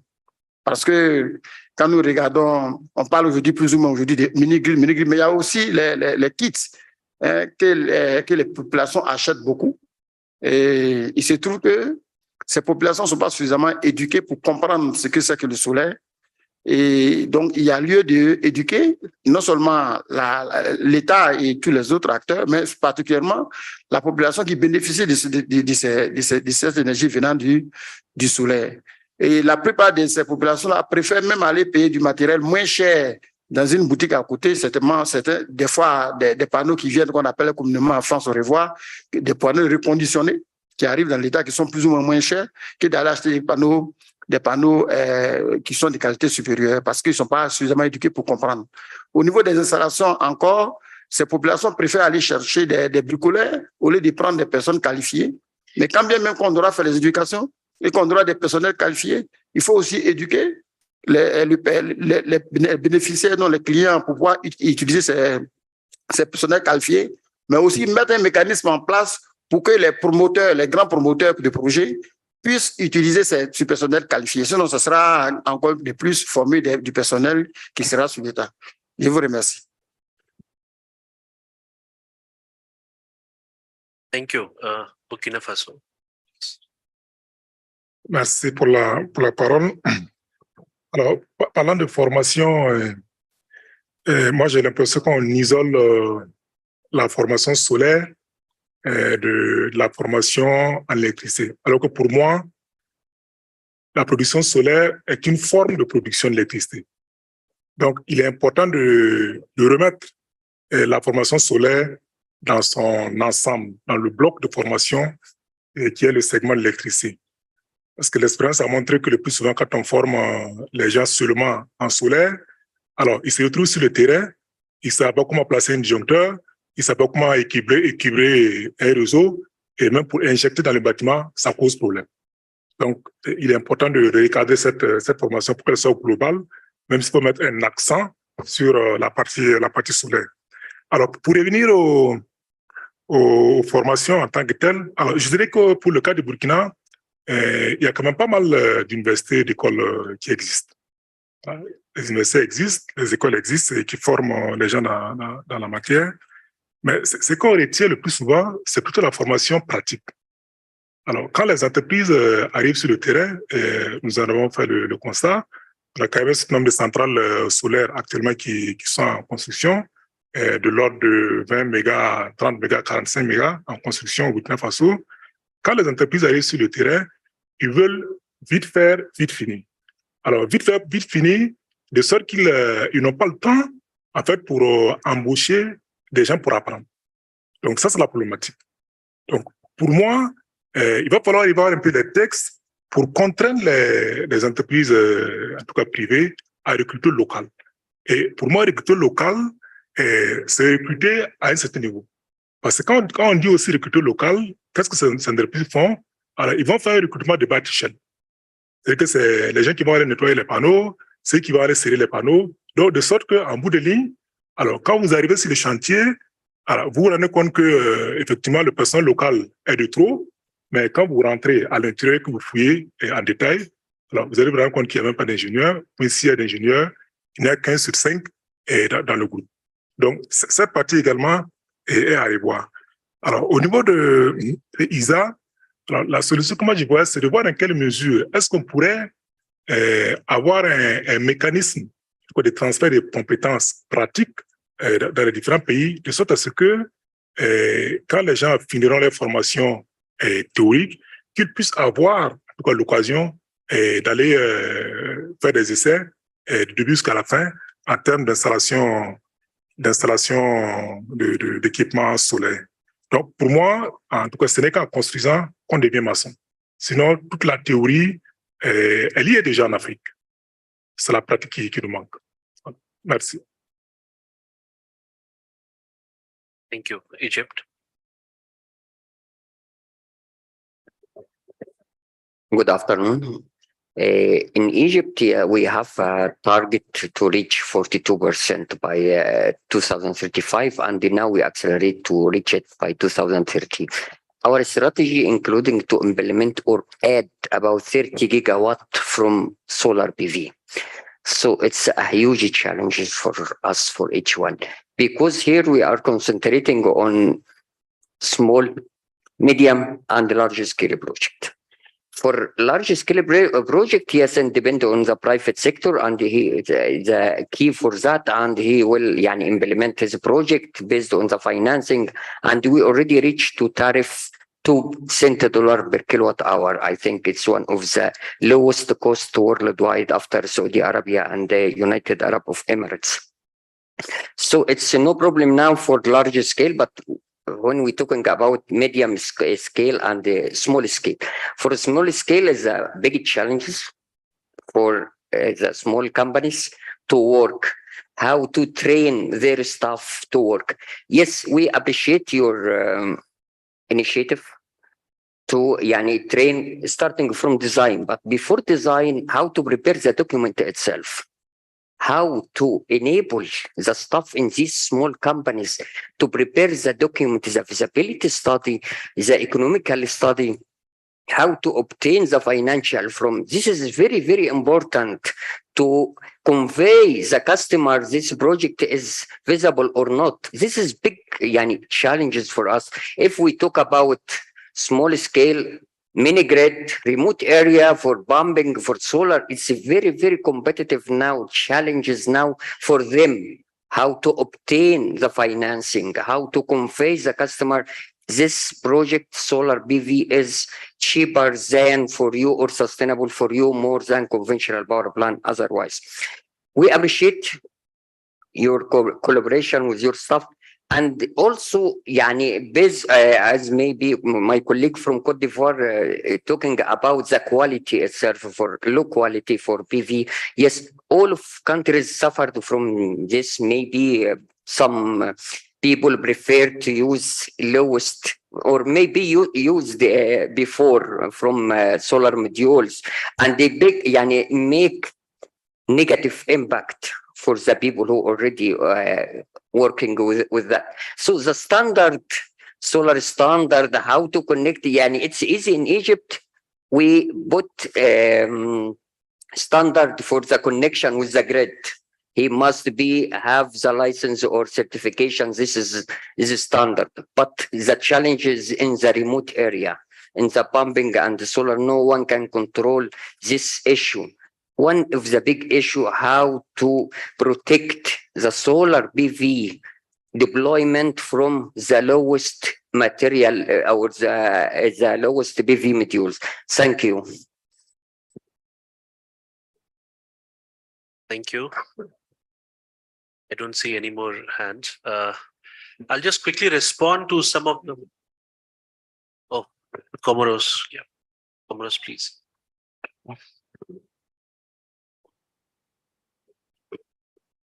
Oui, bonjour. Alors, concernant les Comores, nous avons un objectif d'atteindre 45% d'ici l'horizon 2030 de production d'énergie solaire. Je dis bien seulement solaire. Dans ce cas-là, vous imaginez bien que nous avons besoin effectivement de formation, mais pas seulement dans la main-d'œuvre.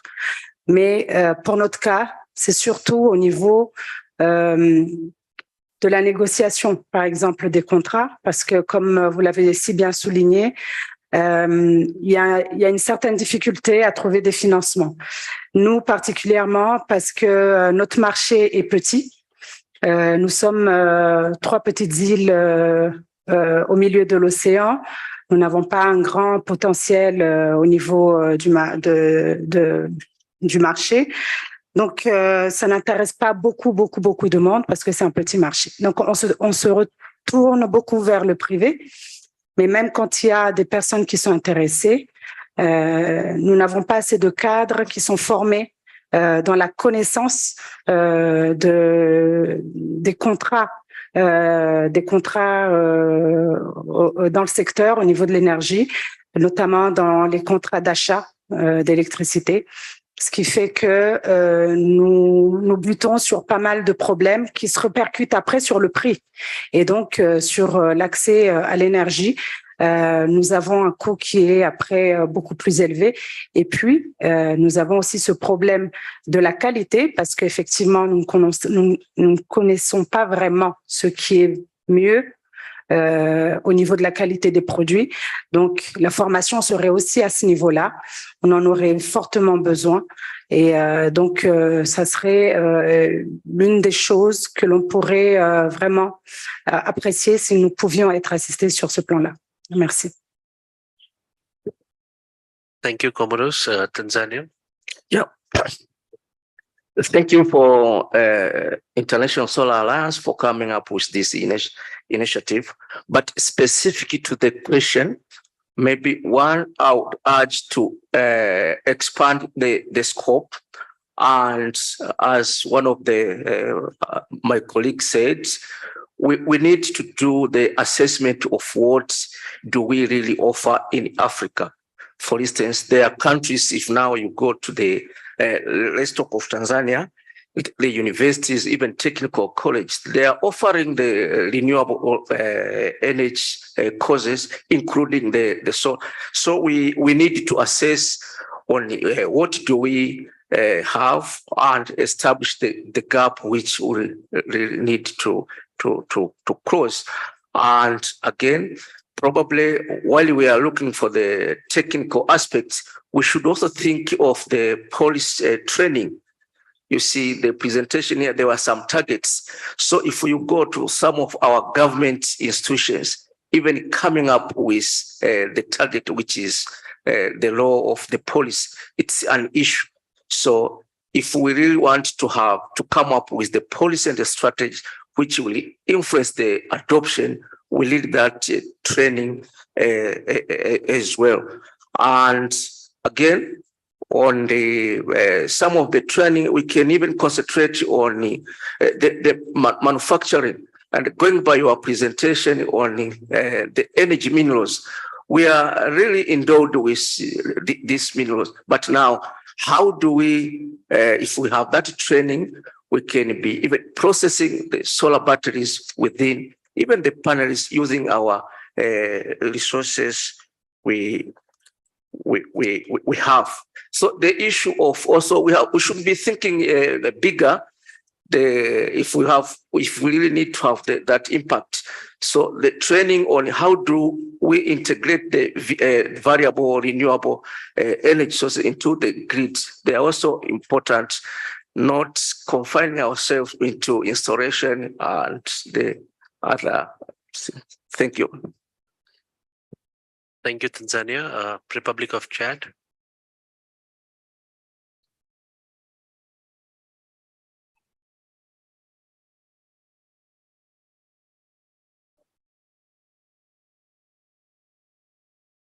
Merci.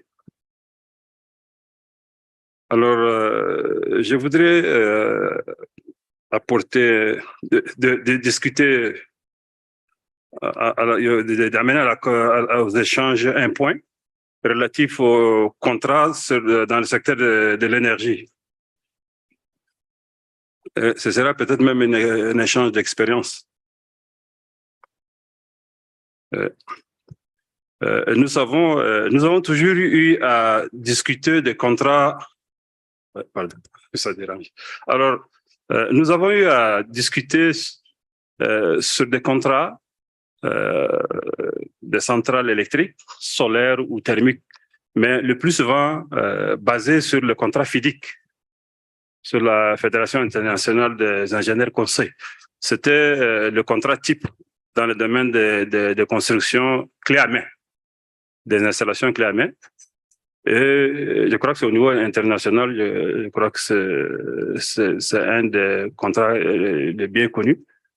Alors, et ces contrats sont difficiles à maîtriser parce que quand on fait appel à nos juristes du droit commun, du droit des affaires pour nous appuyer, ils ne les maîtrisent pas. Donc, parfois, on est désarmé devant ces contrats FIDIC. Et peut-être ce serait aussi une bonne opportunité que, ensemble, on trouve des façons d'améliorer, soit ou de faire des contrats types. Hein? Mais les contrats FIDIC ne sont pas des contrats spécifiques au domaine de l'énergie en général et solaire en particulier. Alors, parfois, ces contrats sont faits pour de très grands projets au niveau international et ils ne sont pas adaptés pour des petits projets tels que les mini-centrales ou même des centrales de petite taille.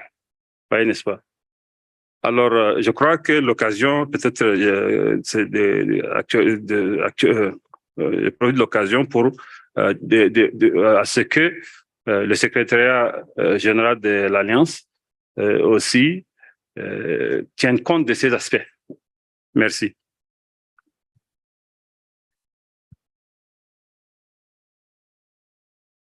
Thank you, Chad, Republic of Guinea.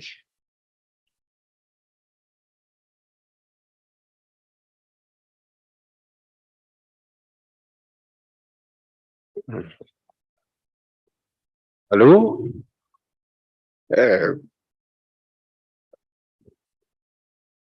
C'est la Guinée-Conakry, Karim Kamara, assistant point focal de l'ISA en Guinée. Donc, je voudrais tout simplement d'abord remercier l'Alliance solaire internationale et remercier Monsieur le directeur de l'ISA d'avoir organisé cette réunion qui concerne l'Afrique. Bon, à ce qui concerne la Guinée, je dirais que franchement, nous sommes en retard par rapport à certains pays. Malgré la Guinée a été le premier pays, l'un des premiers pays à ratifier l'accord cadre de l'Alliance solaire internationale. Mais le retard dans le développement du projet solaire, cela a dû que notre réseau n'était pas du tout, il n'était pas une capacité qui peut vraiment observer une certaine mégawatt concernant du projet. Mais le jour d'aujourd'hui, je crois bien, le problème commence à être résolu parce que nous avons mis un système en place qu'on appelle CAPSIM. CAPSIM, cela veut dire tout simplement, on a intégré maintenant l'énergie solaire, le mix d'énergie solaire dans le programme énergétique en Guinée. Donc, nous allons avoir maintenant une possibilité de développer des grands projets solaires. Bon, en ce qui concerne, par exemple, nous attendons, on a entendu que l'Afrique doit avoir tout simplement un type de panneau solaire. Je ne pense pas si cela est possible pour le moment. Parce que les 3 types que nous avons actuellement, cela fait une recherche de longue date.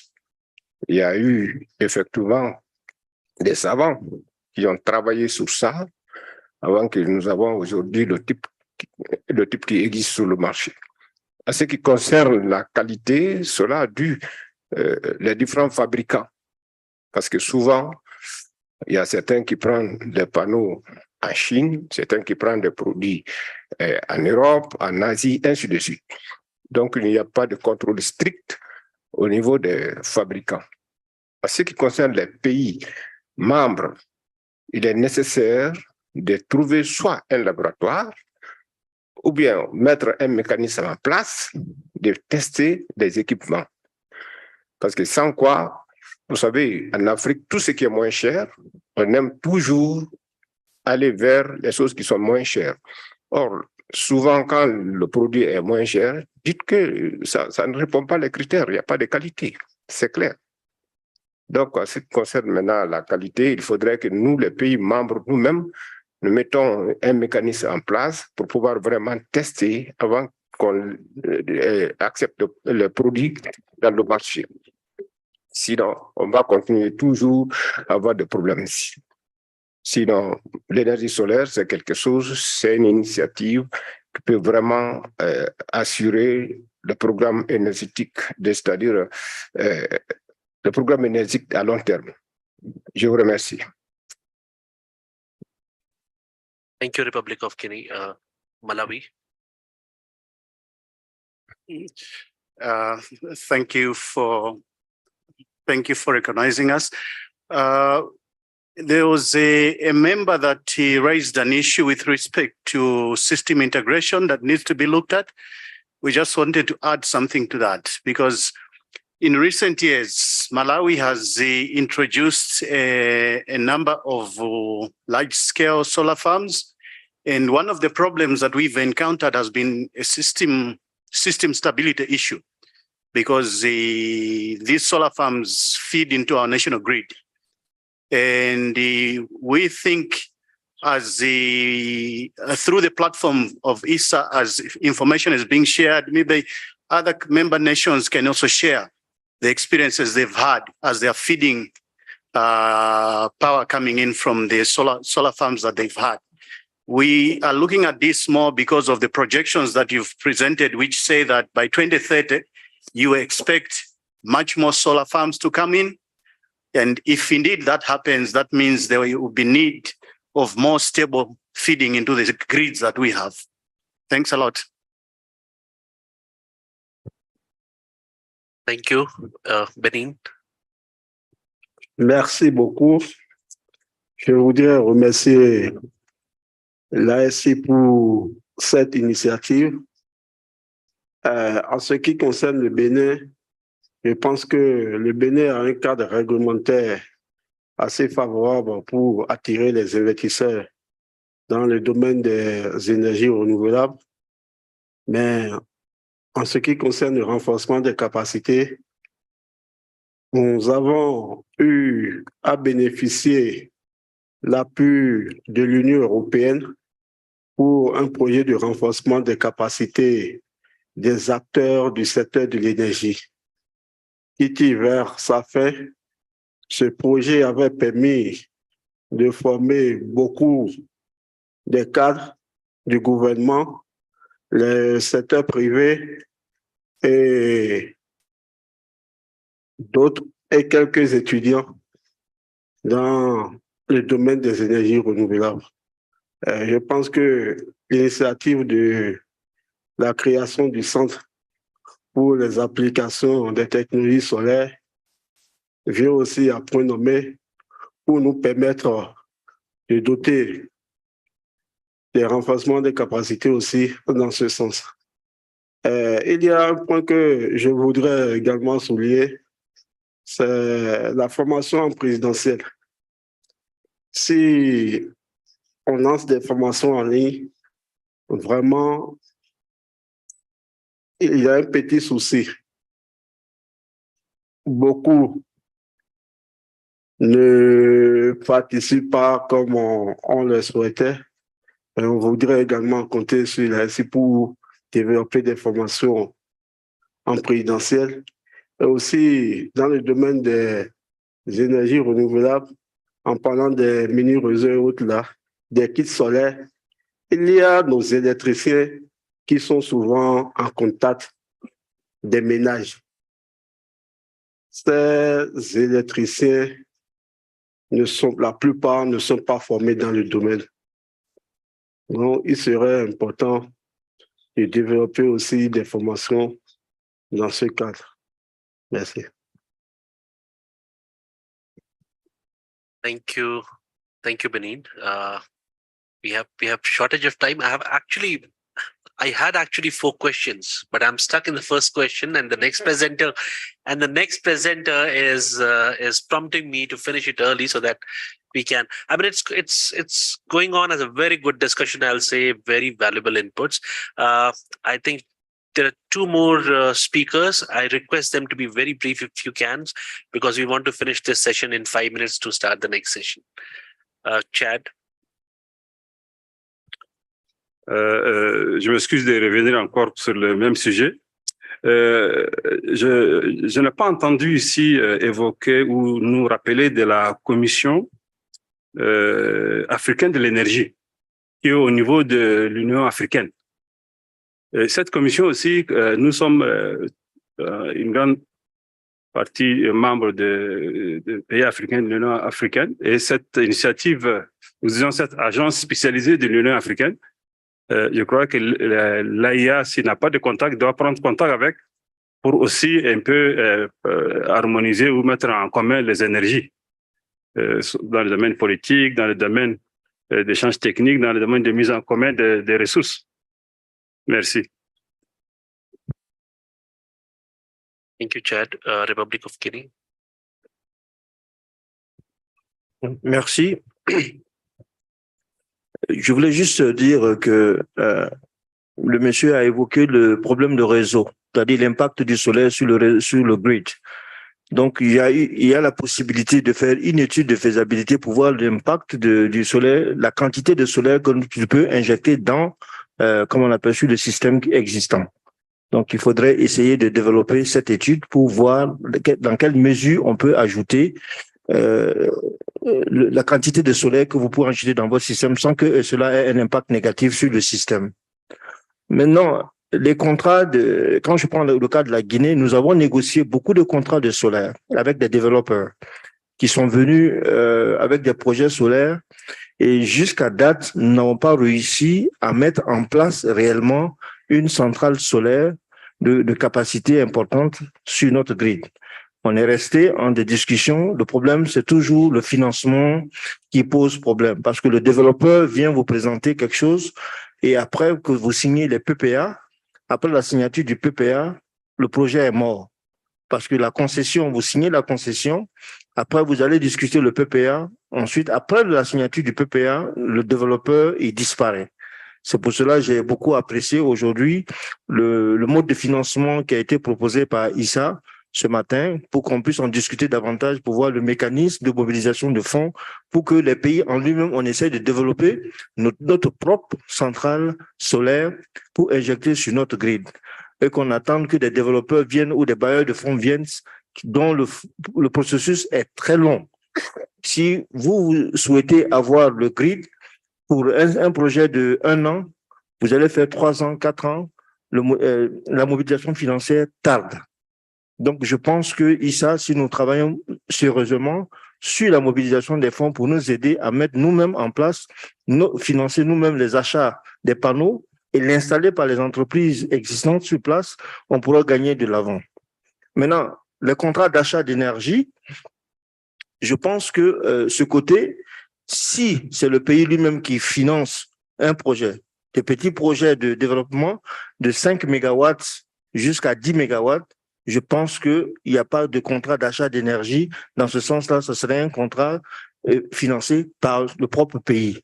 Par exemple, quand tu prends le cas de Comores, aujourd'hui, qui est une île, même avec une centrale de 5 mégawatts financée par le gouvernement, ou bien financée par ISA, ça peut amener déjà le pays à asseoir une base déjà d'expérience dans les négociations futures. Mais pour le moment, tant que le pays lui-même n'essaye pas de développer quelque chose à l'interne pour avoir de l'expérience comme leverage qui lui permet d'avoir des discussions prochaines avec d'autres bailleurs de fonds. Je voulais un peu commenter là-dessus. Je vous remercie. Thanks, Republic of Guinea. I mean, that was a very relevant final point that you made. Of course, we got a lot of inputs from everybody, a lot of relevant inputs. And I think I'll have to probably organize another session for the rest of the 3 questions that I have sometime later. We have Ravanda as well. Ravanda, please. Thank you so much. I will be very quick. Our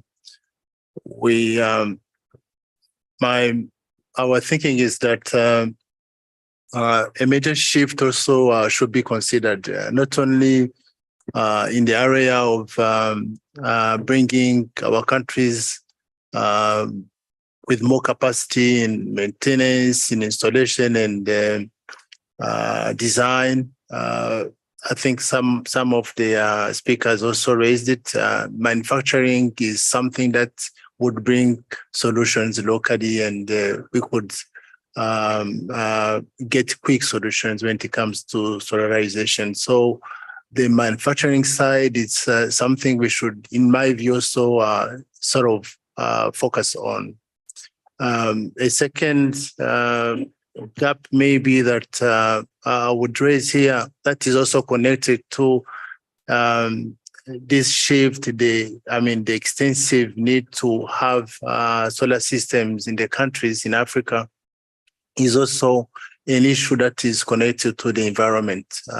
How do we consider either recycling some of the items, the key items that we are using in our mini grids, and when it comes to installing solar home system, mainly solar panels and batteries, 5 years for batteries and probably 20 years for solar panels. And how are we going to treat those items? Because we are going to have them millions and millions of systems. And thinking of also local solutions in terms of disposal and recycling, it's maybe a gap we should probably consider when it comes to capacity building in Africa. Thank you.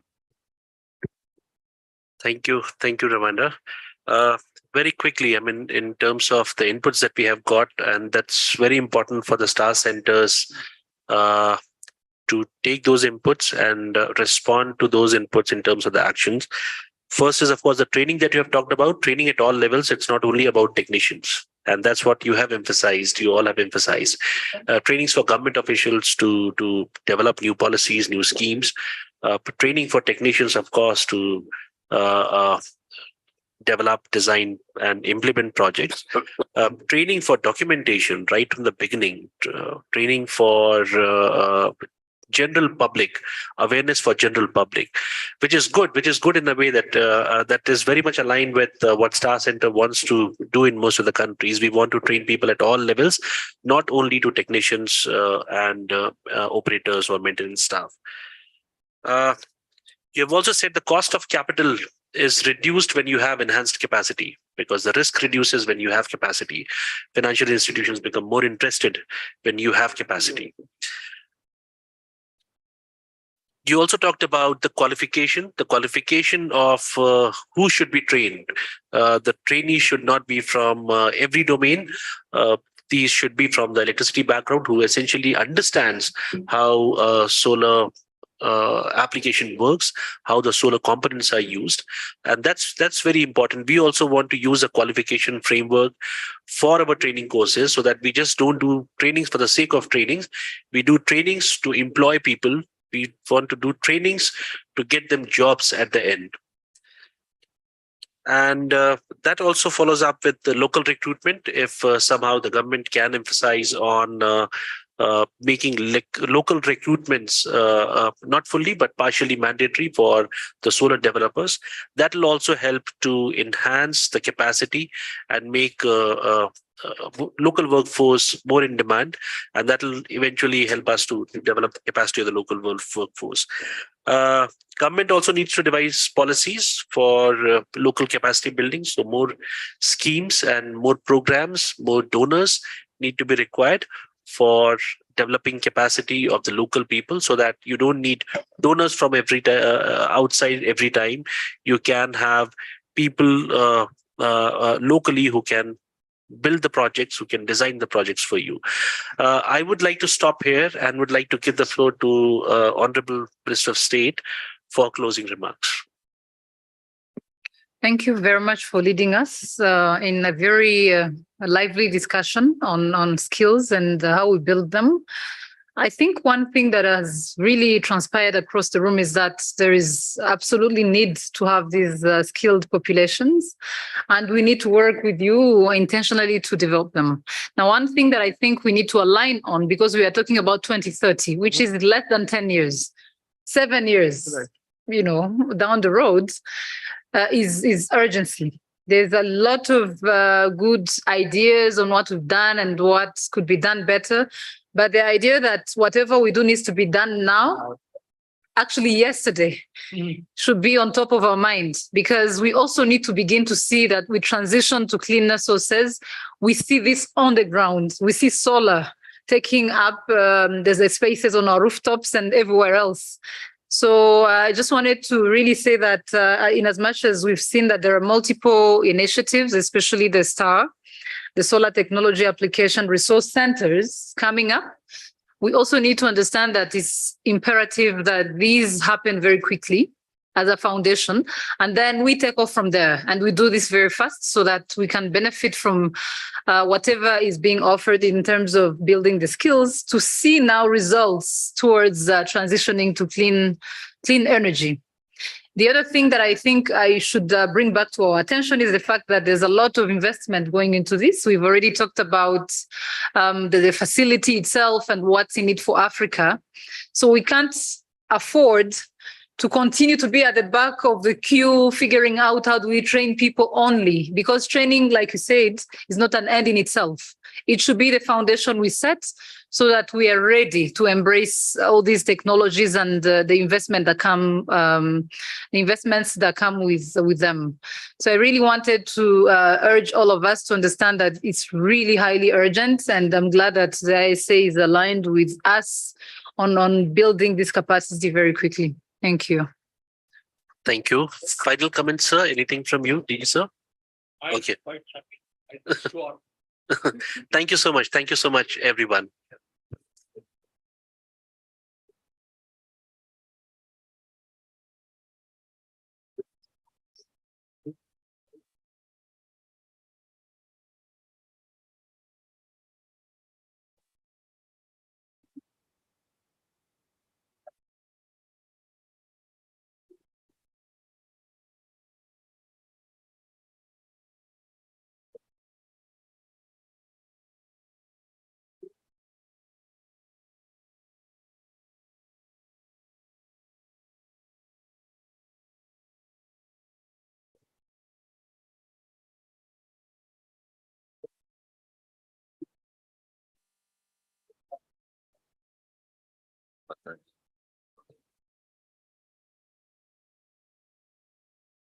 Good evening, everybody. I have the pleasure of moderating the last session of the day.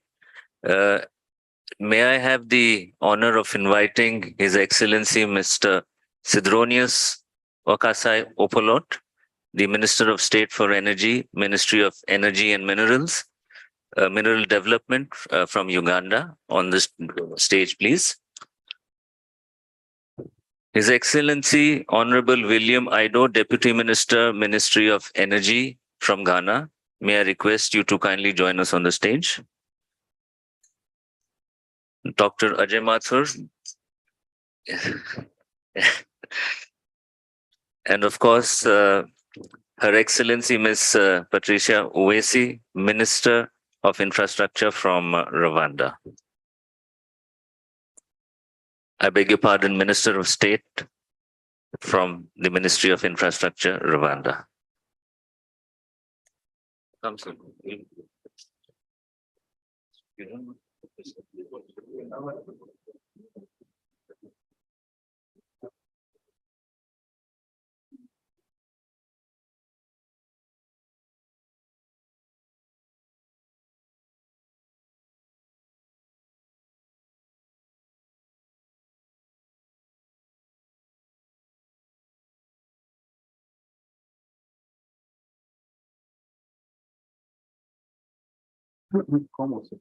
Colleagues, we come to the last session of the day, which is focusing on boosting investment for solar for all developing countries, but particularly the LDCs and the small island developing states. Together with colleagues at the European Commission, this particular report has been prepared, and we would like to see how we can discuss it. At the heart of it, what we notice is, of course, the general issue of the access to affordable finance and why is it limited and what can we do about it. What we note also from the discussion that we have had is that there needs to be a greater degree of capacity building, of understanding of how the regulatory framework can be reconfigured in order to pull in more resources into solar investments. And I think it has become very, very clear that managing the grid is an important issue. Because with the greater and greater injection of variable energy, the grid can become unstable. And therefore, while we have worked with the West African Power Pool, we look forward to working with the other power pools, the Eastern African Power Pool, the Southern African Power Pool, to enable this to move ahead. Why are we interested in all of this?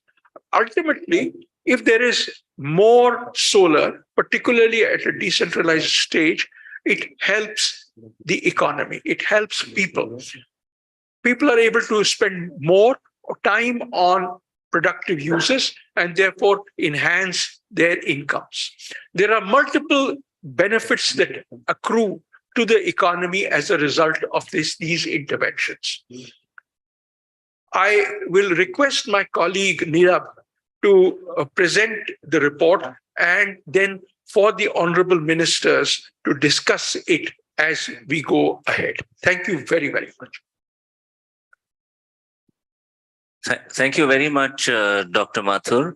I am conscious of the constraint of time. So may I kindly just inform the gathering about the process we will follow from here. So I would request the honorable ministers on stage here to kindly launch this guidance document, and we will have a quick photo session, after which there will be a virtual presentation by Solarpa Europe, who has prepared this guidance document with the support of the European Union. And then we will have a short panel discussion where I will pose or I will invite the ministers to kindly share their thoughts with respect to what they have gathered from this document, from this presentation, and how they see things moving forward. So without further ado, may I quickly request the ministers to kindly launch the document, please. Thank you.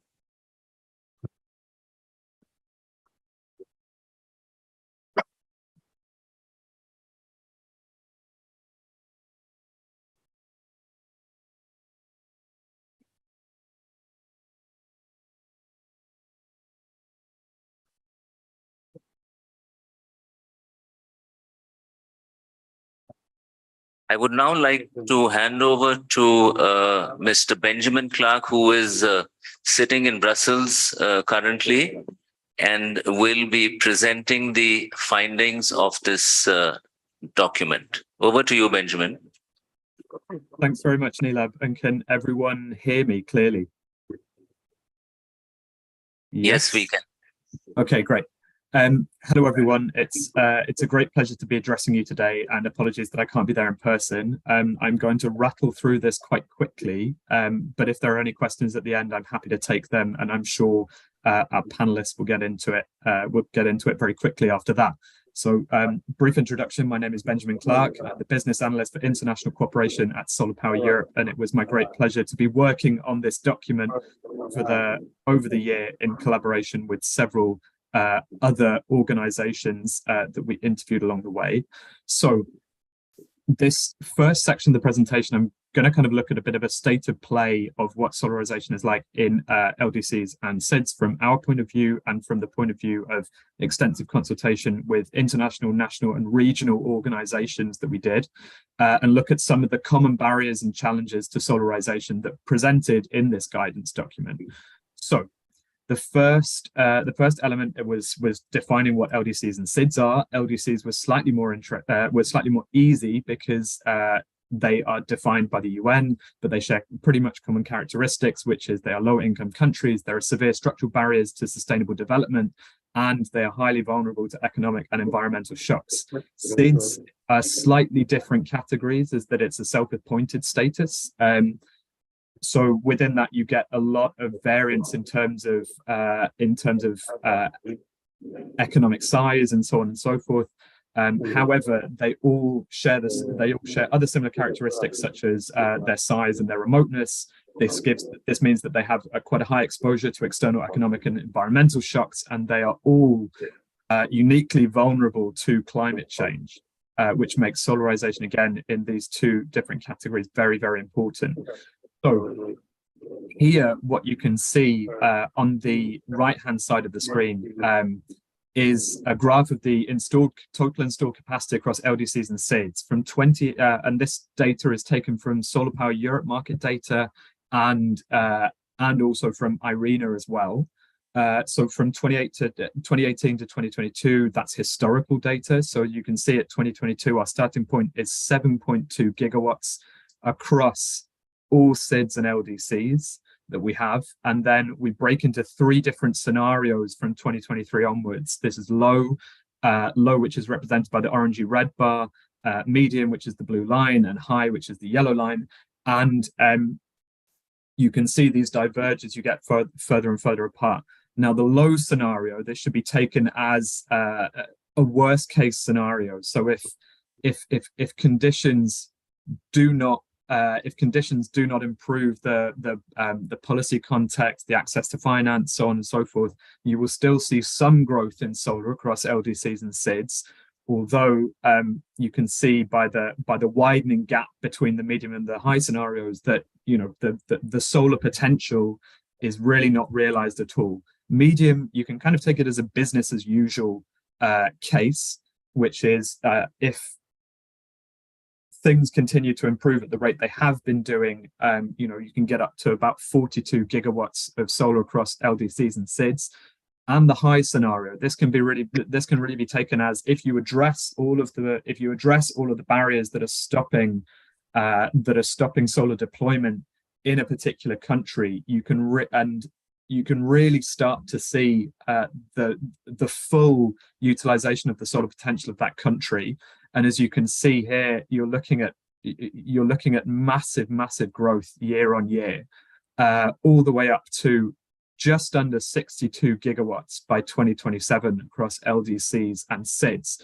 And on the left-hand side here, it's some of the factors that went into our modeling. So obviously socioeconomic context, population growth, which also increases energy demand, obviously, regulatory and political stability, that's a big one that we'll cover later.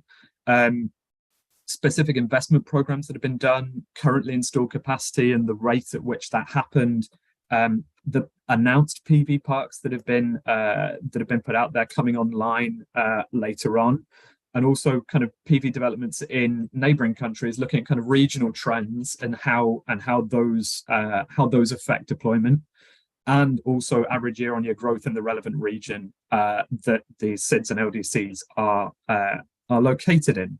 So hopefully that should give you a flavor of the enormous potential that is there in LDCs and SIDS if some of these barriers that we identify in the report can be overcome.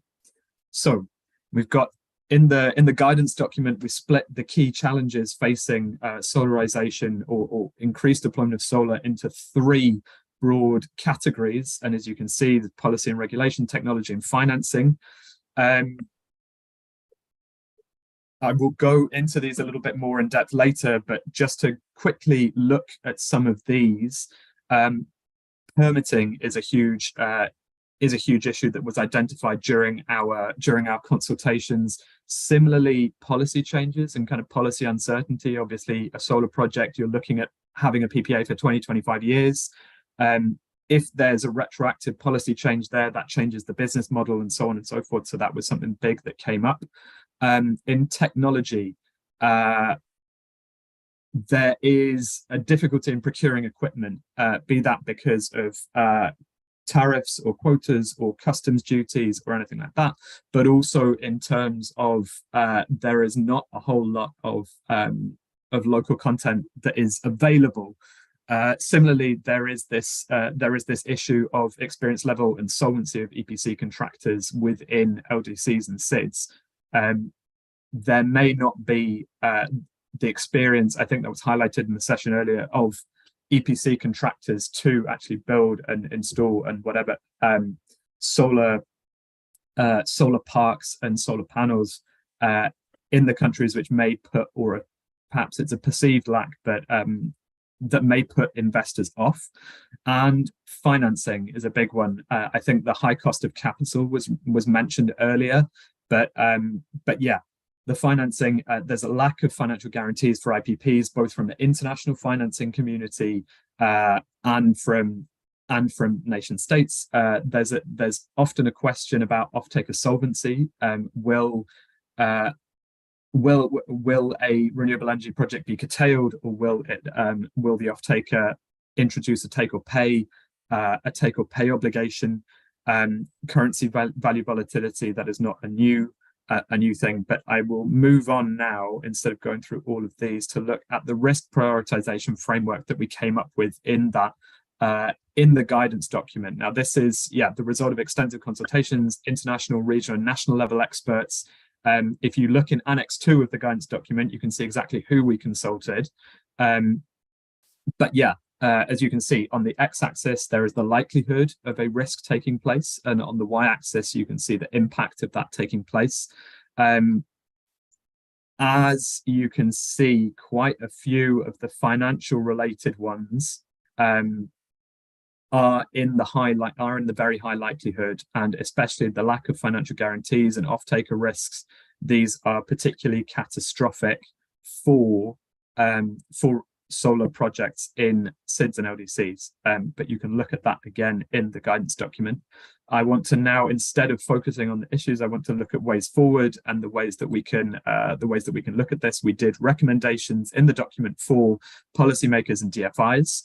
The recommendations for policymakers focus on 5 areas, which is creating an enabling environment for investments in solar, enhancing access to affordable finance, improving regulatory and administrative coordination and competences, integrating solar and electricity grids, and making sure nobody is left behind.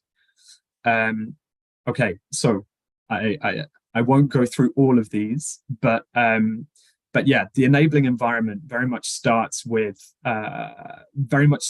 clear signals to the market of targets and deployment schedules, because that is the way that supply chains will be able to gear themselves up in order to deploy the necessary amount of solar to help you hit your targets.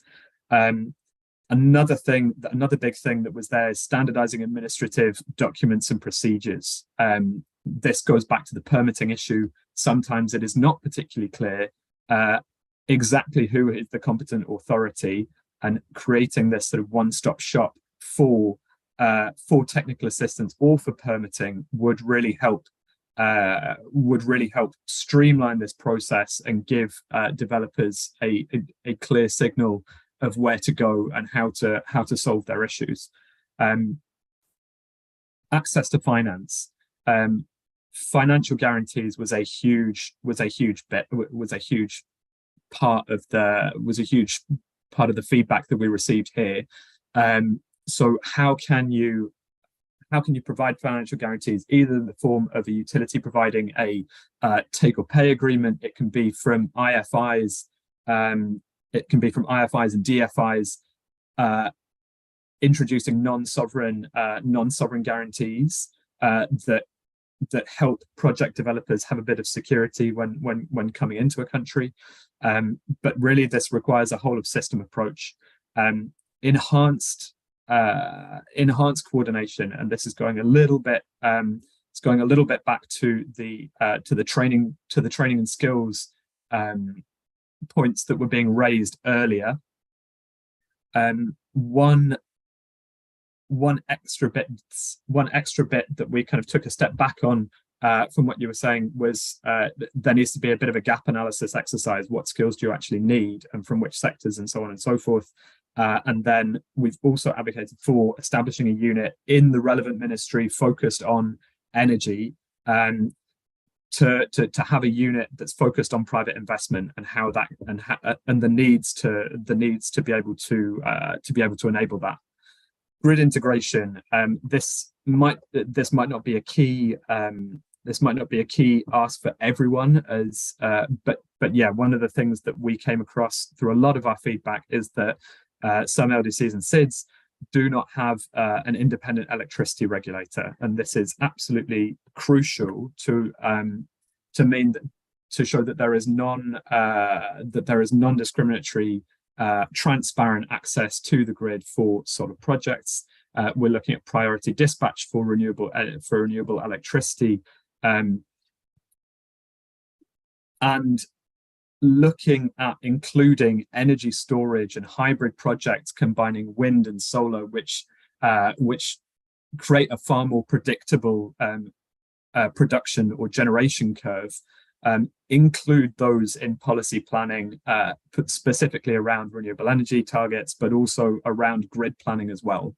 And the final one, leaving no one behind, include off-grid planning in electrification strategies, and make sure that there are differentiated tariffs for mini grids and for mini grids to grid connected electricity, because the off-takers are different and will have different economic resources with which to pay those tariffs. And yes, having cost reflective tariffs rather than standardized tariffs across the entire network will help to boost the use of mini grids and electrification across countries, and spur economic growth in underserved areas. Then we've got recommendations for DFIs as well that focus on technical support to enhance regulatory frameworks and enhancing access to finance. For that, what we ask from DFIs is really to this goes along two lines: to coordinate better within each other, so make sure that there's no duplication of efforts and so on and so forth, and then also to really work with governments to identify the areas where DFIs can play a role in strengthening either their capacity or their kind of their knowledge and experience within renewable energy. There is a key bit here that is at the bottom that I haven't heard yet, but maybe it was raised earlier, which is strengthening the capacities of local financial institutions. This is really a crucial step to diversifying the availability of funding for renewable energy, so renewable energy projects. And if local financial institutions and banks can feel comfortable with doing that, then that will suddenly make it a lot easier to get financing for projects with national currency, which is a key step to improving that. So we looked at possible way forward and came up with really a roadmap and a toolkit of things that could be implemented quite practically, we feel, to kind of help this process along. So on the right hand side, you can see the graphic that is featured in the guidance document, and it has the 5 areas that we identified for policymakers. So the enabling environment, access to finance, regulatory and administrative coordination, integration of the grid, leaving no one behind, and so on and so forth. And we broke down the recommendations further into various different subsections that aren't the same across the thing. But what we've done as well is included a list of stakeholders. Now these have very general names, like entity responsible for energy policy, because people will have different ministries or public bodies that are available that are competent in that area.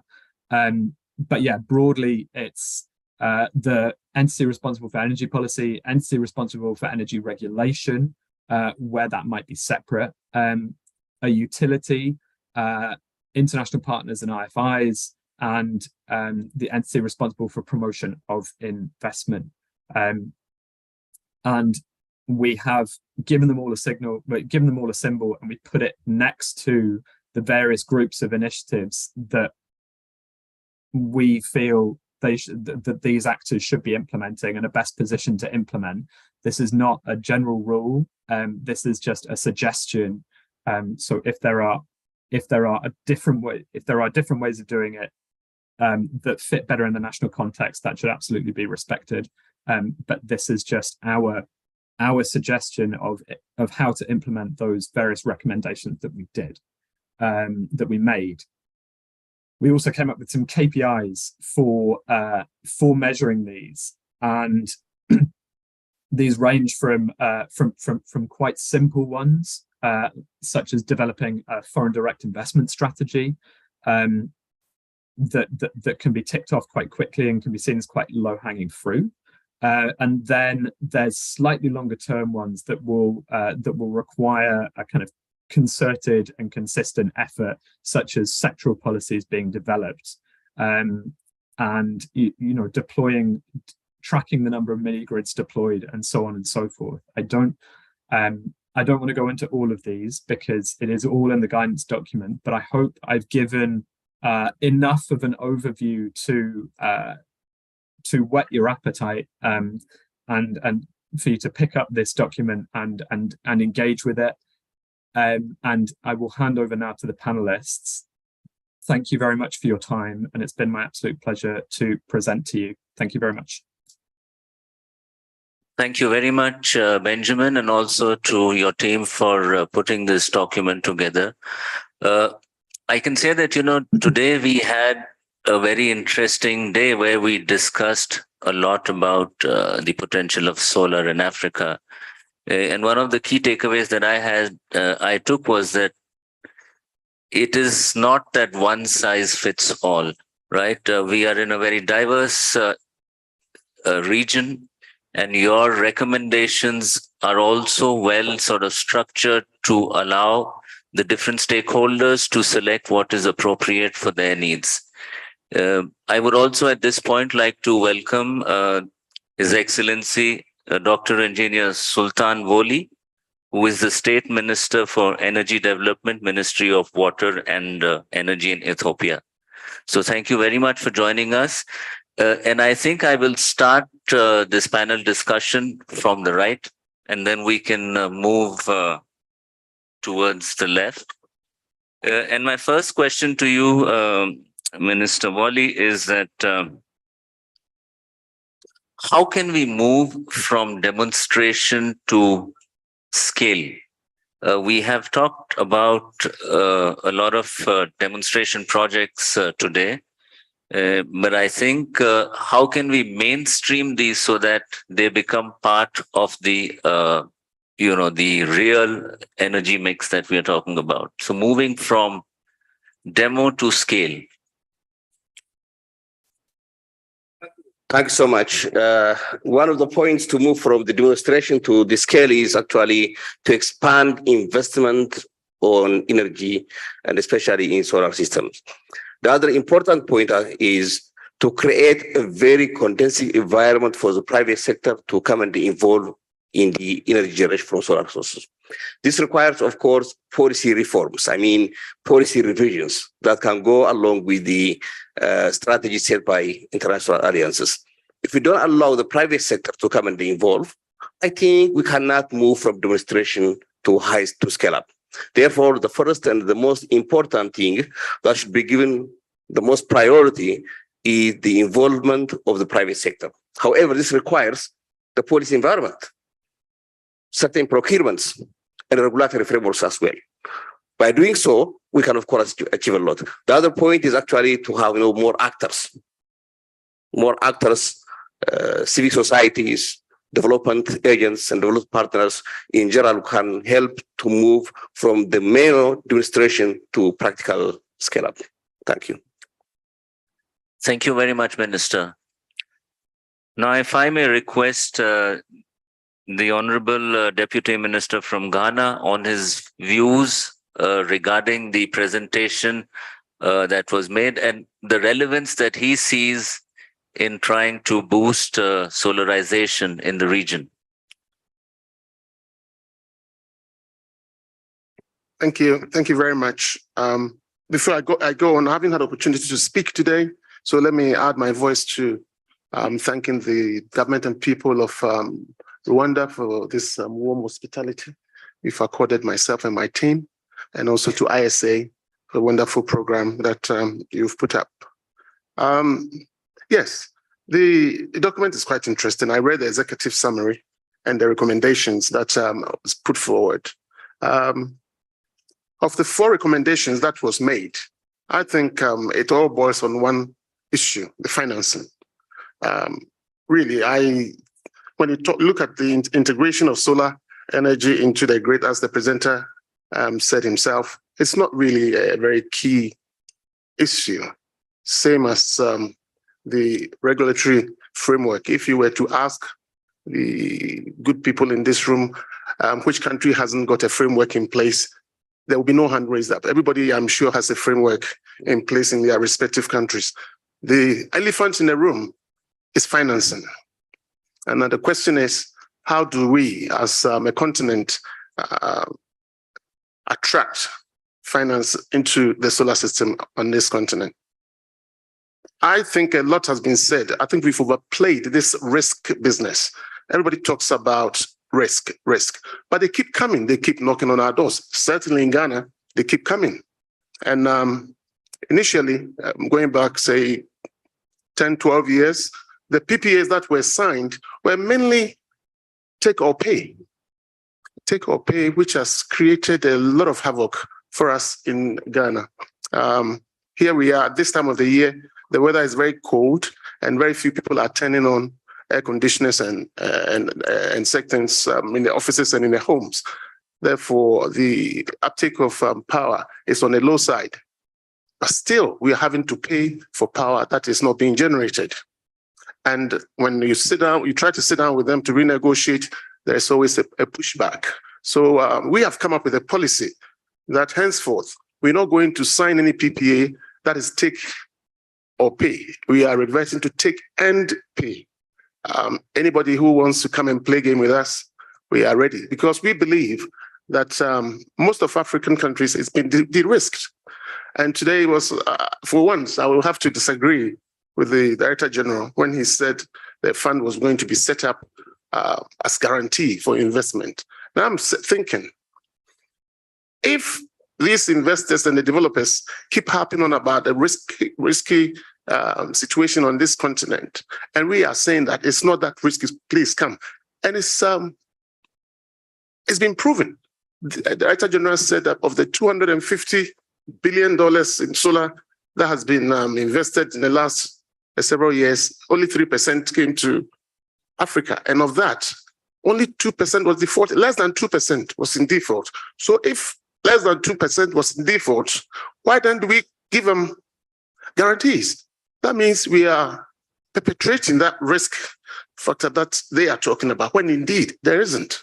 I would like to proceed to that these IPPs, developers, investors are making a killing on the African continent, but they still continue to harp on about risk, Africa being a risky place, when they indeed, in fact, are making a lot of money. So we should, as a continent, I think, start sending a signal out there that this continent is ripe for investment in the energy sector, and the risk is virtually non-existent.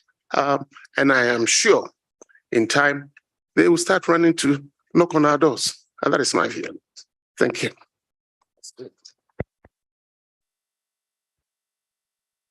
Thank you very much, Minister.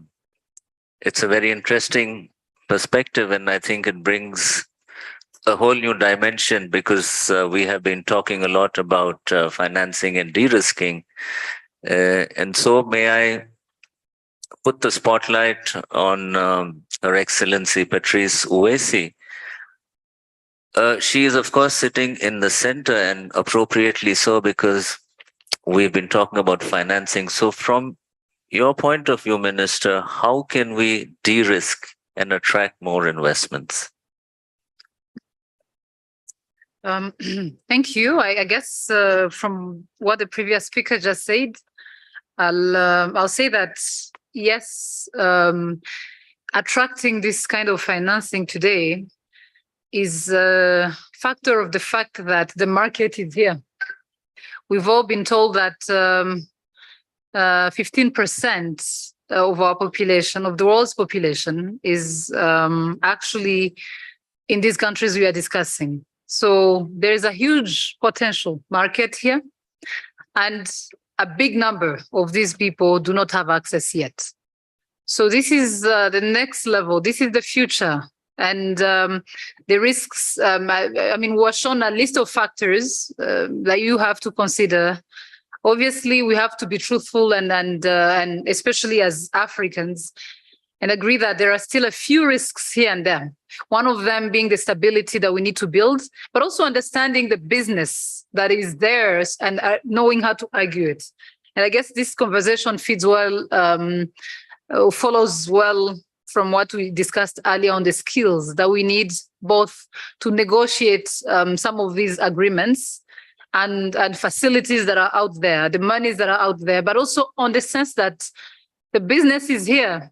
These people doing similar businesses everywhere else will have to come to this continent, to the LDSs and the SEEDs, regardless of whether we are ready or not. Now, this is why I think ISA becomes very instrumental in both helping to prepare this market, the readiness that we talked about earlier, but also in a sense that the readiness being there, we also have got our place to play as governments to make these markets reliable and stable, both politically but also economically, so that it's viable to do business with us.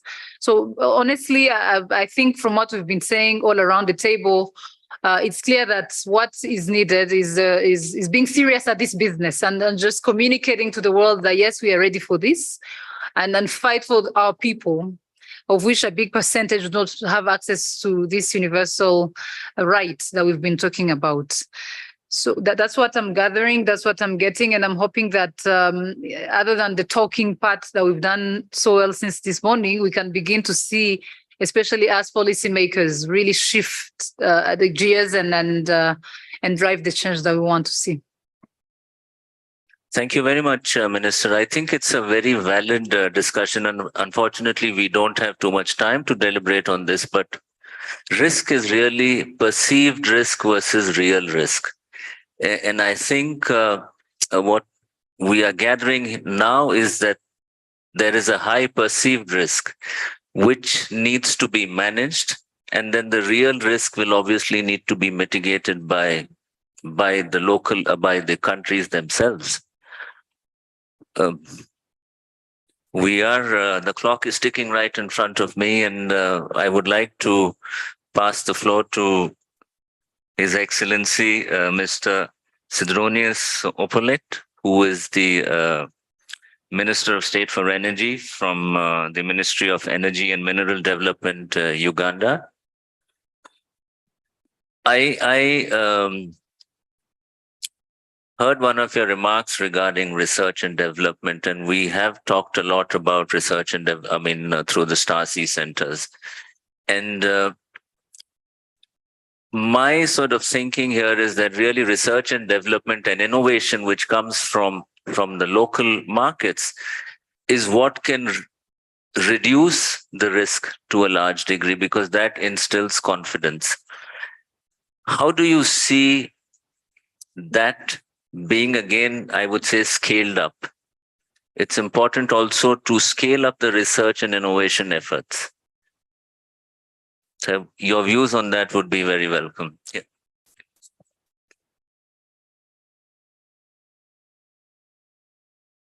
Is something that I've actually been boxed into a corner because I talked about it.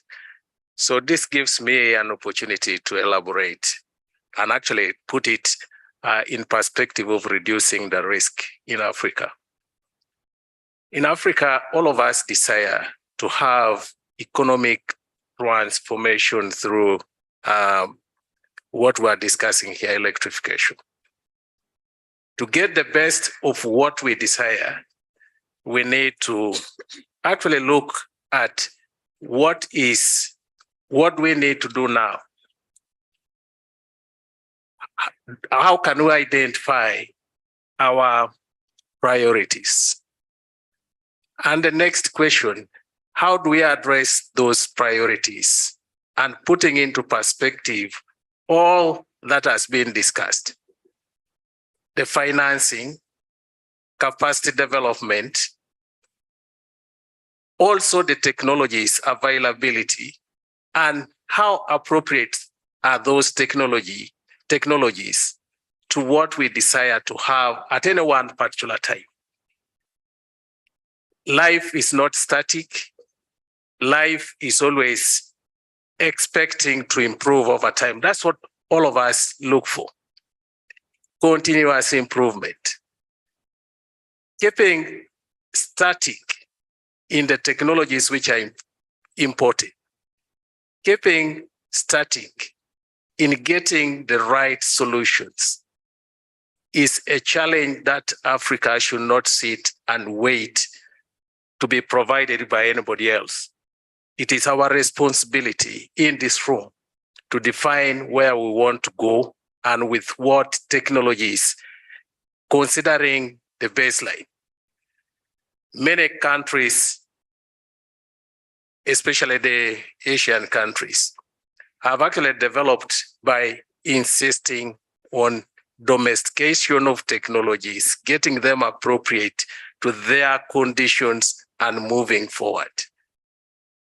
All this require stakeholders to identify their roles.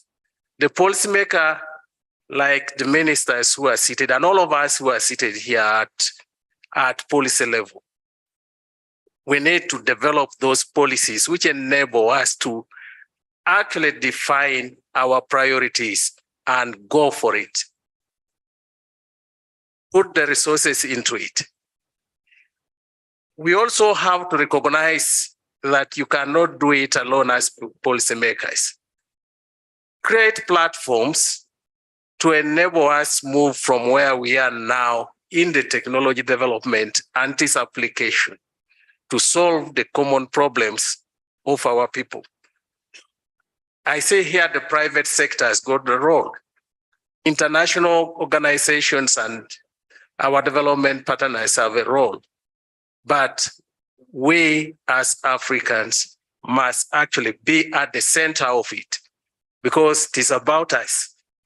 I see where Benjamin ended. Nobody should be left behind. Can we be at the center of it such that we are not left behind in defining our own destiny? I would wish to end it there, but if you consider what I've said, it is loaded and it requires a lot of work.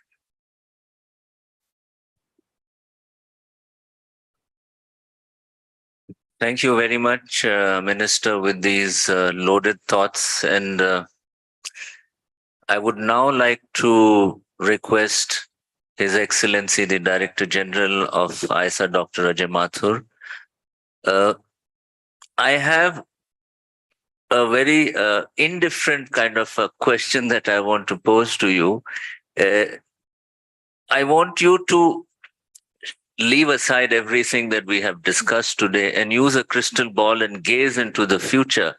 Because today we are moving into an age of artificial intelligence and machine learning, and technology is actually moving faster than all of us, right? Because we have talked about the barriers. So it would be, in my mind, very nice if we can close this day today with a bit of a crystal gazing into how you see the future. And, we talked about targets for 2030.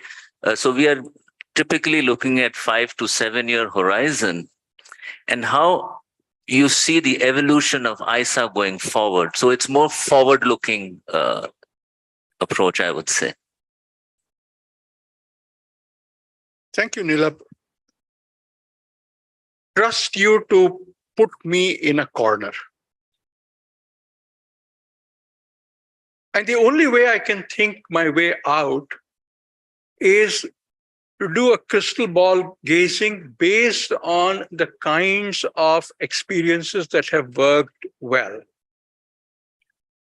where we have been able to channelize resources to make the kinds of changes that we want. And I would suggest that there are 4 kinds of challenges, 4 kinds of risks that we need to address. The first is political risk. The second is technical risk. The third is financial risk. And the fourth is knowledge risk. It's not as if you take one after the other. The challenge is, how do you move from political risk to technical risk to financial risk to knowledge risk, and again, go through the system? In other words, how do you learn to dance, taking one step which reduces political risk, a second step which reduces technical risk, a third step which reduces financial risk, a fourth step which reduces knowledge risk, and then restart the process and continue to dance. Why am I saying this? I'm saying this because one of the things that we have learned is that in order to move ahead, we need to make it clear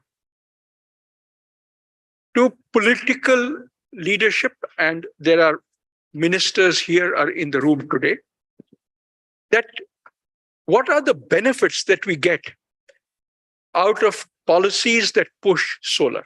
That has to be the starting point. I argue that those policies focus on job creation. They focus on reducing imports of energy. They focus on creating electricity supply to people who never had it, etc. I believe that unless you are able to get the attention of policymakers, this will not go ahead. Consequently, I believe that the first step is to address the political risks first and foremost. Once this is done, then there comes the technical risks. Technical risks are the kind of mundane things that we have spoken about today. How do you get PPAs in place that are valid, that are honored by both parties and so on. How do you get the land for solar in a countries where every piece of land has something or the other on it? How do you push it into solar? How do you ensure that governments don't lose by for example, purchasing land, which then goes on to becoming solar facilities? Issues of connectivity. Who pays for the grid to connect a solar farm to the closest substation? Issues of the availability of people, the human resource development that we talked about. These are the kinds of technical risks. All of them are not possible at the same time. It is quite possible that PPAs may be addressed. First, some amount of capacity building may be done. The issues of land availability and connectivity may come later.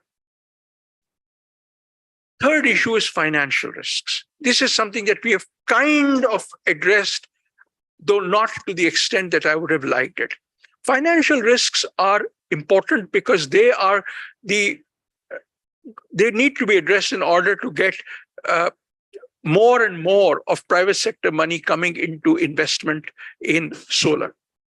These include things like creating the kinds of environment that that an investor can draw on the kind of return, that the banks feel comfortable in lending, that the volumes are large enough for the investments to occur, and therefore aggregating projects become an important part. That could possibly be the first thing that we focus on, reducing financial risk. And the last is knowledge risks. Knowledge risks relate to what are the kinds of learning that we draw from the world as a whole, from the learnings, from the experiences that countries have had. So, for example, if you know that projects in which long-term maintenance was not taken care of don't survive, that's an important learning. Because what it tells us is that in the future, we will develop projects where those things are important. I will argue that all of these are important. At the ISA, through our analytics and advocacy work, we address the issue of both political risks on the one side and knowledge risk on the other side. The global experiences are what addresses knowledge risks. The issue of why solar makes sense, looking at the kind of economics, looking at the kinds of benefits, are those which address the political risks. Through our programs, through the programs on creating capacity, through the programs on enabling environments, through the regulatory support, we address the issue of technical risks. And financial risks are addressed by the kinds of programs like the risk guarantee mechanism or the identification of startups, so that larger amount of financial flows can occur. Now to come to the question that Nilab had raised, what do we expect to see? It is very clear that every country is very, very unique. National circumstances determine what can be done and what cannot. However, the first issue of political risk needs to be addressed no matter what. So I think that is one of the first things that I think will be addressed and will continue to be addressed. And as information regarding the kinds of benefits regarding jobs, the kinds of benefits regarding electricity supply, regarding the fact that energy imports can reduce, as these become more and more popular, we will see that presidents, prime ministers, ministers pay a greater degree of interest in pushing solar. This, I am very sure, will happen over the next couple of years. Now, technical risks are much more difficult. We see a huge amount of pushback occurring from the current energy systems. The fact that there is a very strong belief that extending transmission lines, for example, or extending the gas grids everywhere, yes, that makes sense. But what happens to the investments that are left high and dry? In some cases, it will be viable. In other cases, it won't. So what we will see, I guess, is that over a period of time, we will see some amount of investment occurring in addressing the kinds of technical risks that we are talking about, and others will be less. So for example, I absolutely foresee that there will be a degree of human capacity development in almost all countries. Whether we will be able to get PPAs that are honored by all sides, whether we will be able to get connectivity between the solar farms and the grid, these remain questions, and some countries will do it, others will not. This means that we will see a graduated approach towards solar in the days ahead. Similarly, for financial risk, I see many countries already moving ahead on financial risk for a variety of reasons other than solar. As I see this happening, I think that there may be a few countries left out who do not push the reduction of financial risk agenda. But most countries will. So as a result, we will see a lot of private sector investment and private sector interest coming into this area in the years to come. But in the absence of large-scale technical risk being addressed, this will always be limited. And finally, knowledge risks. As the Honorable Minister from Uganda mentioned, we cannot be passive to the kinds of technological changes that are happening globally. Knowledge is about ensuring that we not only respond to change, but we create the change that makes sense for us. But that change can only be created by focusing on the kinds of political, technical, and financial risks that push the solar agenda. To end, what I see is that we will see a greater and greater degree of movement towards solar in the years to come. The speeds at which countries will move will be different. And believe you me, there's nothing wrong with it. The issue will always be, as far as the front runners are concerned, they would have learned from the others, and others will learn from them. So, as far as the ISA is concerned, I think we need to be ready for countries to be able to move at all speeds.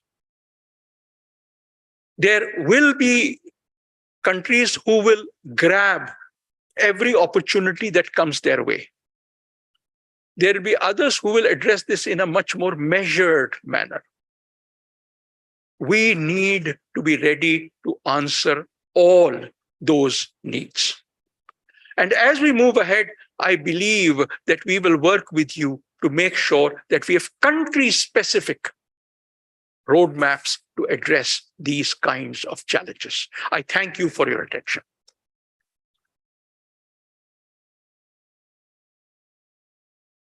Thank you very much, Dr. Mathur. I was bold enough to pose that question because I was fully confident that you would break that corner and create your own space. There is no better way to end the day today, end this day, with the foresight and vision that Dr. Mathur has presented. And it gives us the confidence that ISA will actually be the creator of change when it comes to the solar industry. With that, I would like to conclude the session today by just saying a few words. We have talked about the sun, and the acronym that I can think about which summarizes the day is speed, scale, scope, and sustainability. With these words, I would like to end the session. Ladies and gentlemen, please give a big hand to the panel.